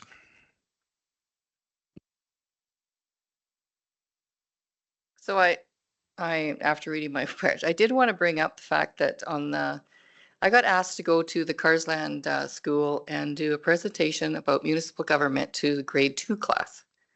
I was quite worried about it because they're grade 2. What are they going to understand? And how do I do this? But they had just finished their program. I guess the provincial government has said that they need to introduce all 3 governments to them in the grade 2 curriculum. So they had gone through some stuff. I was very surprised. What we did actually was a mock council meeting. I gave them a problem. They were the counselors. I gave them the problem that 2 divisions wanted playgrounds, but they could only afford 1, and how they were going to decide on that, and they had to vote on it. So it went over really well. But the questions that they asked after were very good. So I know that it actually is a good thing that they're doing this, because I thought, why would they do this at grade 2? But it is a good thing to introduce all 3 governments at the same time at a very small age, so they understand that where they live in the county and how it goes out. And yeah, I really enjoyed it. And if you guys are ever asked, I definitely would, recommend that you go and speak and have a face to them. Thank you. Awesome. That's good to hear. For me, I'll just highlight a couple things. One, at Drumheller District Solid Waste, we always use a certain census for per capita costs. One municipality right now is debating that, and actually is going to come back up. And we've always used the same one. Of course, the numbers are different, so that is going to come back up for discussion. Alberta Care, I was a director for there before, and then there was a convention or meeting down in Brooks. I went down there right after RMA. I didn't charge for it, but I just wanted to go down there and talk to some of the directors and say, am I still a director? Because the emails and back and forth, I wasn't hearing clear direction. So I was a director. So in order for them to get somebody else, I had to resign. So I did that. That's why it's in my package. And I'm no longer appointed to that board. So that didn't make much sense. And then, yes, I attended Division 4's meeting around as well with Councillor Clayton. I also attended Councillor Biggers in the past. Very similar questions from people. Everybody knows there's development coming. They just want to know how it affects them. And I've been quite blunt with people. I'm like, it's going to affect you. Like, it's coming. It's going to affect you. I don't know when or how, but it will affect you. You have to make that decision on your own as to how much you're willing to deal with it. And I find the blunt and honest is best. They may not like it, but it's the truth. So we try to mitigate those, and of course balance agriculture and everything as well. So all these have already been accepted as information, correct, through the last motion. So we can move on to department report discussion. There's nothing any of the department heads want to discuss? That was all in there as well. Go ahead. I just wanted to give kudos to administration. I was reading the bit about on the utilities side of thing, page 191. It looks like we're making really good progress on water meter issue resolutions. Those numbers are coming way down. And so I'm really happy to hear that, because that was something that was sort of looked a little bit high just not too long ago. And so we've made really good progress. So thank you for that. Anything else? We'll move on to 9.1, ratify attendance.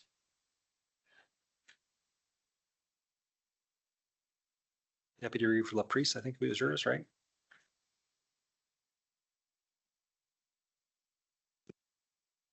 Well, I will, I did add. did ask for it, sorry. I didn't realize it was me. Yeah, we have all, or a lot of us have attended off hours meetings at both WHMB and WDEMSA for like information sessions. And I think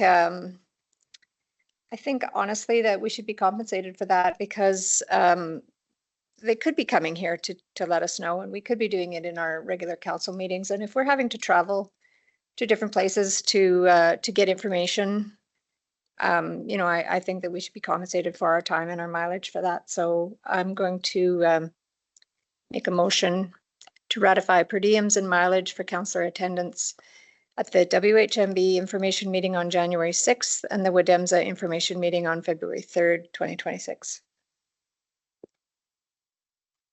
And for clarification for that, if you're a assigned board member to those meetings, they could automatically cover that. But for the people that were coming to these sessions, that was not covered. Okay. Any other discussion? Motion on the floor. I will call the question.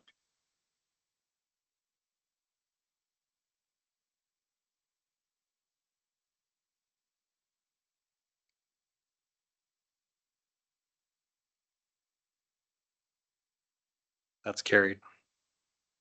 Move on to 9.2. And before we get into this, do we not have a policy that kept some of this stuff from coming to us before? I thought we did something about that previous council. Okay. We might. We'll see how this goes.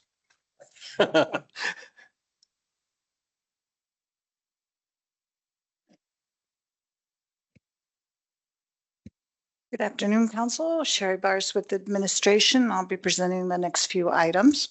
And before you is a request to proclaim May 2026 as the, I hope I'm pronouncing this correct, the Guillain-Barré syndrome, GBS. It's a chronic inflammatory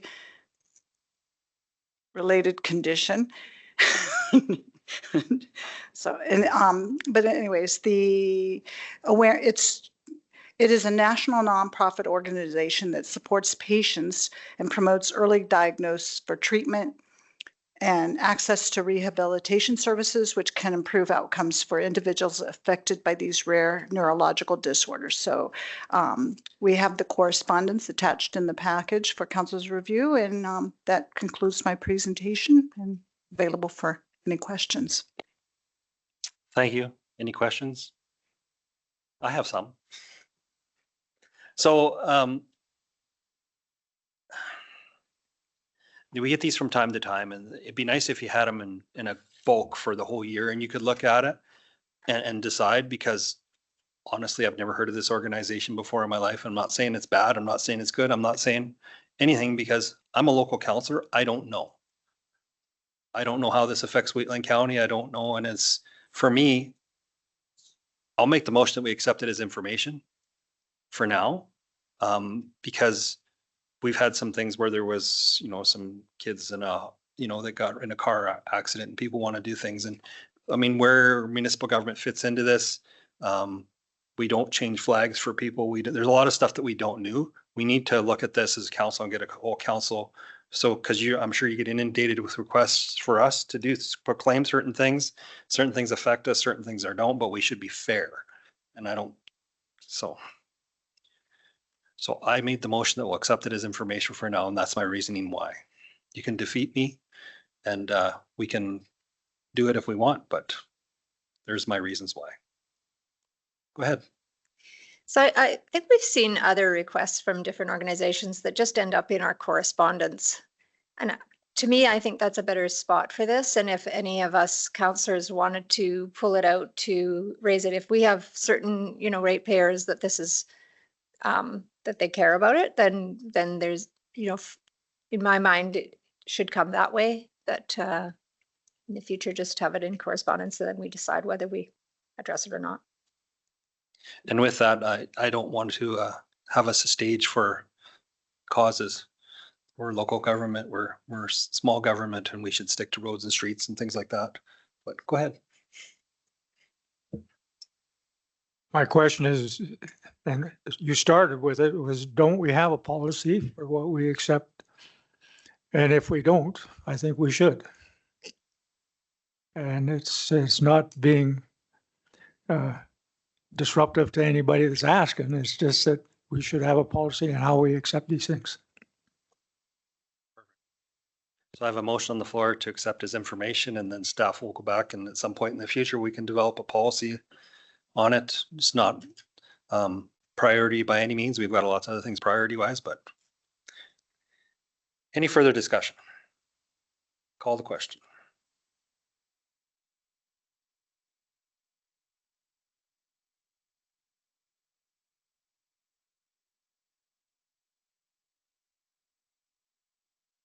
That's carried. Item number 9.3.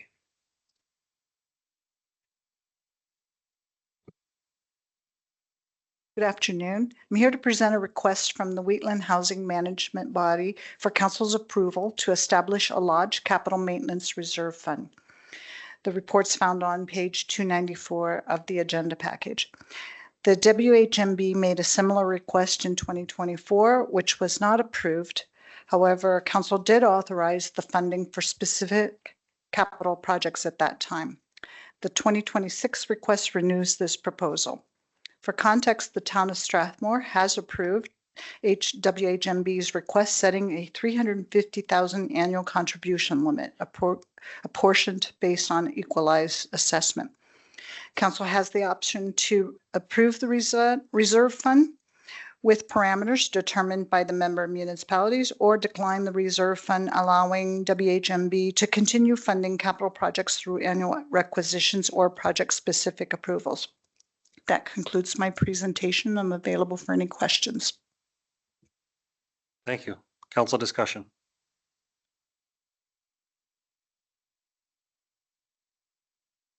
I'll start. This is new with the capital contribution, which I don't have a problem with. I'd prefer that the funds stay within the county organization, and then we have to set a cap, but I prefer that it be paid out as per invoice submitted or whatever. And I have some reasons why that. And second, the basis on equalized assessment, I disagree with that. I think they should be on population base, and I have reasons behind that, and I can explain them now. Back in the 1960s, when these were set up, the population base of Wheatland County was, I can almost guarantee you, larger than Strathmore by quite a bit. We used to have a lot of houses on quarter sections that are no longer here, and those residents have gone. Strathmore now has grown in quite sizable amount. And this equalized assessment thing, this is our chance to at least say as council that we may want something different. We could get outvoted on it. We could do whatever. That could happen. We all fully aware of that. But I think I can make the argument that the population has shifted since the time of the original establishment of the housing management boards. The villages probably have not changed much in population. They might have gone down actually, because they used to be thriving municipalities on their own, because people used to go and shop locally. That's no longer the case. We prefer to drive for whatever reasons. So I don't think it's going to affect them that much. But that's my suggestions. That's where I'm at. So, it had been floated in 2024, and the council of the day didn't think it was that good an idea. And even with what other municipalities are saying, and they cap it, like, I think that is like, it's not up to me to question them, but what if that's not enough? Like, I personally like the idea of staying in the council, in counties, county money. The requisitions have seemed like they've always worked. I've never yet seen the lodge not get something they needed, maybe that I'm not aware of anything. So it just feels to me like, the money's way better off in our account. And I think you got to talk about the elephant in the room. We have another board here with some oversight from the province. And, I'm not saying that it could happen here, but it's real. It's out there.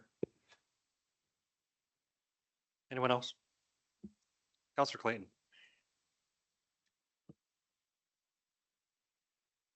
Maybe just get back to one of the reasons why it's being requested, and Glenn can maybe correct me if I'm haywire, but we're operating a budget for a lodge, and it's the same as we're operating a budget here for the county. We have realized in the county that you need to have a fund set up for not only operating, but your capital.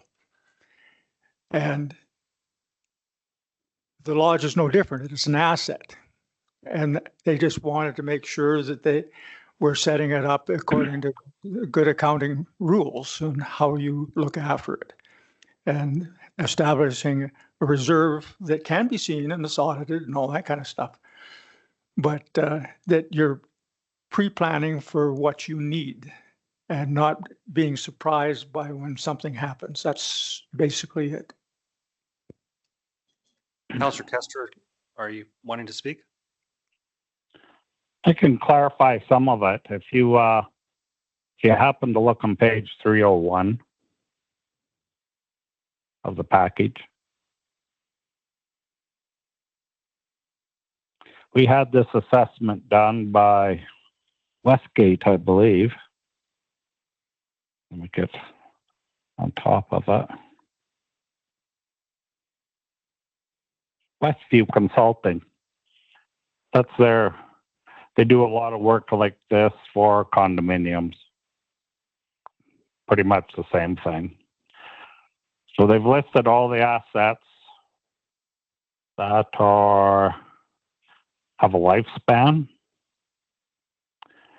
And they put a lifespan on it, how much it costs, and how much you need to contribute every year to make sure you have money to replace it. Pretty straightforward. And at the bottom, they have the reserves at 2.71, I believe, million. Annual contribution of 322,000, I think that is. Now this money, recently we replaced the roof on the lodge for near $600,000. That isn't an option for the county to pay. When that bill comes due, it goes on the books, the lodge pays for it, and we requisition for it. So on that year that bill comes due, the county's contribution, their requisition, 600,000, 2/3 of that, so $360,000, be an increase over the yearly requisition. It depends on the budget. So this reserve really isn't for Wheatland Housing. It's for the municipalities to keep their contribution predictable for the maintenance of the building. One other thing you should know, the boilers, mechanical systems, it's hard for me to read this on the computer. There's domestic hot water, the plumbing systems. Anyway, we have super hots. That's a boiler system that heats the building. You can no longer buy parts for the super hots. When they go, it's likelihood of repairing them are small to nil. They have to be replaced. In the event that the lodge does not have money to pay for that, the lodge management boards are allowed to borrow money from a bank or whoever will borrow it to them. And they can borrow it for 1 year to pay for their needs. And then when the audit is done, the same as we just passed today, there was a thing in there for the management body for the seniors housing. It'll be put on there, and then you'll have your 3 months to pay. And then when the lodge gets that money, hopefully it's within a year, they can pay off the bank loan, plus the charges and everything else that comes with borrowing the money. So in reality, it's for the municipalities to help them. That's exactly the same reason we have reserves in the county, to level the taxes so we're not up and down all the time.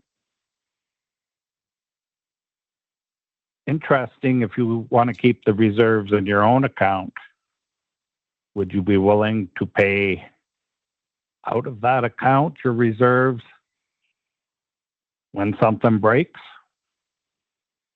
Would you like make 2 checks payable to the lodge every year? You have to remember, it's not a request, it's a requisition. And they're 2 different things. So I know back in 2024 when we asked for we didn't have what we need the money for. So the lodge went out and commissioned this outfit to do a review for us. And that's their review. So if you've got any more questions, I'll try and answer them. Councilor Priest? Not questions, really. I think your asset management plan is awesome. I think it's a great first step in really understanding how your costs are going to occur over the next 30 years. Now, I think that the work is to plan the projects by year so that you know exactly which ones you're going to do in every year. And then I could see a process where you submit your yearly plan to the municipalities so that we know what things you want to take care of on an annual basis. We certainly could set up a reserve, and any other municipality could set up their own reserve account, I'm assuming, and set money aside for when these requests do come in, knowing that they will come in. I do see it as our responsibility to support this facility, so I have no trouble with that. And having a loan as a great backstop for the Wheatland Housing Management Body. So in my mind, yeah, I think we should keep it in a reserve fund here, and knowing that when we get the plan for the year, that we're on the hook for it. And to me, it doesn't change anything. The money is going to come either on a capital request or on a requisition. And I think we all know that it's a requisition. It's not a request. And that's fair. Anyone else? Councillor Lawerson.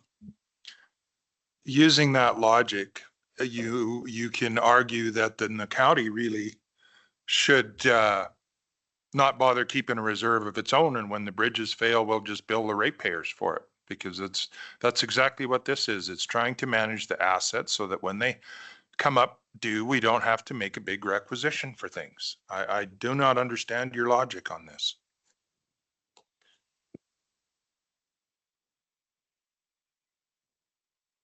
Councillor Bigger.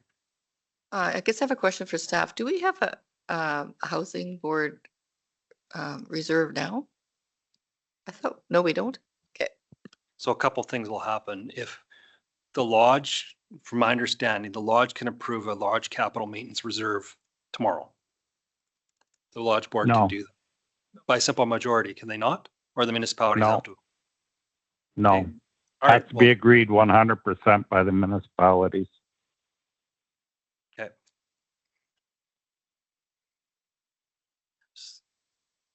So if it is agreed upon, then the types of how you fund it is negotiable, can be per capita or can be equalized assessment. I don't think that's right either. I think it's just equalized assessment. That's the way the province. I would ask It's that. not a regional decision, Mr. Reeve. It's a provincial decision that it's equalized assessment. But, sorry, I'm just, Because I'll explain it a little bit better. The Lodge Board in Wheatland County is basically the borders of the county. The requisition, we don't put out 5 requisitions, one for Rocky Ford, one for Czar, and one for Strathmore, and one for the county. We have one requisition, and it's for all the assessment in the area. We basically, that who pays for it, the total assessment. We don't collect taxes on people. We collect it on assessment. No different than the county.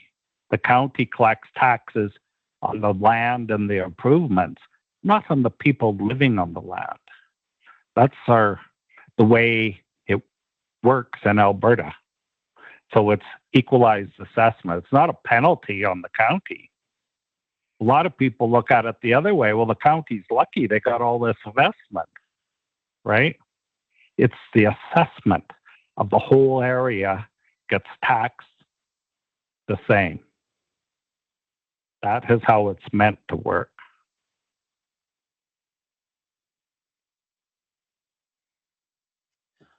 Okay, well, I see there's 2 options here. Council either approves a Lodge Capital Maintenance Reserve Fund, and that has to be unanimous by all municipalities. No? Okay, the process is to establish a reserve fund has to be unanimous from all the municipalities. Once the reserve fund is set, yes, you can have it. Then it's a majority of the board on how it's spent. So when the boilers come up and the board says, yes, we have to fix these boilers, we'll take it out of reserves because we got no other money, and somebody doesn't like the idea, it doesn't matter. It's a majority rules how that money gets spent. So right now, the county says, yes, we agree to the reserves. It looks like here maybe 2.7 would be a good cap to have on it, million, and $300,000 yearly contribution, or $322,000 would be our yearly contribution. That can't be changed by a simple majority. That can only be changed by all the municipalities. But once that money is in the reserve fund and a need comes to spend it, it gets spent by the majority of the board.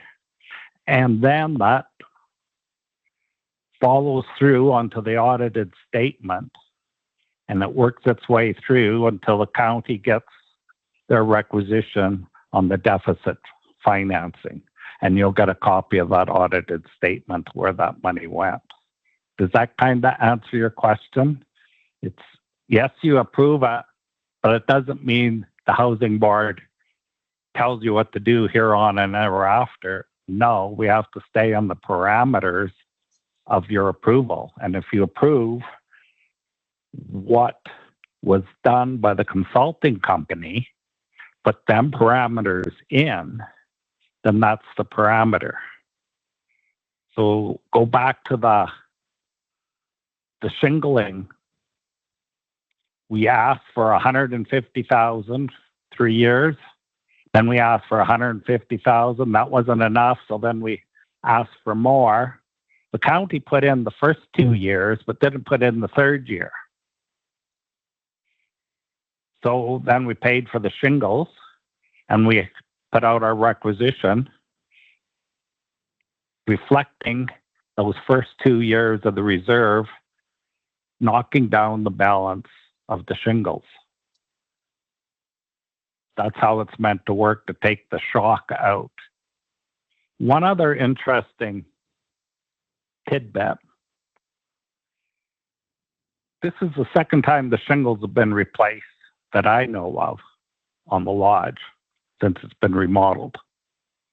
The first time it was replaced, the province replaced them, paid for it. They had a lodge maintenance fund, and Andy Howe was the engineer that'd go around and look at all the lodges, and he'd tell you what needed fixing in your lodge. If you needed shingles, yep, province would pay for it. Province doesn't have that fund anymore. They just continued it, and they downloaded it right onto the municipalities.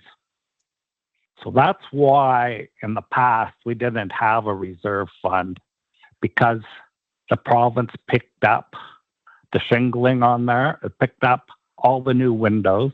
It picked up the, I want to call it the irrigation, the sprinkler system in the lodge, fire suppression, picked that up. And I believe they picked up the painting of the building, plus the shingling at one time. But now going forward, starting with that shingling 2 years ago, municipalities pay for it, and the municipalities will pay going forward. So we have 3 super hots, 5 super hot water tanks. Well, some of them are fired off the main boiler and some are independent. Yeah, so that's why the lodge, for the municipality's sake, is a good deal. Just makes things easier and cleaner. But it's a county decision. So I'm guessing if we put in $300,000 a year, we don't spend any money. It take 3 years, 6 years, 8 years, we would hit that $2.7 million. I'm guessing when you hit that 2.7, there's no more contributions until you spend any of that money. I'm not 100% sure on it, but I'm thinking if you put that for a limit, it only makes sense. That's how much you would collect. And as far as having a plan, yeah, it says here the super hots are good for, I'm just not looking at the chart. It's good for 4 years. In 4 years from now, we're going to replace them. Probably not going to work that way. I'll probably keep them till they don't work anymore, and we'll get them replaced. Yeah, we can plan a certain amount, but we're more into replacement mode, if that makes sense. Any other questions? Thank you, Councillor Hebbs, and then Councillor Bigger. Councillor Kester, just a thought though, like you say, right? I mean, so what Westview gave you was a fine guideline, but like you just said, maybe some of those boilers that you think you might replace in year 4, you might actually replace in year 8. I just think that money should stay in Wheatland County's coffers, because they're the taxpayers. You know, whether it's assessed by the person or assessed by the assessment, it's still Wheatland County taxpayer that's forking over the money. So then, you know, that sits in WHMB's account, fine. But, you know, I mean, rarely does money sit around unused. Sooner or later, and in all fairness, today might be a good idea. You might have a new board 2 years from now or some such a thing. And then, you know, then you're back to, you got a big swash of money sitting around there. And I think that money, because it's county taxpayers' money, I think it should stay in county taxpayers' accounts. Councillor Bigger. Who pays, does all ratepayers, all classes pay for the capital reserve on housing? So the board, I believe it's all assessment. All of them. Pays WHMB requisition. Actually, the requisitions on the assessment, it's the municipality's choice who pays it. And Wheatland County's example, roughly 70% of the requisition is paid by non-res. And they don't have anybody in the house. Only residents are allowed to live in the housing, not oil wells. So the municipality decides who pays it. The housing board puts the rate. And the requisition comes from the area. So that requisition it's Wheatland Housing's taxpayers. The municipality collects it for them. It's just like the school tax. The school board or the province sets the tax for the municipality. The municipality collects it and turns it over. It's the same with the housing board. But not all classes.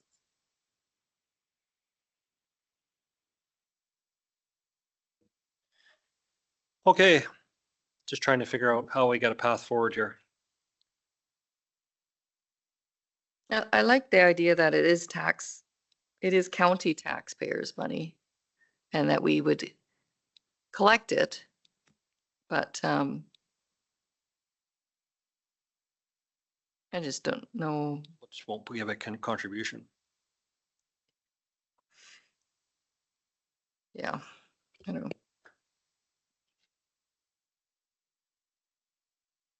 Administration have any input? Best practices, something, give me something to work with.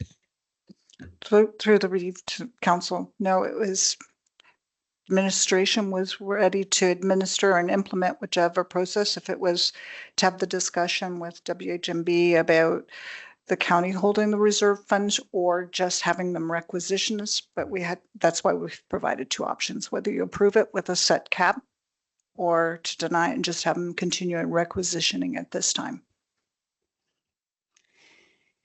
The cap that is proposed on this Westview Consulting document is $2.7 million. I am completely uncomfortable with having that much money sitting in Wheatland Housing Management Body's bank account, to be honest.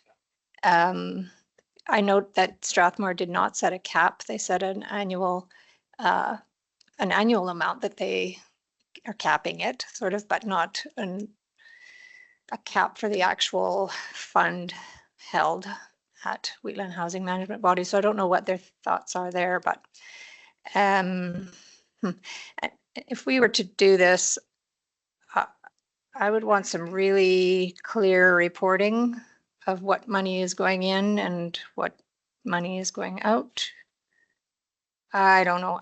I'm still thinking that we should hold the money and they should just let us know what they need on an annual basis. On a budget cycle. Would be nice too. They have the document to work with. Yeah, unless there's something that's over and above. So we haven't accounted for this in our budget for 26. So we just finished setting something and we're already adding a point percentage on. Why wasn't this brought forward in November?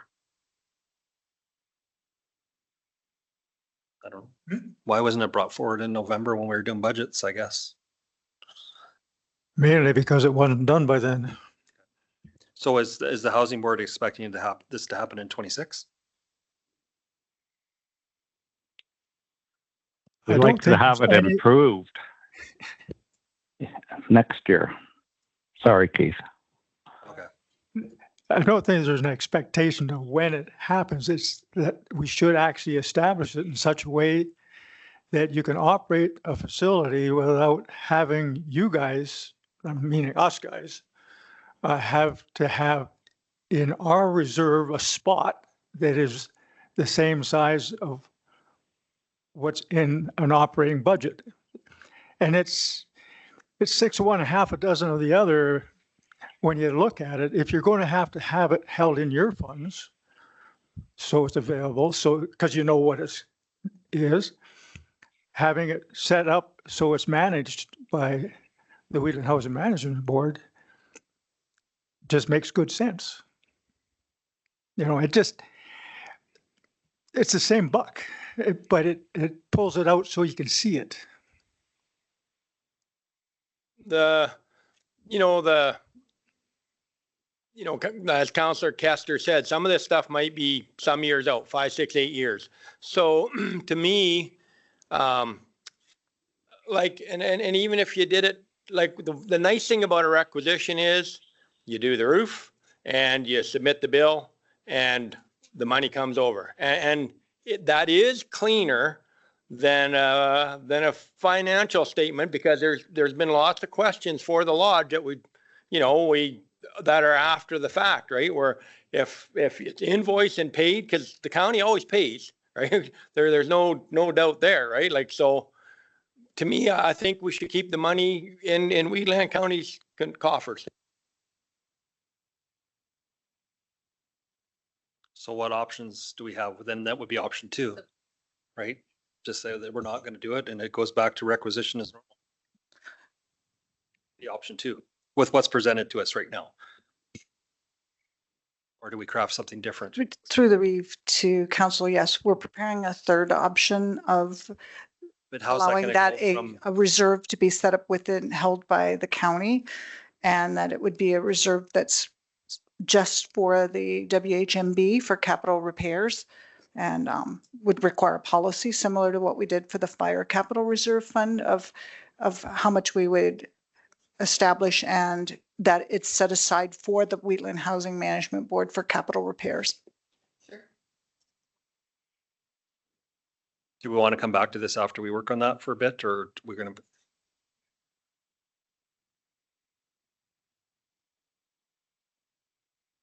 The fast, furious fingers are working.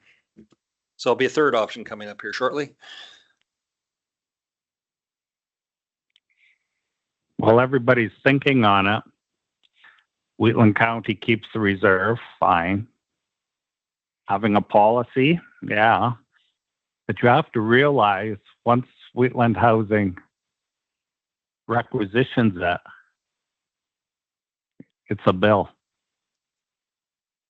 You don't get to control, oh no, you can wait till next year to spend it. No, it gets requisitioned. And if you don't pay it when we need it and we have to borrow the money, all those extra costs are all go into the audit, and they are all paid by the municipalities. So if you keep the reserve in your own pot, the number one policy I would suggest is, when asked for by the housing management body, that the money would be forthcoming. Think of a nicer way to put it, but it would be outside of the regular requisition cycle. Otherwise, there could be borrowing costs associated with it. Go ahead. Yeah, I agree there, but I do think that you should have a yearly assessment plan, kind of a plan going forward on, it hasn't broke down, but we're going to fix this on this year. We're planning like what year you're going to do some of these things automatically, like not just wait for something to break. Put that somewhere in the policy too. I'm thinking right now we have our asset management plan. It's on page 301. We got it just done. It'll probably stay current, I'm guessing 5 years. You wouldn't want to spend that kind of money doing a different assessment every year. At least I couldn't vote for it. It'd be wasteful. No, and We'll probably use this plan for 5 years anyway. I think just when you buy a condo, it's legislated that they have to do this kind of a plan every 5 years. But it would be good to take this, though, for the housing management body to actually say, okay, in the next 5 years, what are the 5 priorities? And here's what we expect to spend so that we can, plan for that. And then when it comes, we're ready for it. And if something happens out of the timeline that you've got, well, that happens and we'll have to adapt. Can Councillor Kester see the option 3 that was brought up here? Go ahead, Corey. Yeah. Through the chair. So just a thought on this is that, and part of the resolution there is that administration could bring a report back, which could include some of these options as part of the policy on how we can work together on funding it, as well as how they can draw from it. Which option 3 would? let that happen. Yes. Yeah. The option 3 is that council direct administration to bring a report back for the purpose of updating reserves policy to include a designated annual value for the purpose of paying Wheatland County share of Wheatland Housing Management Body capital projects. Starting 2026 or 2027? Be 2027, correct? Should we add that in there? Does it matter? I think it matters. I don't think so. Any further discussion? We have 3 options in front of us. Council's wishes. I'll move that council direct administration to bring a report back for the purpose of updating the reserves policy to include a designated annual value for the purpose of paying Wheatland County's share of Wheatland Housing Management Body capital projects. Thank you. Motion on the floor. Any further discussion on the motion? Seeing and hearing none, I'll call the question.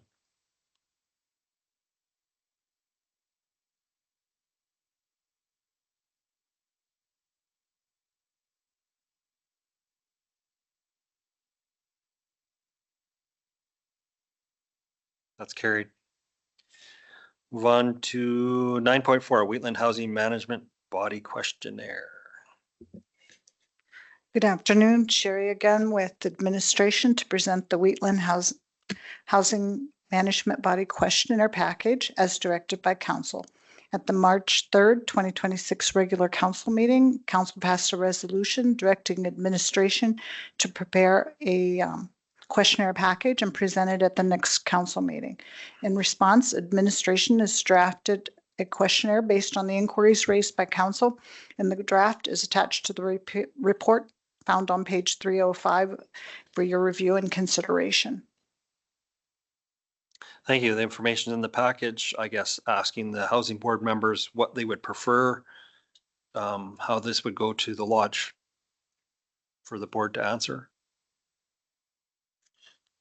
Do you want to take it just as members and present it? Do you want us to put it in a formal letterhead with my signature on it? I think it should be in a letter. Okay. And it'll be answered with a letter after the next board meeting. Okay.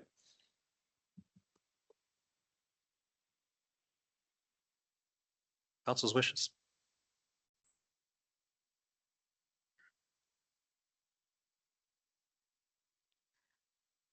Yeah, that's what he's looking for. I'll move that council direct administration to send the council information request questionnaire to the Wheatland Housing Management Body. Thank you. So there's a number of questions to be sent. Anything further council wants to add to it? No. I will call the question.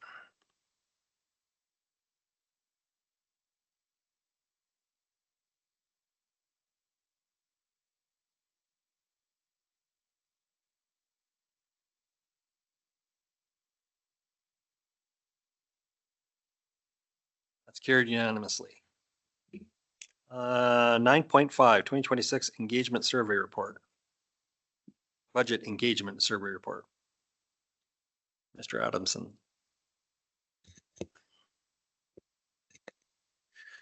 All right. Good afternoon, Council. Corey from Administration here to discuss the budget engagement survey report found on page 306 of the council package. So I just want to briefly just go through that report that was drafted up just using slides here, and hopefully we can shed some information on this timely report, this timely survey. So the budget engagement survey was conducted approximately 2 weeks during early March. Our approach was to keep the survey short, keep it to us from a services perspective. The service used 3 core questions across all of our of the survey, essentially, which is rate the services based on your experience, identify the top 3 services to you in each of those categories, and then select at the end, select 5 categories where you would like to see investment prioritized.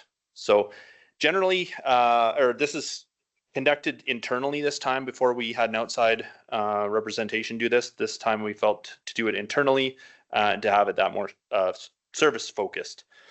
And we didn't have as much response prior or this time than we did in prior surveys, but we did get good responses back as far as like open text responses on that. So one thing that we did want to just take back from this, of course, is that just changing the timing of the survey allow a little bit longer of a window for the survey. So we did learn some lessons with this, but I think it'd be great to take some of those results and provide some real, take the real feedback and see how that can apply to maybe even council's strategic plan. So the survey did have good representation from each division. We had a total of 41 surveys completed. And of course, and it's not the greatest sample size, of course, to look at trends. But like I said earlier, that, you know, it did give us, provide good feedback with some great insight, especially with some of the open text participation. So here we see Division 6 had a higher proportion of respondents than some of the other divisions, but in the next slide, we'll see there's a more even breakdown when it comes to location by type there. Overall, the respondents rated the county services that, you know, we'll see further in the presentation as an average of 2.66 out of 4.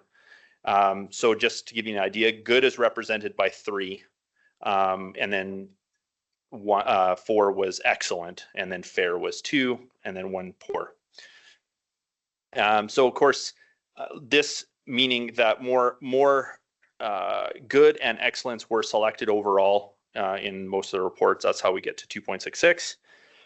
And of course, any respondent that marked unknown or not applicable, those numbers were not counted in the survey. And so not all questions had 41 answers. Some of them had less, just depending on how they felt that those services applied to them.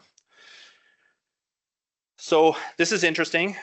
This is almost half of the respondents were farm acreage, while the other half were hamlets and small communities. So that's why you see a little bit more even breakdown here.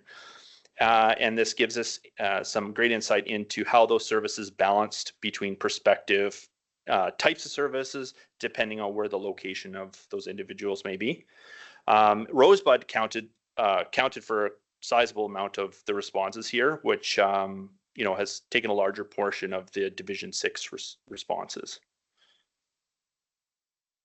So starting on page 309 of the agenda package, this question, how engaged do you feel with county decision making, was really about communications, and essentially how we were able to assess the representation of communications and information available to them through that. So essentially 10% of respondents felt very engaged, while we just see that over half may not have had easy access to information. That's kind of what we concluded from this information. So the assumption here was derived from several open text responses that we received that indicated that more proactive communication, such as through emails, would help improve this particular perception. So we see the balance in the responses here. The question was consistent across all demographics. This is kind of a there's two charts here, so it's a little harder to read, but we can see that the ratings were pretty consistent across all demographics here. That one. Question 6, how do you keep informed about county services and events? So this is just asking that general question. Where do they get it from? Of course, social media was the highest here. We see county website, word of mouth being the second. And hopefully with some of the suggestions that came out from the survey that we can add another function onto that. And so next time we do a survey, we might see some different results. This is some open text feedback. Of course, a lot of it was paraphrased. And so the biggest suggestion here was things like looking at having a bit more push notifications or proactive notifications. We're also, a lot of people mentioned our website. And so we are actually in the middle of redoing our website design. We do realize our website's a bit difficult to navigate. So that's one of the goals this year to take care of. But it's interesting to see that actually on the survey. So, okay, continuing on page 309 of the agenda package. This is the transportation services question. So basically we're just asking it to rate the quality and conditioning of each of the following services, which includes snow plowing, paved road conditions, gravel road conditions, dust control, and bridge conditions. So those are the big kind of services there. Of course, as you see here, the snow plowing received the strongest ratings overall. And later on, we can correlate some of this data with other results later in the presentation.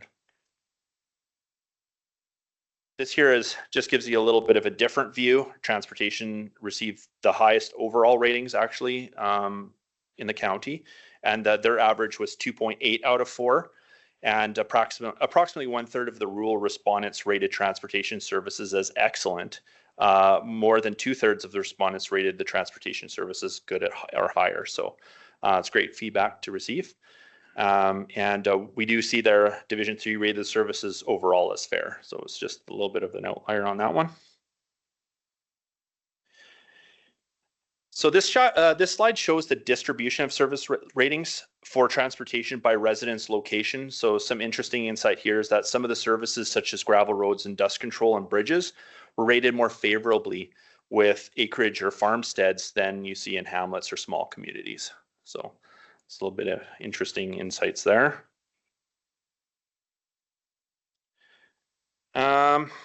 Service priorities. So we asked the question about what is your priority of these services that you just rated. And so this here in the first of these kind of charts that really tie in the correlation from the service quality or service condition, we see that snow plowing rated highly and is at the top of priority. So apparently approximately 80% of respondents responded with that as one of their 3 key priorities. Paved roads rated lower, but ranked second in priority with higher investment demand, which we'll see in later slides there. So bridges, interesting, had only a few poor ratings, but the prioritization ranked least, which was an interesting insight into this particular report. Service and investment priorities. By the way, on the report, it says it had a typo there on that. So apologies on 305. It's supposed to be service investment priorities. Roads and bridges were the top investment priorities overall, appearing in over 50% of the respondents. So, and they selected that as part of their top 5 selections. So when correlating the top 3 priorities with the transportation section, paved and gravel roads accounted for more than half of the 3 choices. So reinforcing that importance to residents. Roads and bridges were a top investment priority, appearing in over 50% of top 5 selections. And we see later in the report that paved and gravel roads made up more than half of the top transportation priorities. So that kind of keeps on reinforcing their importance to residents. This is just a different view of the prior slide, and this is helpful from a divisional perspective where you can see the transportation priorities lie. And they're representative by the different colors there for the different services. They're relatively the same for each of them. But yeah, they did definitely help give some insight into that. Any questions so far? Okay. Page 310 of the agenda package is with the emergency and protective services. So this section covered 4 key areas, which is fire response, fire prevention and safety, and enforcement, and community safety, and finally emergency preparedness. So here we see distribution of survey results from each service. Fire response rated highest at 2.84. So we can see that one here. That one's definitely the highest here. And there's strong participation here. 31 of 41 respondents did respond to that particular question. Emergency preparedness had lower engagement, with only 23 respondents. So of course, I think a lot of people might have been, what does that mean? So that could be a thing that we can, next time we do the survey, maybe explain that a little bit better. And go to the next slide. There we go. The emergency and protective services section received an average of 2.7 out of 4. And the divisional results overall here, service rating varies seemingly by division. So 5 and 6 reported highest average ratings, and which with approximately 3, while Division 4 reported an average of closer to 2, so fair. So again, we're seeing this again, just distributing it by location. Most relevant here, consistent It's consistent with the except for fire response, which does show high ratings for hamlet and small communities. So that's kind of interesting. Enforcement and safety show higher ratings for enforcement and community safety for acreages and farmsteads. So it's some differences we get between the different types of locations there. Continuing on page 310 of the agenda package, this question here regarding the agricultural, rural, and community questions. We have 4 key areas here: park maintenance, grass and weed management, roadside mowing and maintenance, and pest control programs. So it's important to note here though, so we had waste transfer facilities as part of the ratings of prioritization, but they weren't asked in this one. So that's another thing that we're going to fix the next time we do the report. So that wasn't included on here. So we see here though, that park maintenance was rated the best overall, whereas pest control programs are seeing a mix with 44% rating in its good or fair. So, I mean, just thinking out loud is probably has something to do with the gophers issue, but you know, that's probably why, but okay. The average, so here's the average rural and community services section, which averaged 2.6 out of 4. 3 of the 7 divisions reported the average ratings below 2.5, which was considered fair for this particular services, these particular services. And here we see again a breakdown of the same type of ratings by location type. So most hamlet and small community survey results show more fair ratings overall, whereas farmstead and acreages show high or good results on these. So that was interesting. Pest control programs see approximately 1/3 of all farmstead acreages rating the services good, fair, or poor. So that's another interesting statistic there. And here is the service priority within that. So again, we have the waste transfer sites now showing as the highest, and backed up by roadside mowing, maintenance, and green grass and weed management. And here's the priorities again by division. And you can see that except for a couple of instances of differences there, we see them relatively the same, just depending on how many survey results came in. Okay, continue on page 310 of the agenda package. So this is based on 4 key service areas: stormwater management, utility rates, wastewater reliability, water quality, and water reliability. We decided to add utility rates to the questions because, of course, that has direct budget implications, and this is a budget engagement survey. So the water and wastewater services section was conditionally presented to respondents who identified as living in a hamlet or small community. However, some respondents answered these questions even if they may not have directly utilizing the service. So we saw that in the results. So that might have skewed the answers a little bit on this one. So we had some respondents from Cheadle, for instance, and some rural areas. And so we will see almost half the respondents rated the utility rates as poor.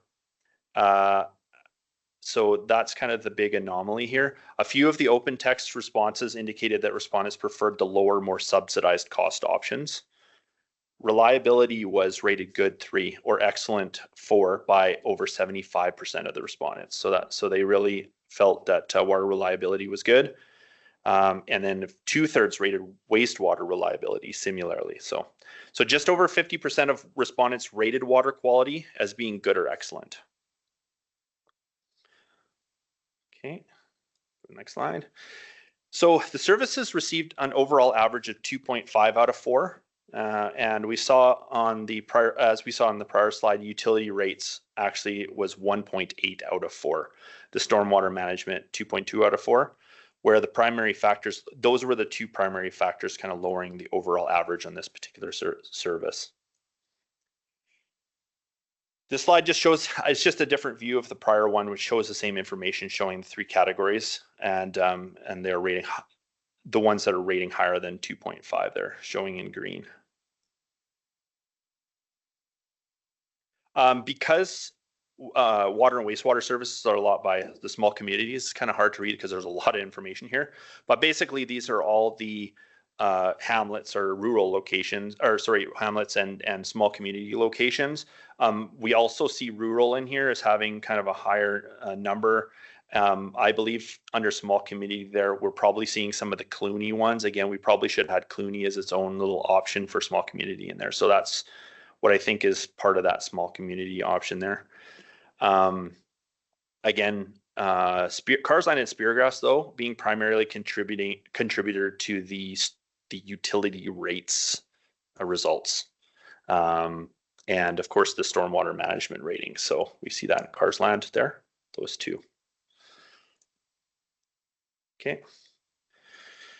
Does anybody have any questions on those other ones? No. Okay.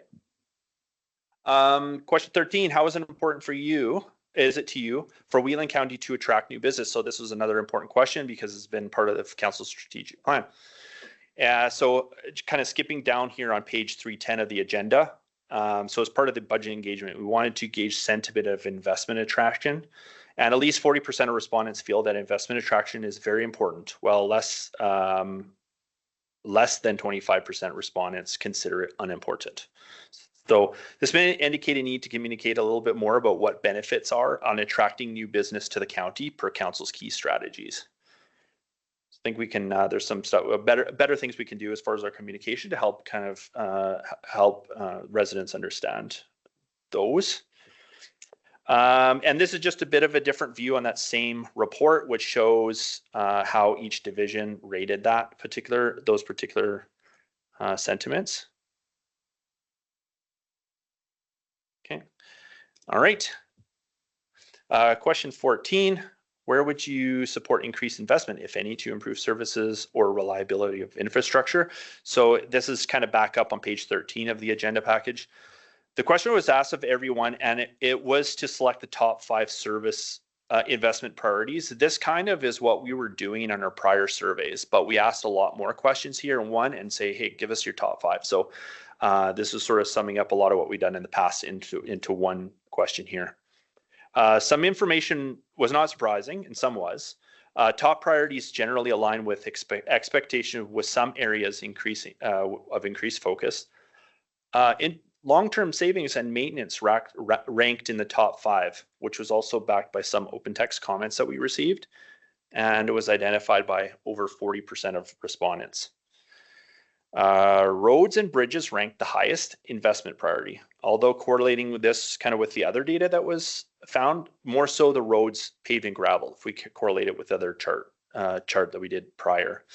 And of course, fire and emergency services ranked second, which is, that's typically what we've seen in prior surveys as well. People do put higher importance on that. Over 50% of them selected in their top 5. And so these results highlight strong support for core infrastructure and reliable emergency services, emphasis on financial sustainability, including long-term planning, reserve management, and maintaining current service levels. Does anybody have any questions on that one? No? Okay. And this is just some of the open text responses that we received. Again, they're paraphrased. This starts on page 312 of the agenda. So roads and snow removals is essential, according to what we're receiving. Paving could be helpful in some eastern areas, is a comment we received, where oil and gas traffic seems to be more frequent. There are some perceived inefficiencies with some road operations, specifically underutilization. And regarding water services, there's strong opposition, specifically in Carsland area, around building and 100% the 100% cost recovery model. And there's some comments around Redland water reliability that came out of that. Next one. There we go. So for fire and emergency services, there was some comments about high dispatch costs and support for the review on, there was some support for the review on dispatch services, and a bit of concerns regarding redundant resource allocation during the deployment of services. And for community and development, resident asked for a greater participation in community events, and they supported growth in hamlets with subdivisions and businesses, along with tourism and arts, with some comments there. So And some more feedback here. So prioritize. So for fiscal responsibility, they wanted to. There was some prioritization of deferred maintenance here, and preserve reserves for major repairs. So there was some support for that, which is great to see.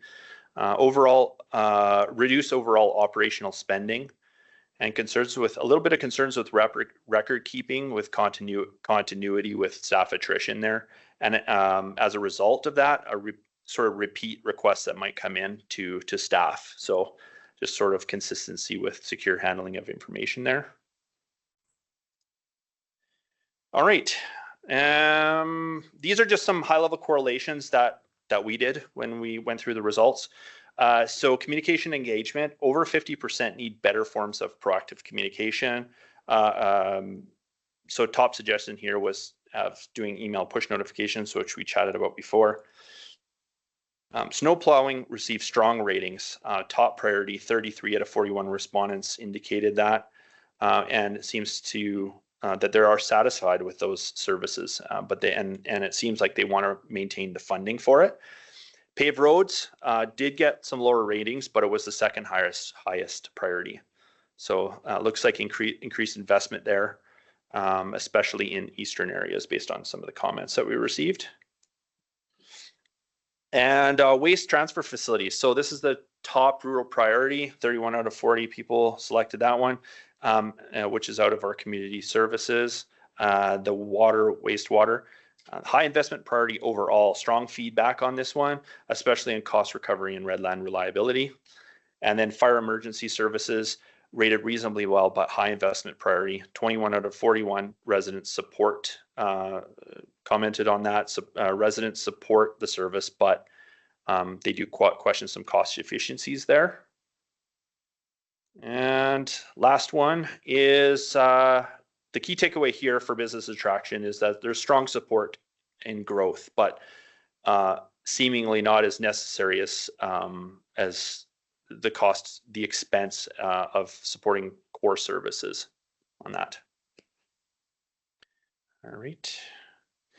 This was at the end of the survey. I don't know if any council members did take the survey, but we wanted to kind of show what are we doing with some of the funding that has been invested in the county. And we didn't want to lead the survey, but we definitely wanted to just show what we're doing at the end of the survey. And that concludes my report. Available for any questions. Thank you. Any questions or comments? Councilor Baker. So I just have a comment. I think that another survey, I would probably not have as many questions. Try to keep it to 8 to 10. I mean, they say what division they're from. Because if you have, well, and so if you say you're going to say which division you're out of, that one division could skew the information for another because they're so different. Even if you live in a hamlet, you're going to really mess up that information that you're asking if you're from a hamlet or if you're from right down to paved roads or to snowplow roads or dust control or whatever.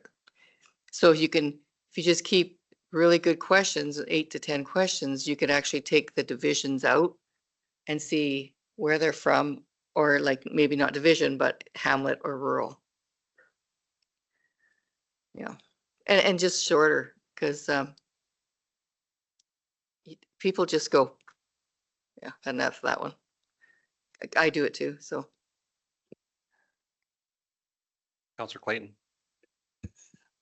One thing about a survey like this, it gives you an idea where your education has to go.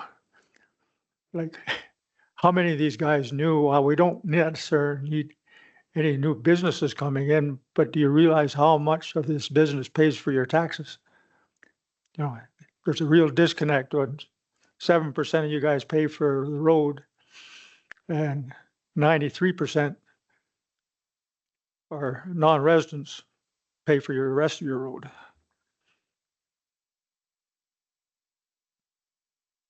Go ahead. Interesting numbers, but again, statistics.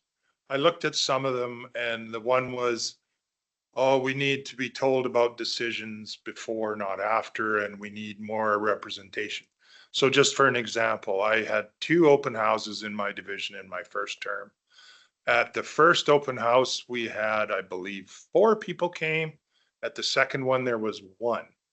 I'm not wasting county resources for 5 people to come out. So it's interesting that they complain about this, but when they're given the opportunity to come out and have their say, they don't show up. Well, we're about to find out because the taxes notice are going out. If we get a lot of information, now is the time we're going to find out. Yeah. Counselor. But I do think that the survey shows us that there is some communication that we could, help people understand a little bit better or yeah, I know we have a newsletter that if you sign up for it, it's exactly what people are looking for in terms of you sign up and it gets sent to your email address. So that's exactly what they're asking for, but it's already there. So we just need to tell people that, right? We do lots of social media posts and maybe we just need to do some that are like that kind of thing where it's not about something coming up or whatever. It's just sign up for our newsletter. It's good information. Or an educational part too, like yes. the last 2 open houses I went to, our staff Taylor there was showing the new by division and people were really engaged on that because it showed the map and the division and here's where you're going to find your information. Maybe we need to post that social and show how to do that. I agree with Councillor Larson. There's, you get some people come out, but usually they have a specific issue. We saw a bunch of people in my division that were upset about certain things. Yeah, they only come out if they got a beef usually. Rarely you get to see an attaboy, which is fine. That's part of the job. This too, if we did this survey in the summer, you wouldn't see anything about snow removal. You wouldn't, and if the bridge was out by them and they couldn't get around, I bet you that would be a priority. But that's part of what we see, right? So for overall, I look at that we are providing good service. Is what I look at that and see, but yeah. Good. Just going to add to what Scott said. Out of all the phone calls I've gotten in my time on this, it's always been because something's wrong. Never once was it, hey, good job, right? So that's how they do things. You just need to be the nature of the job. And it's the same with this survey. If they have an axe to grind, they're going to be here. And it's the same with an open house. If they're happy, they're not coming because they got better things to do. Yeah. I think, maybe 41 people out of however, how many thousand adults we got is a pretty small sample size. So I don't know how it's a pretty small snapshot. Communication is always good, in my opinion. One of the things I find about going to some of these things, people come and talk about not necessarily the subject in front of them, but something that's been bugging them for a bit. So you could always, when you have them, the Wheatland Area Surface Rights Group, I had 2 or 3 questions totally unrelated to that. I would just like to take one quick moment. I think the summary at the end is kind of good because and I think the 885 fire response calls by 134 dedicated volunteer firefighters should be noted. And thanks to them guys and girls. All said. Anything else? Motion to accept for information. So moved. Thank you. Any discussion? Call the question.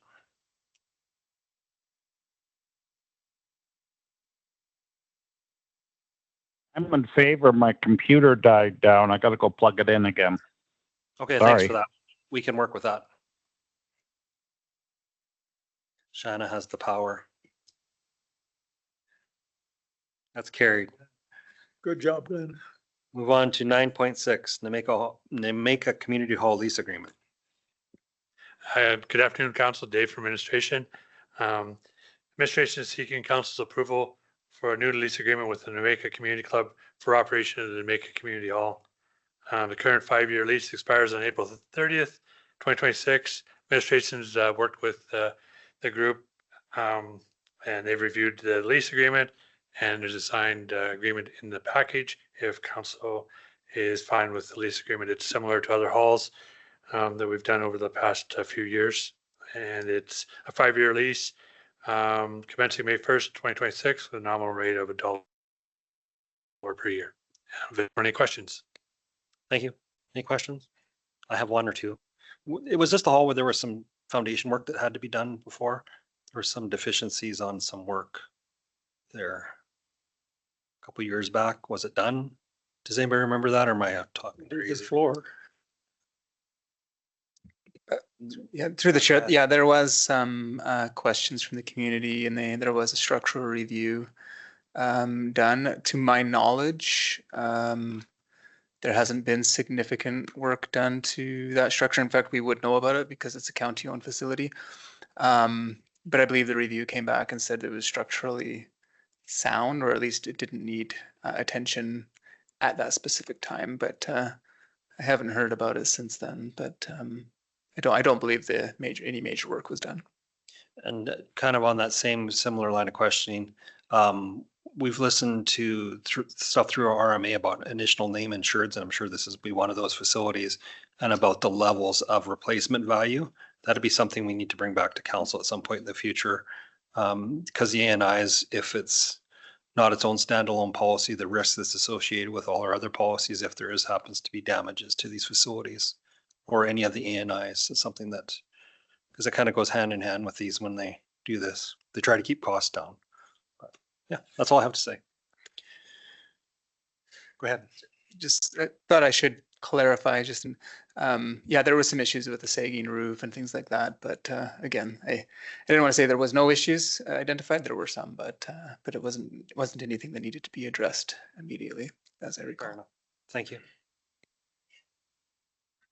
Just a comment, you know, that little community hall gets lots of use. It's wonderful to see it sits right kind of almost in the middle of that community. So I think they have like one pizza night a month where they all get together, and it is quite the meeting place. So I like the way that it sits in the community, and I like the way that we support that. Thanks. So do you want to make the motion then? I move that council approve the lease agreement with the Nameka Community Club for the Nameka Community Hall for a 5-year term, and authorize the Reeve and Chief Administrative Officer to execute the agreement. Thank you. Motion on the floor. Any discussion? Call the question.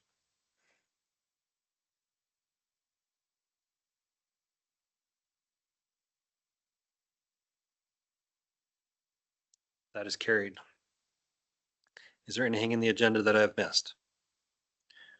So I will move us into closed session at 2:35 p.m. I will call the question.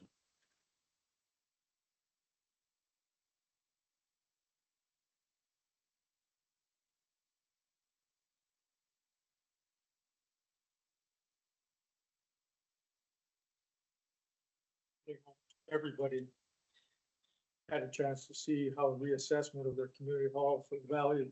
That's carried. And we're back from our in-camera session. Motions arising from in-camera. Councillor Clayton.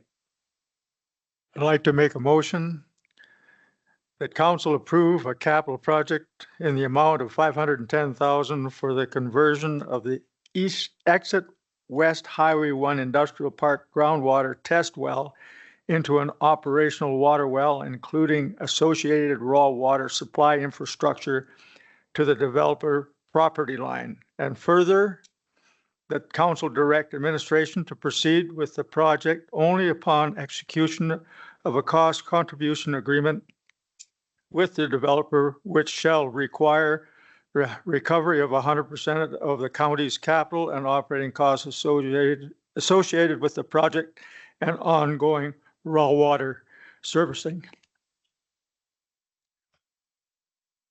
Thank you for that.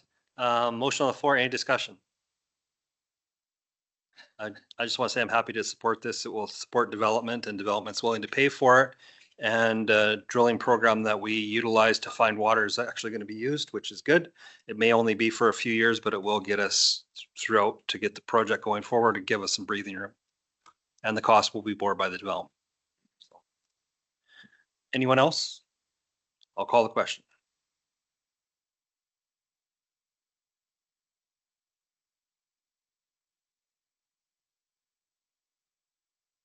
And that's carried. And for the other in-camera item, we requested more information from the CAO that will come back to the next meeting. We did not have enough to make a decision. This meeting is adjourned. Sure. Thank you, everyone. Thank you.